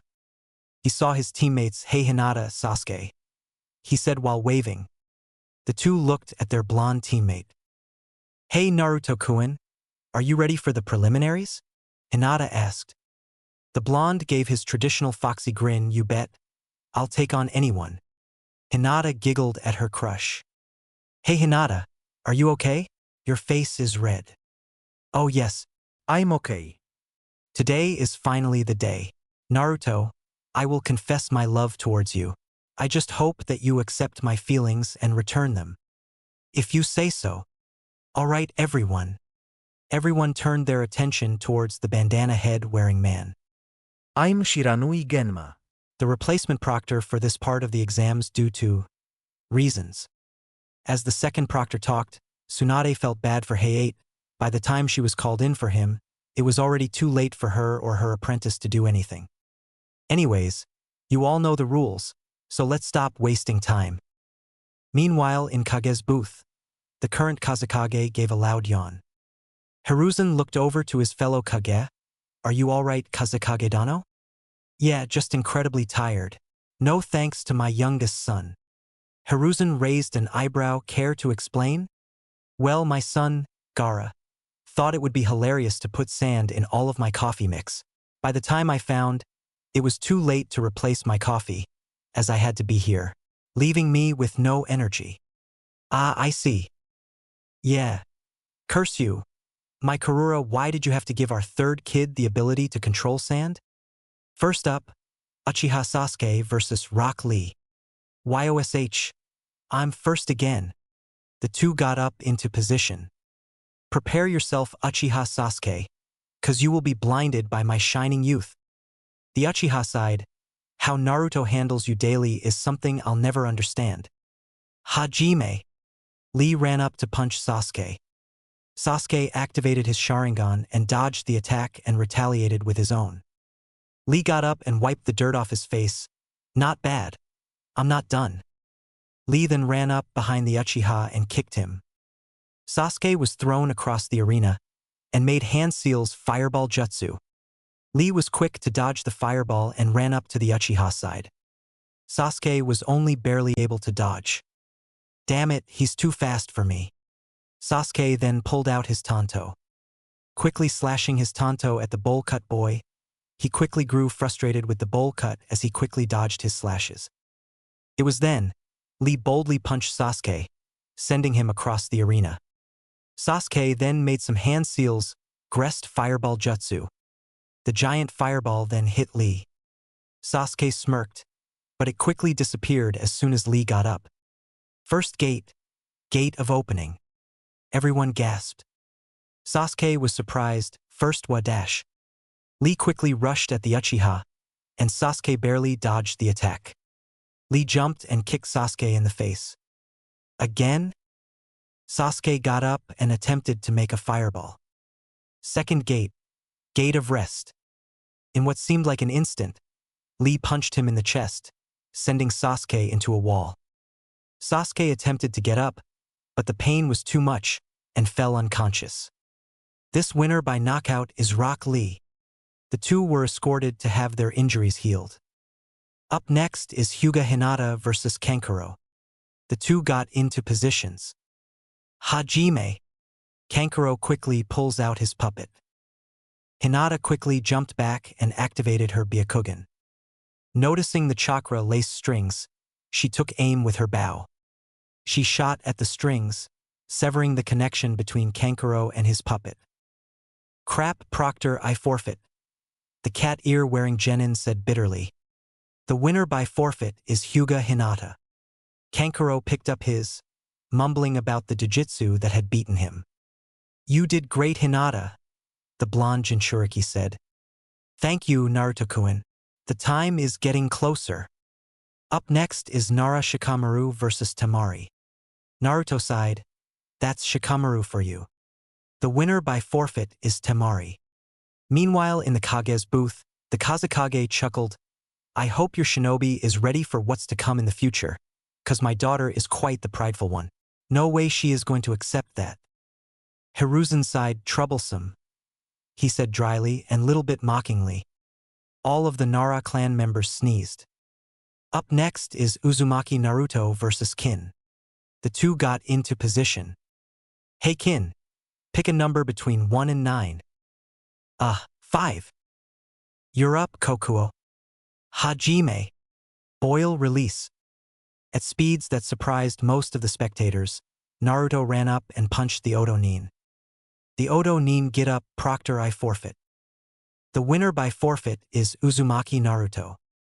Naruto wasn't satisfied with his quick victory, but accepted it and returned to the participant booth. Up next is Inuzuka Kiba versus Aburame Shino. The winner by forfeit is Aburame Shino. Kiba clapped for his sunglass-wearing teammate. Congrats on winning. Now please get your bugs off my friend, please. Shino nodded, doing just that.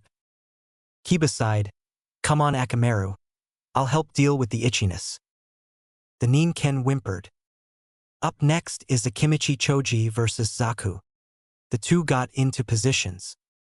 Hajime. Partial expansion jutsu. A massive punch then sent Zaku across the room. Zaku coughed and got up. Proctor, I forfeit.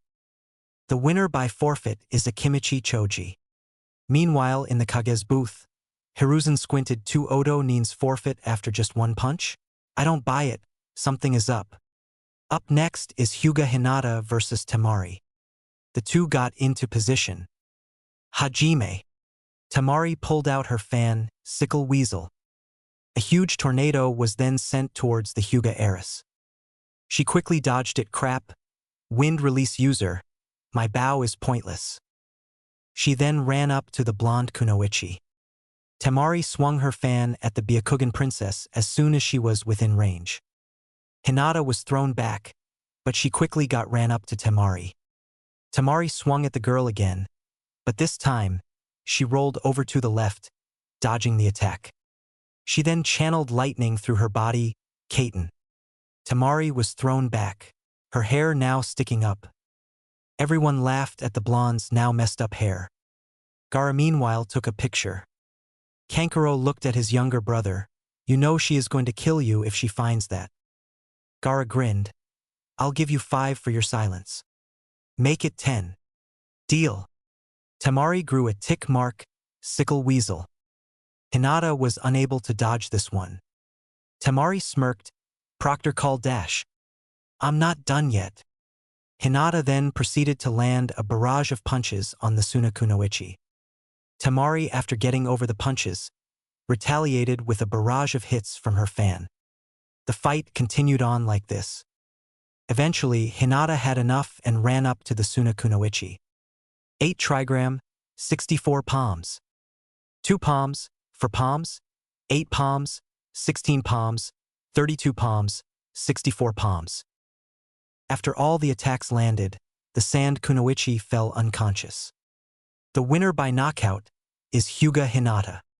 Way to go, Hinata! The lavender-eyed girl looked up to the blonde boy who said that. She smiled, before falling over due to exhaustion. Medic Nins then took the 2 Kunoichis to get some recovery. Up next is Akimichi Choji versus Aburame Shino. The winner by forfeit is Aburame Shino. Hey, good match. Want to get some barbecue later? Shino nodded. Sounds nice. Meanwhile, in the recovery room, a certain branch Hyuga member went into the Hyuga heiress room. Niji. Hinata-sama, I wish to apologize. Hinata smiled. No need. I've already forgiven you. Niji smiled at his cousin. Up next is Rock Lee versus Uzumaki Naruto. YOSH, Guy-sensei. Guy looked down at his student. May I please go all out against my rival? Lee asked. Guy scratched his chin before giving his answer. With a smile and a thumbs up he proclaimed, You may Lee. Thank you so much, Guy-sensei. Upon hearing this, Kakashi narrowed his eye. Well then, if Guy wants to play like that. He then looked down at his blonde student Naruto. The blonde Jinchuriki looked up at his sensei. The challenge is over, you may now use all of the bijuu abilities. Also, go all out.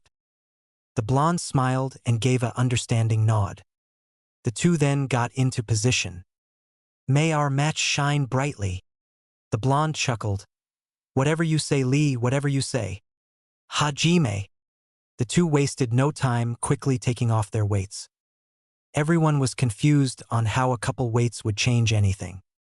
That was until the two dropped them, leaving a massive cloud of dust that covered them. Everyone gasped at how many the two were wearing.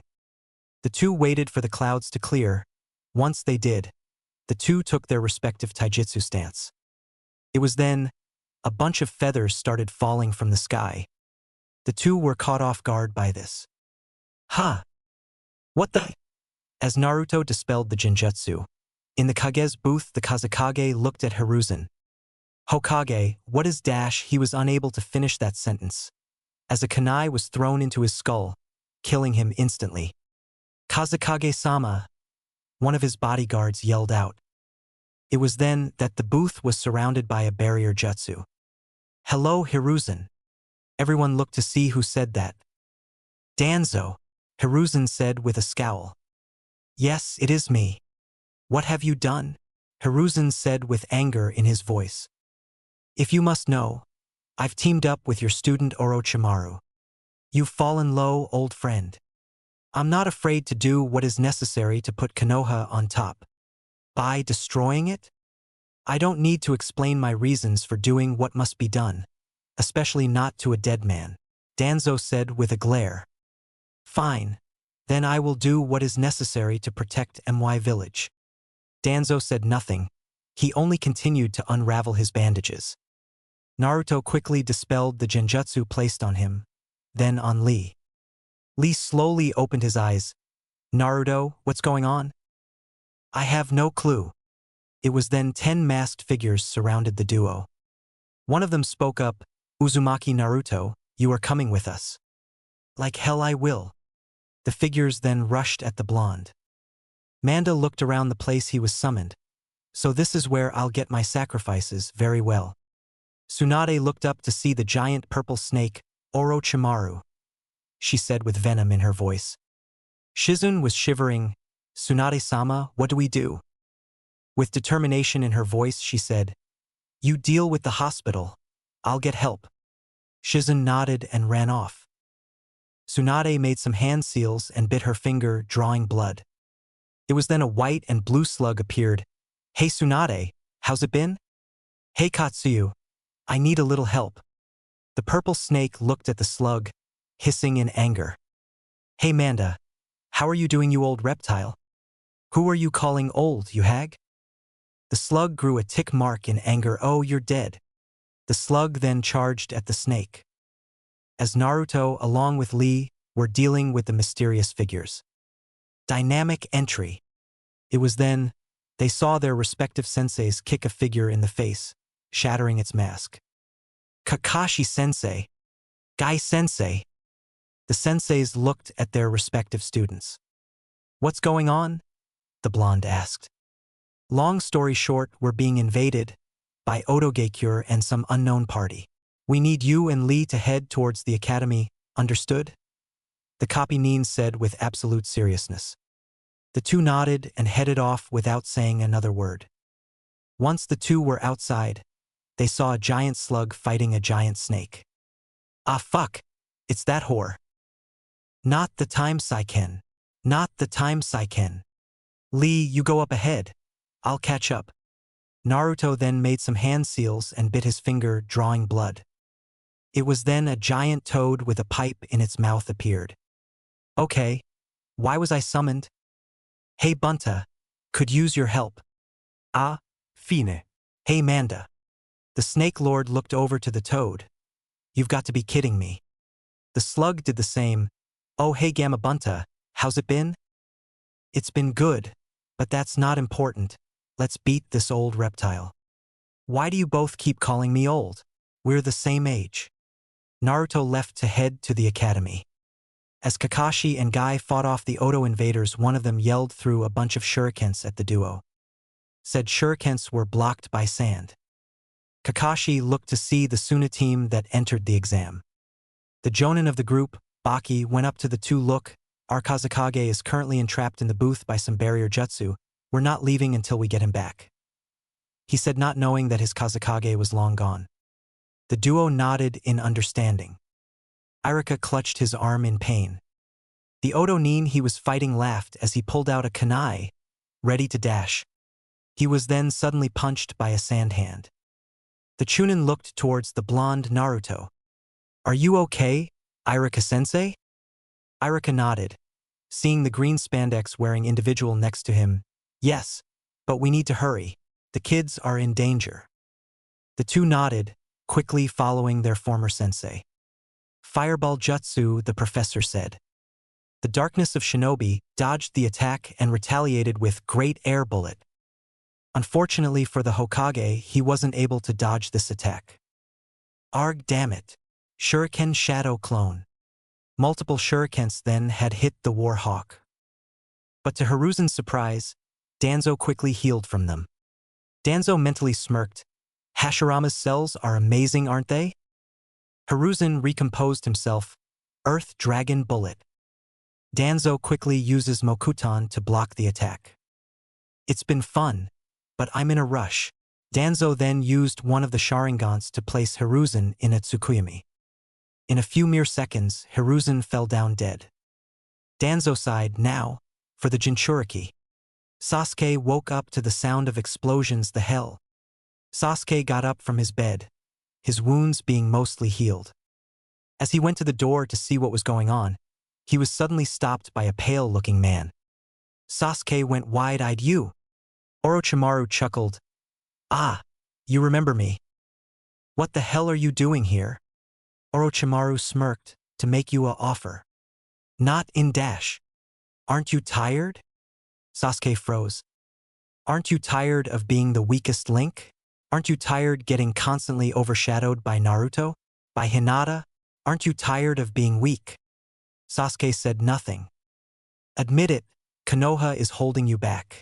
Holding you back from your dream of avenging your clan. Sasuke did nothing. What he said was true, he was tired of all of it. He always felt like he was the one holding back his team. Well, if you aren't interested, I'll just dash. I'll go. Orochimaru did nothing but smile. Naruto was quickly running back to the arena. After he and Lee dealt with the last of the Sound Nin, he wanted to go check up on his teammates. As he finally arrived at the entrance, he saw one of his teammates, Sasuke. He saw him walking alongside Orochimaru. Sasuke! The Uchiha looked back at his blonde teammate. What the hell are you doing with him? Konoha is holding me back. At this rate, I will never kill my brother and avenge my clan. Goodbye, Naruto. Sasuke dashed before the blonde could finish. He found himself suddenly encased in wood. The bijoos were all shocked. It can't be. They all collectively thought. Orochimaru smirked come Sasuke. The Sannin and the Uchiha then took off. It was then, a bandaged man appeared in front of Naruto. Hello there, Uzumaki Naruto. The blonde narrowed his eyes. Danzo. What the hell are you doing here? Silence. No. You didn't. The Warhawk scowled. I do what I must to protect Konoha. By teaming up with a traitor To invade it? The blonde yelled in anger. I don't need to explain my actions to a weapon. Danzo then lifted the bandages covering his eye, revealing a Sharingan. Danzo quickly used Koto Amatsukami. The blonde stood there, frozen. The image of a red and black 4-point pinwheel appeared over his normal blue eyes. Danzo smirked. Now, to make the perfect weapon, you were always meant dash. The red and black pattern quickly disappeared, returning his eyes to normal. Lava armor. The lava quickly melted the wood. What? I don't know what kind of genjutsu you used on me, but rest assured that it won't work again. Danzo scoffed. No matter. I have other ways to make sure you are loyal. Loyal? To you? Heh. Over my dead body. Naruto then rushed at the Warhawk. Naruto quickly knocked Danzo into a nearby tree. Tricky little brat. Fireball jutsu. A blue fireball was then launched at Danzo. It had successfully hit him. Finally that dash. Naruto was then suddenly encased in wood again. Ha! Naruto then turned to see the somehow living Danzo. Naruto. What Gyuki?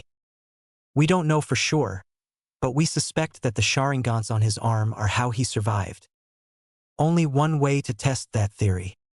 Hypothesis. Whatever. Lava armor. Naruto then recomposed himself, molten rock. A rock of magma was then launched at Danzo. Danzo quickly dodged the magma rock, only to be struck by a steaming Naruto. Danzo fell down, and before he could get himself up, Rasengan. Naruto then struck his Rasengan into the Warhawk's heart. Naruto kept guard, not fully believing he was dead. Vacuum wave. Naruto quickly rolled out of the way. Naruto then looked at Danzo's arm, seeing that one of the Sharingans became white. So those eyes allow you to escape death, huh? Danzo said nothing. Try escaping this. Naruto then encased the Warhawk in sand. Sand coffin. Naruto then used the sand to crush him. A few seconds went by. Suddenly a tree grew around Naruto. Lava armor. Naruto then turned to the Warhawk. Okay, you're really starting to piss me off. Well then, I wouldn't be doing this if you just give up and pledge your loyalty to me. Fine, y swear. That I will send you to hell fireball jutsu. Danzo quickly dodged the attack. Vacuum serial waves. Naruto was then hit by the attack. You certainly are more of a challenge than Hiruzen. Naruto then went wide-eyed. Oh, don't worry about that fool, he's dead. I made sure of it myself. Naruto stood there silent, shadows covering his eyes. First you invade my home, then you kill one of the few people to show me kindness? Naruto's body was then encased by a red aura of chakra and grew more animalistic features. He also sprouted a tanuki tail. I'll fucking kill you. Naruto then lunged and struck Danzo's heart.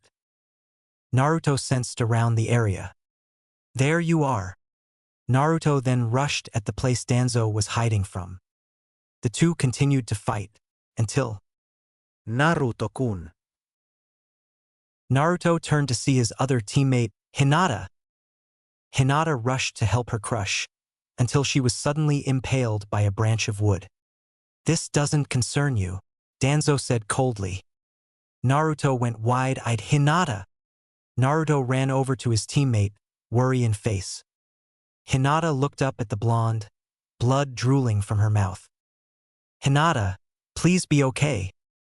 Naruto, she then smiled. I love you. Naruto froze. Hinata then pulled all her strength and kissed her crush. Hinata then passed out. Naruto watched helplessly as he sensed the life fade from her. Tears fell from his face. Danzo scoffed, another wasted tool. All my life up until this moment, I've always wanted to prove that I wasn't a monster. Danzo raised an eyebrow. And every time I met someone who didn't see me as a monster, it made me happy, even more so when I was greeted with positivity. The people at Acharka's gave me ramen, Irika always encouraged me, and many others. I'll always remember the time when I told my teammates my secret and their reactions. Kakashi already knew but said that he is glad that I was always positive despite what I went through. Sasuke said he didn't mind the fact, and Hinata, she hugged me. Is there a point to this? Ignoring Danzo, Naruto continued. She told me how it was unfair, how I didn't deserve it, and how I was a hero in her book. I always wondered why she cared for me. Now I do. Danzo scowled. How touching. Tell me, why should I care about what a weapon thinks about a tool and vice versa? Naruto then carefully placed the girl down and turned his attention towards Danzo. I'm no monster, but for you, I'll make an exception. Naruto's red chakra flared, and an additional 4 tails sprouted. One of a cat, turtle, ape, and a horse. His animalistic features grew. Naruto then rushed and grabbed Danzo's leg, encasing it in coral. Naruto then proceeded to punch Danzo. It was then a root agent kicked the blonde away. Naruto looked up to see Danzo had brought additional backup. You will be mine. No, he won't. Everyone turned to see a orange-haired figure with purple eyes, as Sasuke and Orochimaru went down, avoiding the chaos. Orochimaru couldn't help but smirk. The plan may not have gone without major problems, like how Sasuke and Naruto didn't get matched up against one another, thus making them separated.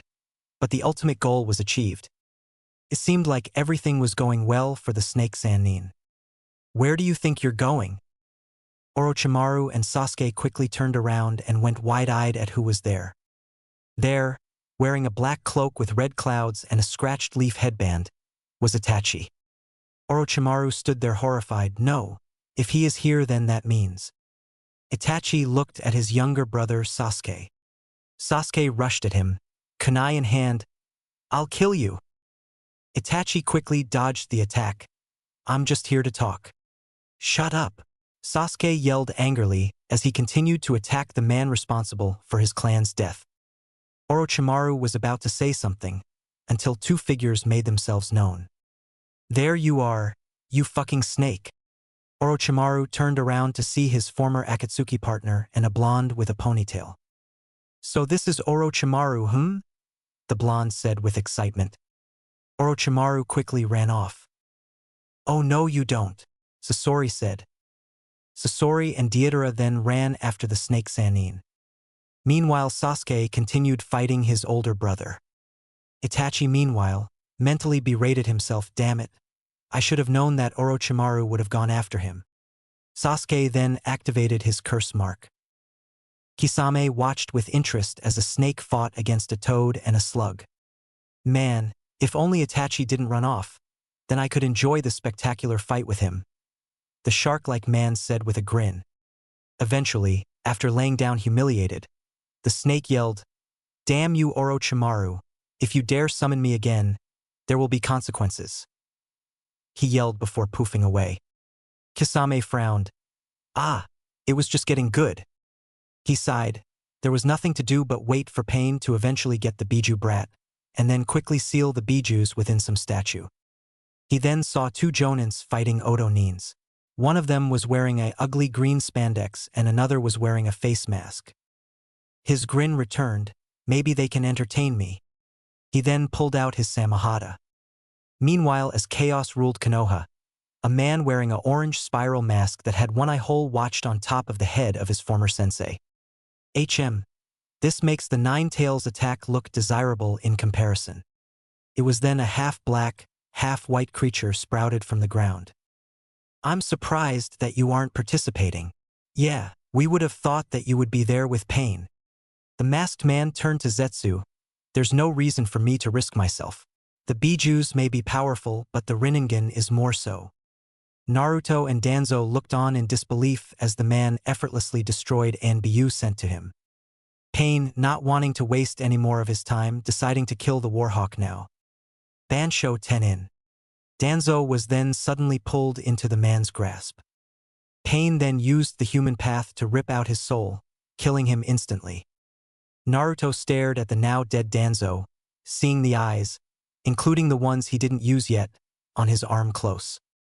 Naruto sensed around to see if Danzo was still around, and to his surprise he couldn't. Danzo was now truly dead. Pain then turned his attention towards the Jinchuriki. As I was saying, come with me Naruto. There is no need for any more senseless violence. Just come with me and help me bring peace to this world. Naruto did his best to give a brave face, and how would I be helping in that case? Pain, seeing no harm in telling the blonde, answered truthfully, by allowing me to extract the bijuus inside you. I can revive the jubi, and then I will use it to force everyone to live in peace. Naruto snarled. Like hell I'm going to hand my friends over to some wannabe dictator who thinks he's a kami. Foolish kid, I am a kami. Naruto then made some hand seals, fireball jutsu. Pain used the Preta path to absorb the chakra. The bijuus continued to stare in disbelief that this man seemingly possessed the abilities of their pseudo-father, the Sage of Six Paths. There's no way that's impossible. He shouldn't have any of those abilities, no human should, Shikaku said. But then how does he? Matatabi asked. Guys. They all stared at Gyuki. Right now, it doesn't matter how he has these abilities. What does matter is that this man clearly has bad intentions. Intentions that cannot be allowed to be fulfilled. They all nodded in understanding. Itachi stared in sadness at his younger brother. Sasuke breathed heavily as black flames covered his body. Sasuke then rushed at Itachi and actually landed a hit on his brother. Itachi got up. Sasuke, please. I said shut up, Sasuke yelled as he threw shurikens at him. Itachi easily dodged them. As the two brothers continued to fight, Itachi continued to mentally berate himself. He thought that after he dealt with Danzo, Sasuke wouldn't have face any danger of that magnitude. He didn't believe that Sasuke wouldn't face any danger. He was a shinobi after all, just not anything like Danzo. But then Orochimaru had to get interested in the Sharingan. He should have done something. He should have warned that damn snake that he would kill him as painfully as possible if he ever went near his brother. But no, he foolishly believed that Orochimaru would just stay away from his brother and not use his desire for vengeance to make Sasuke another one of his tools. Forgive me, Mom and Dad. I promised that I would protect Sasuke and I failed. Kisame laughed in enjoyment. Guy was currently entrapped in a water prison. Kakashi then yelled, "Fire bullet." Kisame quickly used his Samahata to block and absorb the attack. Damn it, why did we have to fight an opponent that can drain and absorb chakra? Guy then pressed the top of his head. Fursert got ov opening, he mumbled in the water. Kisame raised an eyebrow. What? The water prison was then destroyed. Kisame went wide-eyed. How the hell dash? Before he could finish that sentence, Guy had kicked him. Kisame was then launched several meters away. Second gate. Gate of rest. Before Kisame could properly get up, he was suddenly picked up and thrown into the air. Kakashi used his Sharingan and threw several kunais with explosive tags at the Samahata user. Once the kunais landed, they all exploded. When Kisame fell down, he quickly got up. This is fun. Stand still, you damn traitor, Sasori said, angry that he was unable to hit the snake Sannin. Yes, please do so that I may show you true art, Sasori's new partner, Deidara, said. Orochimaru was running for his life. Sasori and Deidara then were attacked by one of the other snakes that joined the invasion. Sasori sighed, "Guess we'll deal with you first." Naruto was heavily injured. He tried his best, but he was no match for the man known only as Pain. As Pain walked towards his target, he suddenly felt someone. Rasengan, Jiraiya yelled as he launched his attack at the Preta path, destroying it. Naruto was relieved. Jiraiya, who entered Sage mode, looked at the leader of the Akatsuki. He thought that the man looked familiar. "HM, you destroyed one of my paths. Not bad," Pain said in a calm voice, but he was upset that he lost his most defensive path. Naruto. "Yeah, Gyuki? Look, I don't have time to explain. All you need to know is that these guys share the same vision. Blinding one of them is pointless, you need to blind all of them at once." Naruto said nothing and quickly got in front of Jiraiya. Before Jiraiya could protest this action, Naruto shot a huge cloud of ink that blinded all the paths. "These guys share the same vision, you destroyed one, I'll destroy another. How does he know that my paths share a vision?" Jiraiya nodded and went for the bald one, and Naruto went for the female one.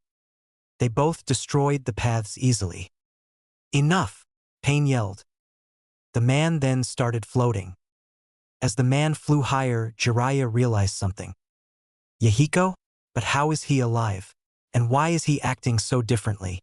Most importantly, why does he have Nagato's eyes? Pain then pulled out his hand. Shinra Tensei.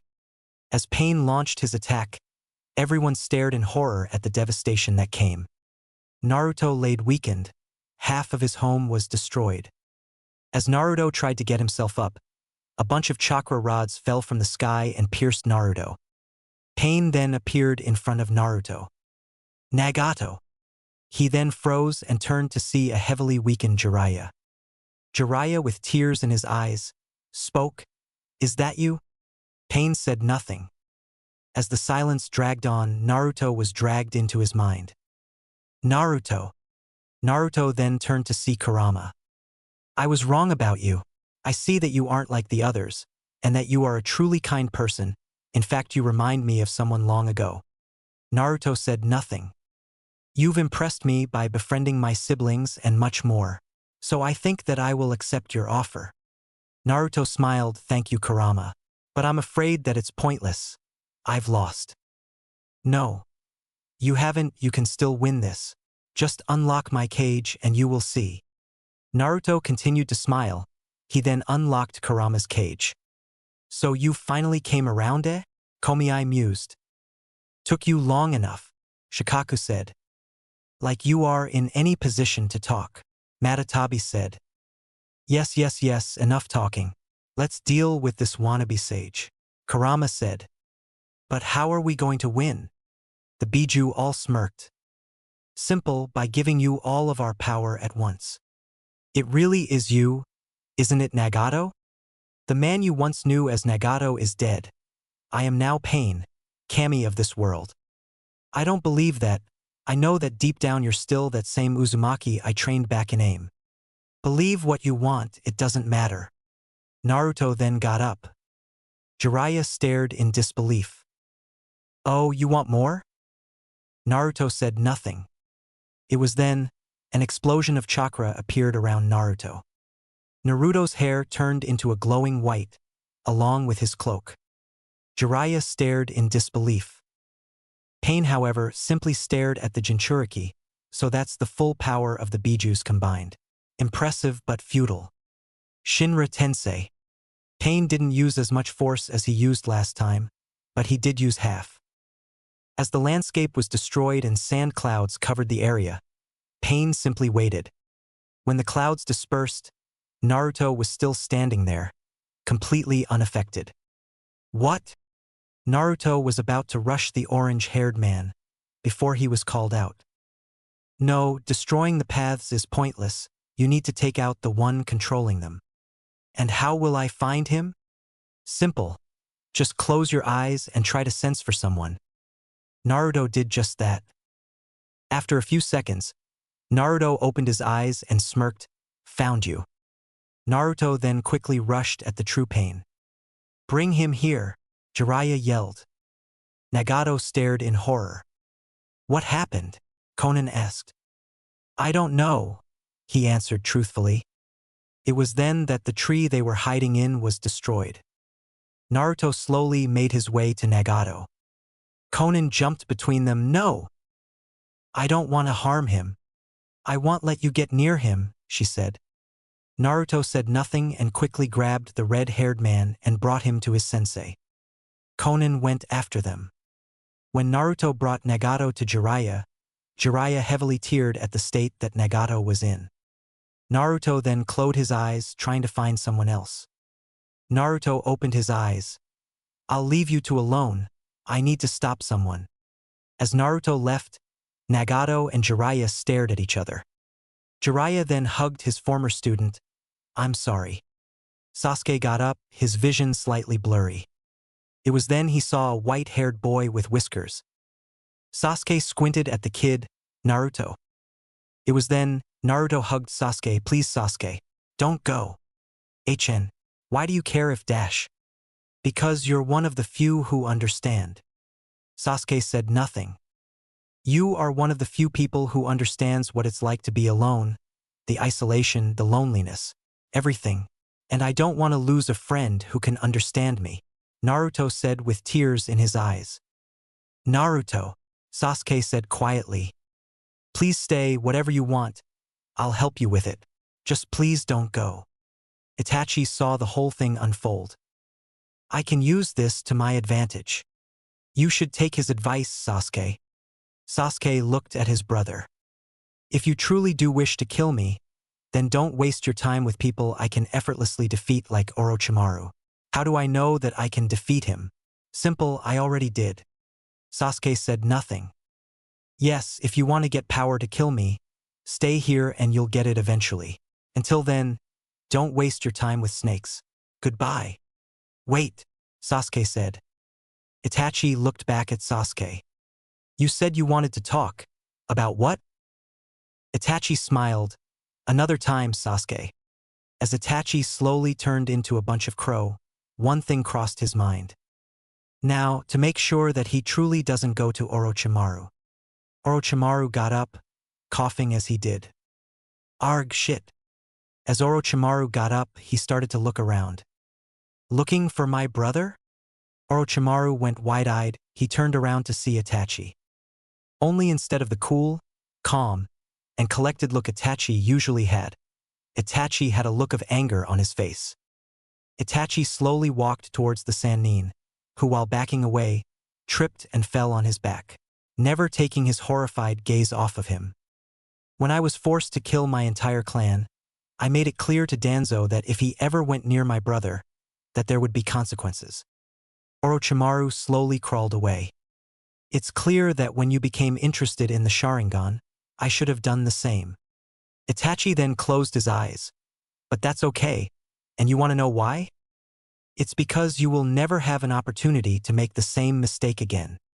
Itachi then opened his eyes, revealing a shuriken pattern. Orochimaru gasped in horror, fear coursing through his body. Now, shed your skin and show me your true form. Orochimaru, being unable to stop himself, did just that. Itachi looked at Snake. Good now. Amaterasu. Black flames covered the snake as he screamed in pain. Eventually, the snake was burned to ashes. Good. Now to make sure that there are no loose ends. The Sound Four, along with Kimimaro, stared in horror. What the F, Yusuke? Tayuya yelled. What do you think has happened to Orochimaru-sama? Yukon said. I don't know, but we should dash. Kidamaru was cut off by Kimimaro slitting his throat with his bones. The Sound Four looked at their former member in horror. What the fuck, dude? Tayuya said in horror. It was then, Jirobo's skull was pierced by a kunai. Kimimaro then used his bone release to impale both Yukon and Sakan. Kimimaro then slit his own throat. What the fuck is happening? Tayuya yelled. Behind you. Tayuya turned around and gasped in horror. There staring at her was one of the most dangerous missing nins of all time, Itachi. Itachi slowly walked towards her. Shit. Fuck. Shit. Itachi stopped himself when he noticed the Sound Nin's red hair. You're an Uzumaki? Huh. I said, you're an Uzumaki? And if I am, what the fuck does it matter?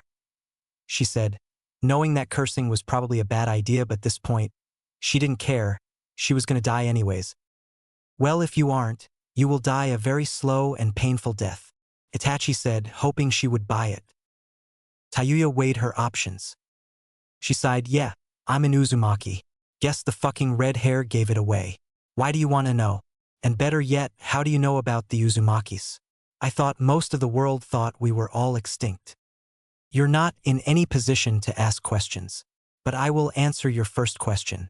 'Cause I am curious as to why a clan such as yours would ally itself with someone like Orochimaru. Tayuya scoffed, that bastard? Please, I don't give a shit about his damn goals. I was simply using him to achieve my goals. And what are they? The restoration of my clan.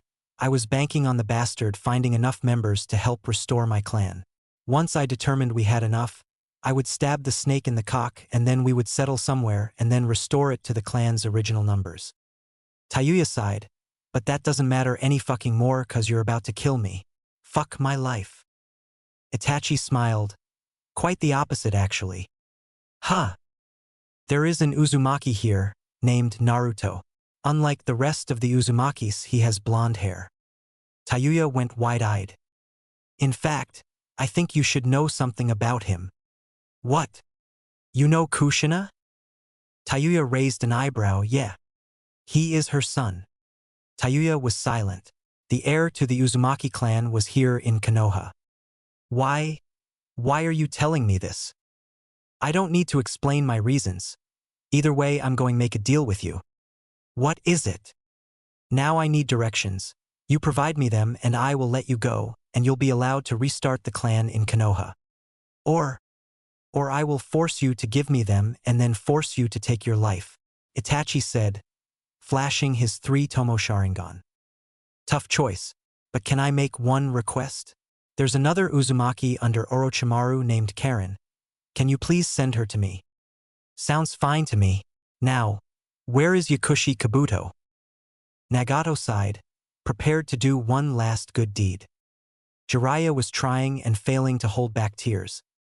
The conversation between him and Nagato had successfully brought his former student back into the light. It was sad, however, that it wouldn't last. Geto Rinne Tensei. It was then that the king of hell appeared and brought everyone back to life. Nagato was careful not to bring back Orochimaru or Danzo. Slowly, everyone was brought back to life. As soon as it was done, Nagato passed away. Goodbye, Nagato. Konan then wrapped her paper around her last friend. Konan looked at Jiraiya. Goodbye, Jiraiya, and thank you. Konan then took off, with Nagato's corpse. A few weeks had passed. After the invasion, Konoha stood, beaten but strong. Hiruzen, after getting over the shock of being brought back from death, passed the title of Hokage onto his student, Tsunade. But right now, Naruto didn't care about that. As he sat in the hospital waiting room, only one person was on his mind. Hinata. It was then Shizune appeared. Naruto looked at her. Hinata is now available. Thank you, Shizune-san. Naruto quickly made it to Hinata's room.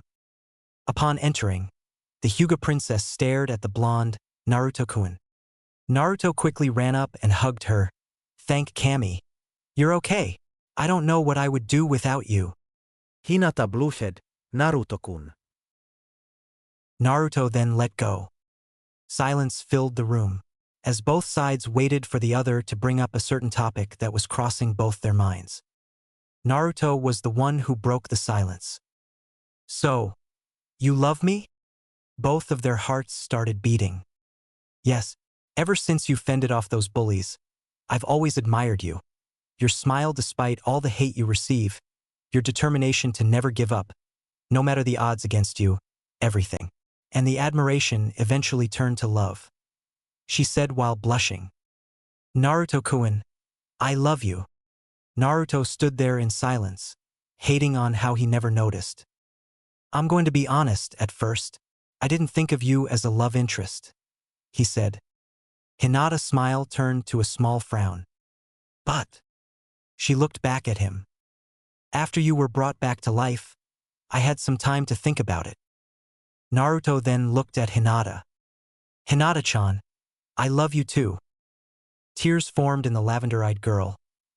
She sniffled, no idea how happy I am to hear those words. The two then embraced in a kiss. Here's the place. You'll find him eventually. Thank you, goodbye, don't worry. I will uphold my part of the deal. Kabuto cursed. He had no idea what to do now that Orochimaru was dead. He couldn't go back to either Sasori or Danzo. The latter was also dead, and the former would likely kill him for now being useless. Damn it, what the hell am I going to do now? I'm just a nobody who doesn't even remember who he truly is. He had hid under so many masks that he couldn't remember who he truly was, if he was ever someone to begin with. It was then Kabuto looked into a mirror. Slowly, Kabuto found out what he was going to do. Yes, I see it now. He smiled. I shall do what my master couldn't. Master all jutsu, discover what I can, and truly become immortal. He chuckled. I think I will try getting Sasuke first. Oh really? Kabuto turned around and went wide-eyed. There standing in behind the doorframe was Uchiha Itachi. Itachi slowly walked up to Kabuto. Kabuto in a panic threw a kunai. Itachi effortlessly blocked it with his and continued walking. Kabuto backed himself into a wall, before he could say anything else. Itachi grabbed him by the throat, shut. Itachi then picked up and slammed the Sannin's former assistant into the wall. Itachi then flashed his Sharingan. Now you listen and you listen good, because I will not waste my time repeating myself. I will just kill you. Understood? Kabuto, who was sweating bullets and breathing heavily, nodded in fear. Good. Now look, now that Orochimaru is dead, I don't care what you do. It's not my concern. However, I'm going to leave you a warning that I should have given to your master. Itachi then pulled his face closer to Kabuto's. Stay the hell away from my brother, 'cause if you or any Odo Nin come near him, I will find you and you will suffer for 3 days straight. Do I make myself clear? If yes, then tell me what I said. Stay away from Sasuke, or suffer the consequences. Kabuto said quickly. Good. Itachi then slammed him into the wall and let go. Kabuto gasped, as he held his throat, breathing heavily. One more thing. Kabuto's fear quickly returned. He quickly looked up at Itachi. That Uzumaki Karen. You are to release her and send her to Konoha.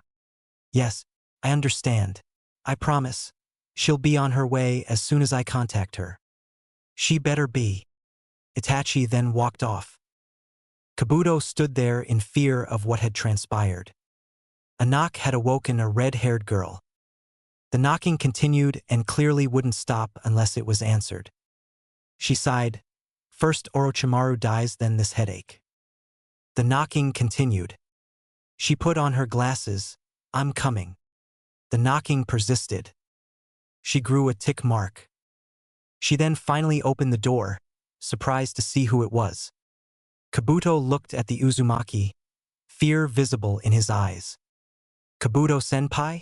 What are dash? Get out. She went wide-eyed, huh? Get the hell out of here and never come back. What? Why? Just fucking leave. But where will I dash? Konoha. You will go to Konoha and only Konoha. Go anywhere else and so help me. I'll fucking end you. Karen stared at Kabuto in confusion and disbelief. Kabuto, what's dash? Did I say stay? No, I said go. Pack your crap. Leave. Go to Konoha. Stay there and never come back. Karen stood there in silence. You have 1 hour. If you don't have everything, tough shit. The gray-haired boy said before walking off. Karen stood silent before deciding to follow what he said. As she packed, one thing was on her mind. What the hell has gotten into him? As Tayuya stood there, a good distance away from the front entrance of the village hidden in the leaves, she took off and stared at her Odo headband one last time. She then started to remember all the time with Orochimaru and Odo. None of it good.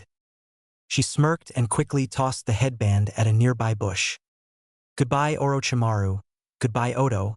Goodbye, snakes in my showers. Goodbye, horrible room. Goodbye, whatever horrible shit I forgot.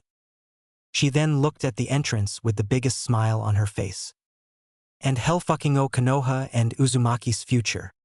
She then walked towards the entrance, happy to finally have a place to restore her clan, with the clan heir nonetheless. Meanwhile, within the confines of a deep dark cave, a masked man was currently gripping his throne in anger. He then got up and flipped over a nearby table. Damn it all!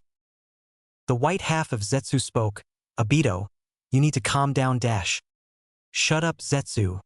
Before I kill you. Eep. And calm down? Do you know how much our plan has been fucked? White Zetsu said nothing, and Black Zetsu decided to let Obito vent. The capturing has failed, the bijuu brat has grown more powerful than we could imagine. The Akatsuki has pretty much disbanded, with everyone leaving and going back into hiding. And you're telling me to calm down? Silence filled the room. Regardless, we now have to reshape our plan. Obito sighed, you're right, we just need to think around the current situation and plan accordingly. Failure is not an option. So what will we do? The white half asked. Obito sighed again. For now, nothing, we will sit and wait. You two will continue spying. Both Zetsus nodded. As soon as Zetsu left, Obito sat back on the throne. Just stay calm. The Eye of Moon plan will succeed, and the shinobi world, along with war and suffering, will end. The Mizukage Temari was currently groaning. Damn papers. It was then a knock on the door was heard. Thank Kami, come in. It was then a man with moused-up blue hair and an eye patch covering his right eye entered. The delivery boy is here. Thank you, Zhao. Send him in. Ao nodded and went to get the delivery boy. Mei smiled. She had heard that the person delivering her package was one of the new Sannin. Ao then entered alongside said delivery boy. The boy was blonde and had blue eyes. The most distinguished part of his face were his whiskers. He wore a black outfit with a jonin flak jacket. On his back was a orange, cylinder gourd that he wore like a backpack. On his hips were 2 holsters that held knives and a bamboo jug. May looked at the blonde. Oh man. I had no idea this guy would be so cute, so handsome, so hot. The blonde went up to the red-haired woman, pulling out a package. Here you go, Mizu dash. Mei-chan. Ha! Call me Mei-chan. Ah, well in that case, Naruto. Mei smiled. What a nice name. Naruto then put the package on the desk. Here's the package. Thank you, Naruto-kun. Naruto yawned. Well, I am going to take a quick rest and then head off. It was nice meeting you, Mei-chan. As Naruto went for the door, Mei spoke. If you want. Naruto turned around back to the Mizukage. You can rest at my place. There we can have some fun. She said the last part in a sultry voice. She then winked. Naruto smiled at the Mizukage. I have a girlfriend. Mei pouted fui. Naruto was walking. While walking, he was whistling aimlessly. It was then, black vines grabbed a hold of Naruto's wrists and Achilles tendons. What the? It was then Naruto saw a bunch of feathers falling from the sky. Naruto. Naruto then looked up to see 9 giant creatures. To the left was Gyuki the Hachibi, Saiken the Rokubi, Son Goku the Yanbi, and Matatabi the Nibi. To the right was Komiai the Nanabai, Kokuo the Gobi, Isabu the Sanbai, and Shikaku the Ichibi. And in the middle was Kurama the Kyubi. Kurama continued, wake up. The genjutsu was broken. Naruto then pulled out his knives. It was then 2 nins came out brandishing tantos. Naruto then noticed their headbands. Why can't you IWA nins just leave me alone? One of the IWA nins rushed at getting ready to strike. Naruto added wind release to his knives to block the attack. Naruto then kicked the IWA nin away. The second IWA nin then rushed at him before hearing dynamic entry. He was then kicked into a tree. It was then a green spandex wearing individual made a pose. The other IWA nin was then knocked out by Naruto punching him. Naruto then turned his attention towards Lee, his eternal rival. I didn't need your help but thank you anyways. By the way, why are you here? Lee smiled. You're welcome, and I was doing a mission in a nearby village. But that's not important. I've come to challenge you to a race. You do realize that as your superior, you being a chunin while I'm a jonin, you can't exactly challenge me, right? Lee grew a frown. But what the hell, I'm bored. Let's go. Lee's smile quickly returned. Wosh. The 2 quickly got into position. Ready? Lee asked. Naruto nodded. Set. Lee nodded. Gyo? They both shouted. And like that they were off. Sakura was just standing at the front entrance waiting for Lee to return. Hey billboard head. She sighed. Hey Ino pig. Ino appeared next to her best friend. So Sasuke-kun took me on a date yesterday. Sakura smiled. Good for you. Arg. It's no fun if I can't rub it in, Ino said while pouting. Sakura, thanks to Kurenai, long got over her Sasuke fangirl phase. She still loved him and was heartbroken when he started dating Ino, but she got over it, and she then decided to give Lee a chance. Sakura then looked at the front entrance and saw 2 clouds of dust coming. Naruto must have been in the area. She then got into position to see and declare the victor. Then in a flash, Naruto and Lee passed the front entrance. Lee quickly turned to Sakura. Has my youth surpassed Naruto? He yelled with stars in his eyes. Sakura's sweat dropped and gave a sorry look. Sorry Lee-kun, Naruto won. It's now 34-32. Lee quickly fell to the ground crying.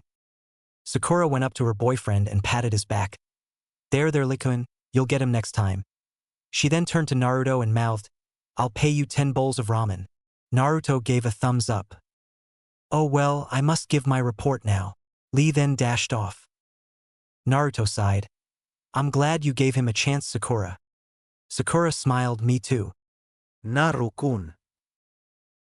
Naruto smiled and turned to see his girlfriend, Hina Haim. The 2 then embraced in a hug. I missed you, Naruto-kun. I was only gone for 3 days max. 3 days too long. Naruto sighed. I'll make it up to you with a date later. How about that? Hinata smiled. Deal. Anyways, I'm going to enjoy some time at the hot springs. Naruto nodded and then went to go give his report.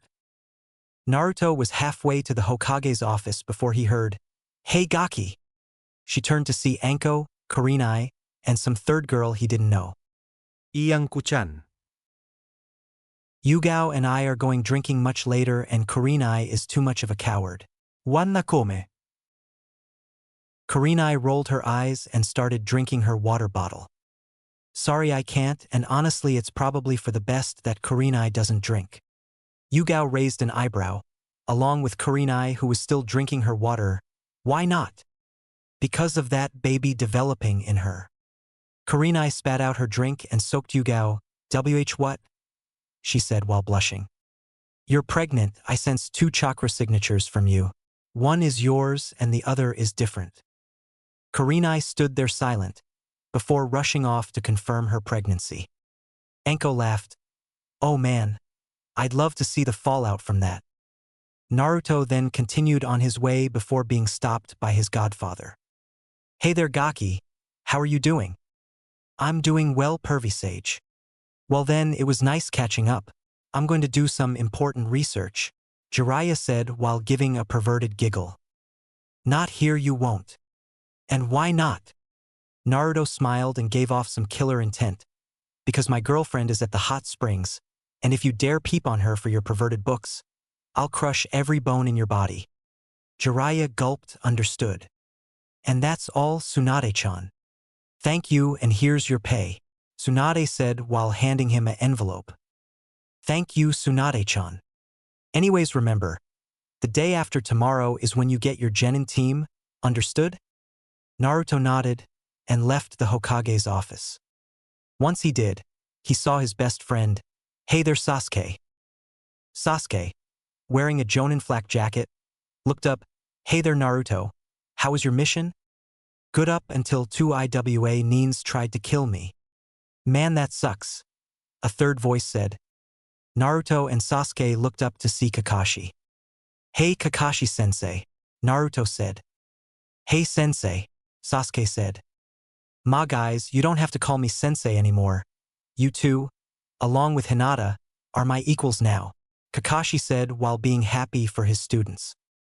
Can't help it, whenever I say Kakashi, I want to follow it up with sensei, Naruto said while giving his traditional foxy smile.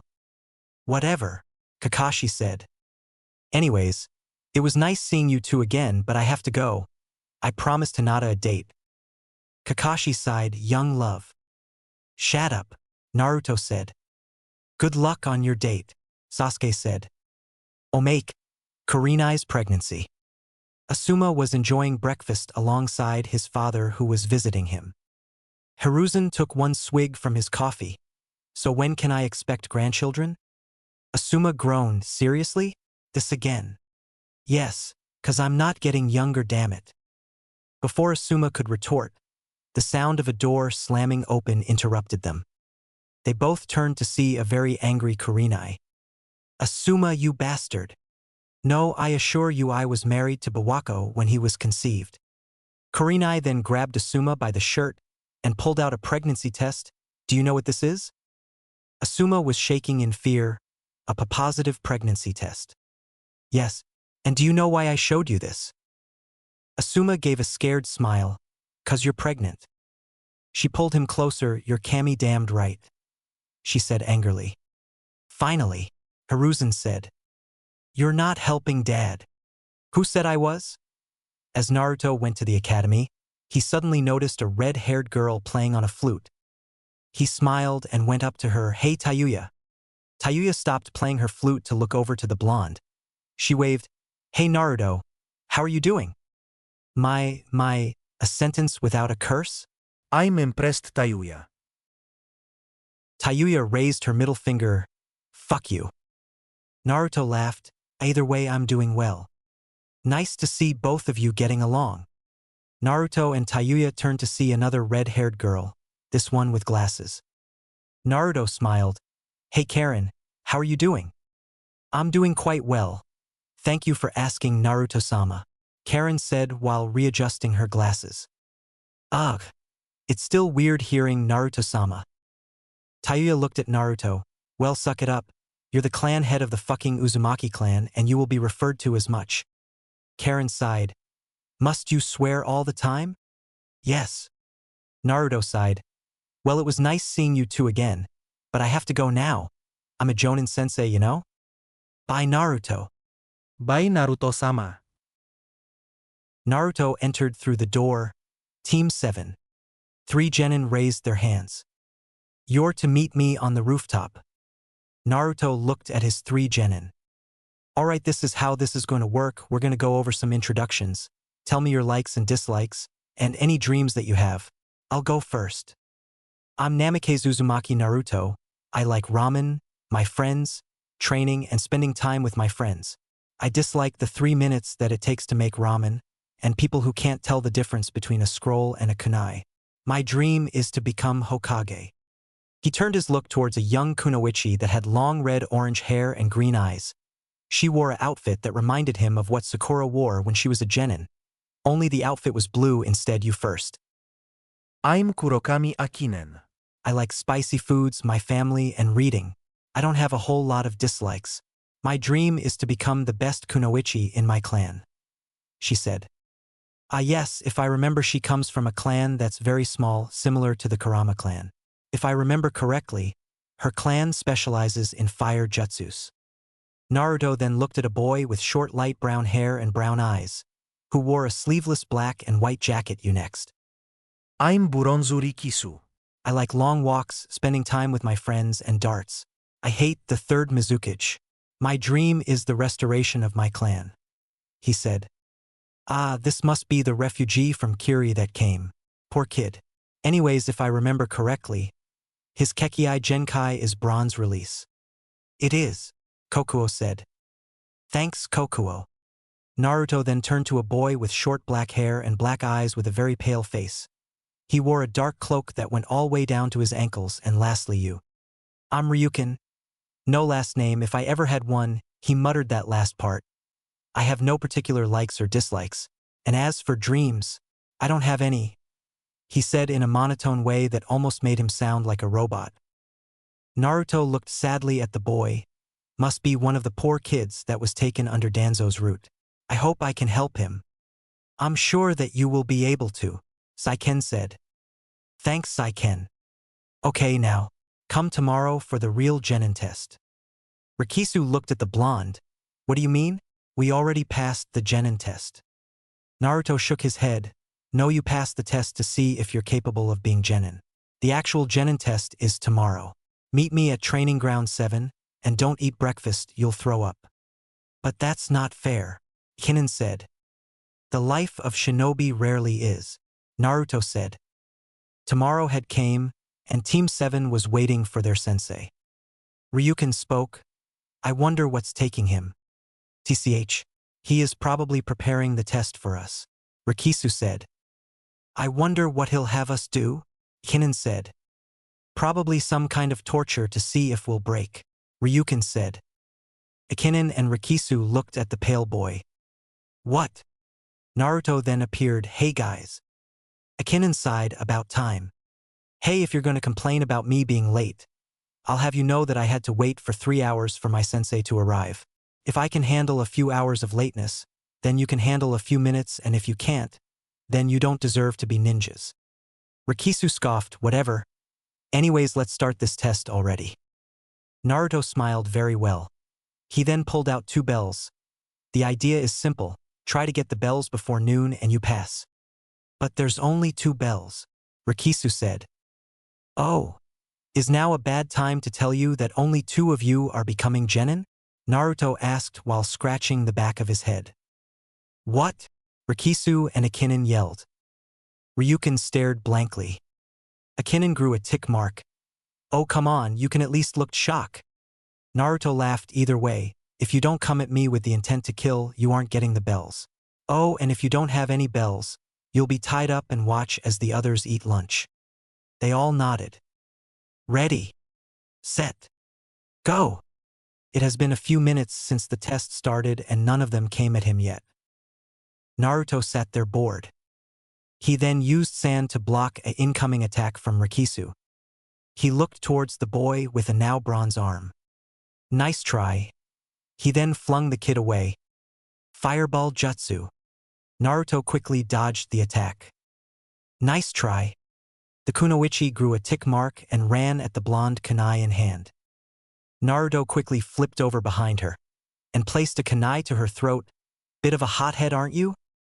Naruto then punched her, encasing her in coral. It was then that Ryukin jumped out of a bush, tanto in hand. The ex-root agent attempted to slash the boy, only to be met with a roundhouse kick. Naruto then turned his attention to where the young kunoichi was, only to notice that she was gone. He used his senses to find her, and found that Rikisu was currently trying to break her from the coral. Naruto smiled. Akinen was currently pouting. She was tied up and was forced to watch as her teammates were enjoying lunch. Naruto sighed, sorry Akinen, maybe next time. I'm going to go now. I'll be back. We'll continue to see if you 2-inch, he pointed at Ryukin, and Rikisu, are going to be genin. Remember that if any of you give her lunch, you'll fail. As Naruto left, Rikisu looked at the tied-up kunoichi. Her stomach was growling. It reminded him of when Kiri would starve them. Overcome with guilt, he offered his lunch to the kunoichi. What are you? Ryukin was cut off. I don't care. She is starving and Naruto isn't coming back anytime soon.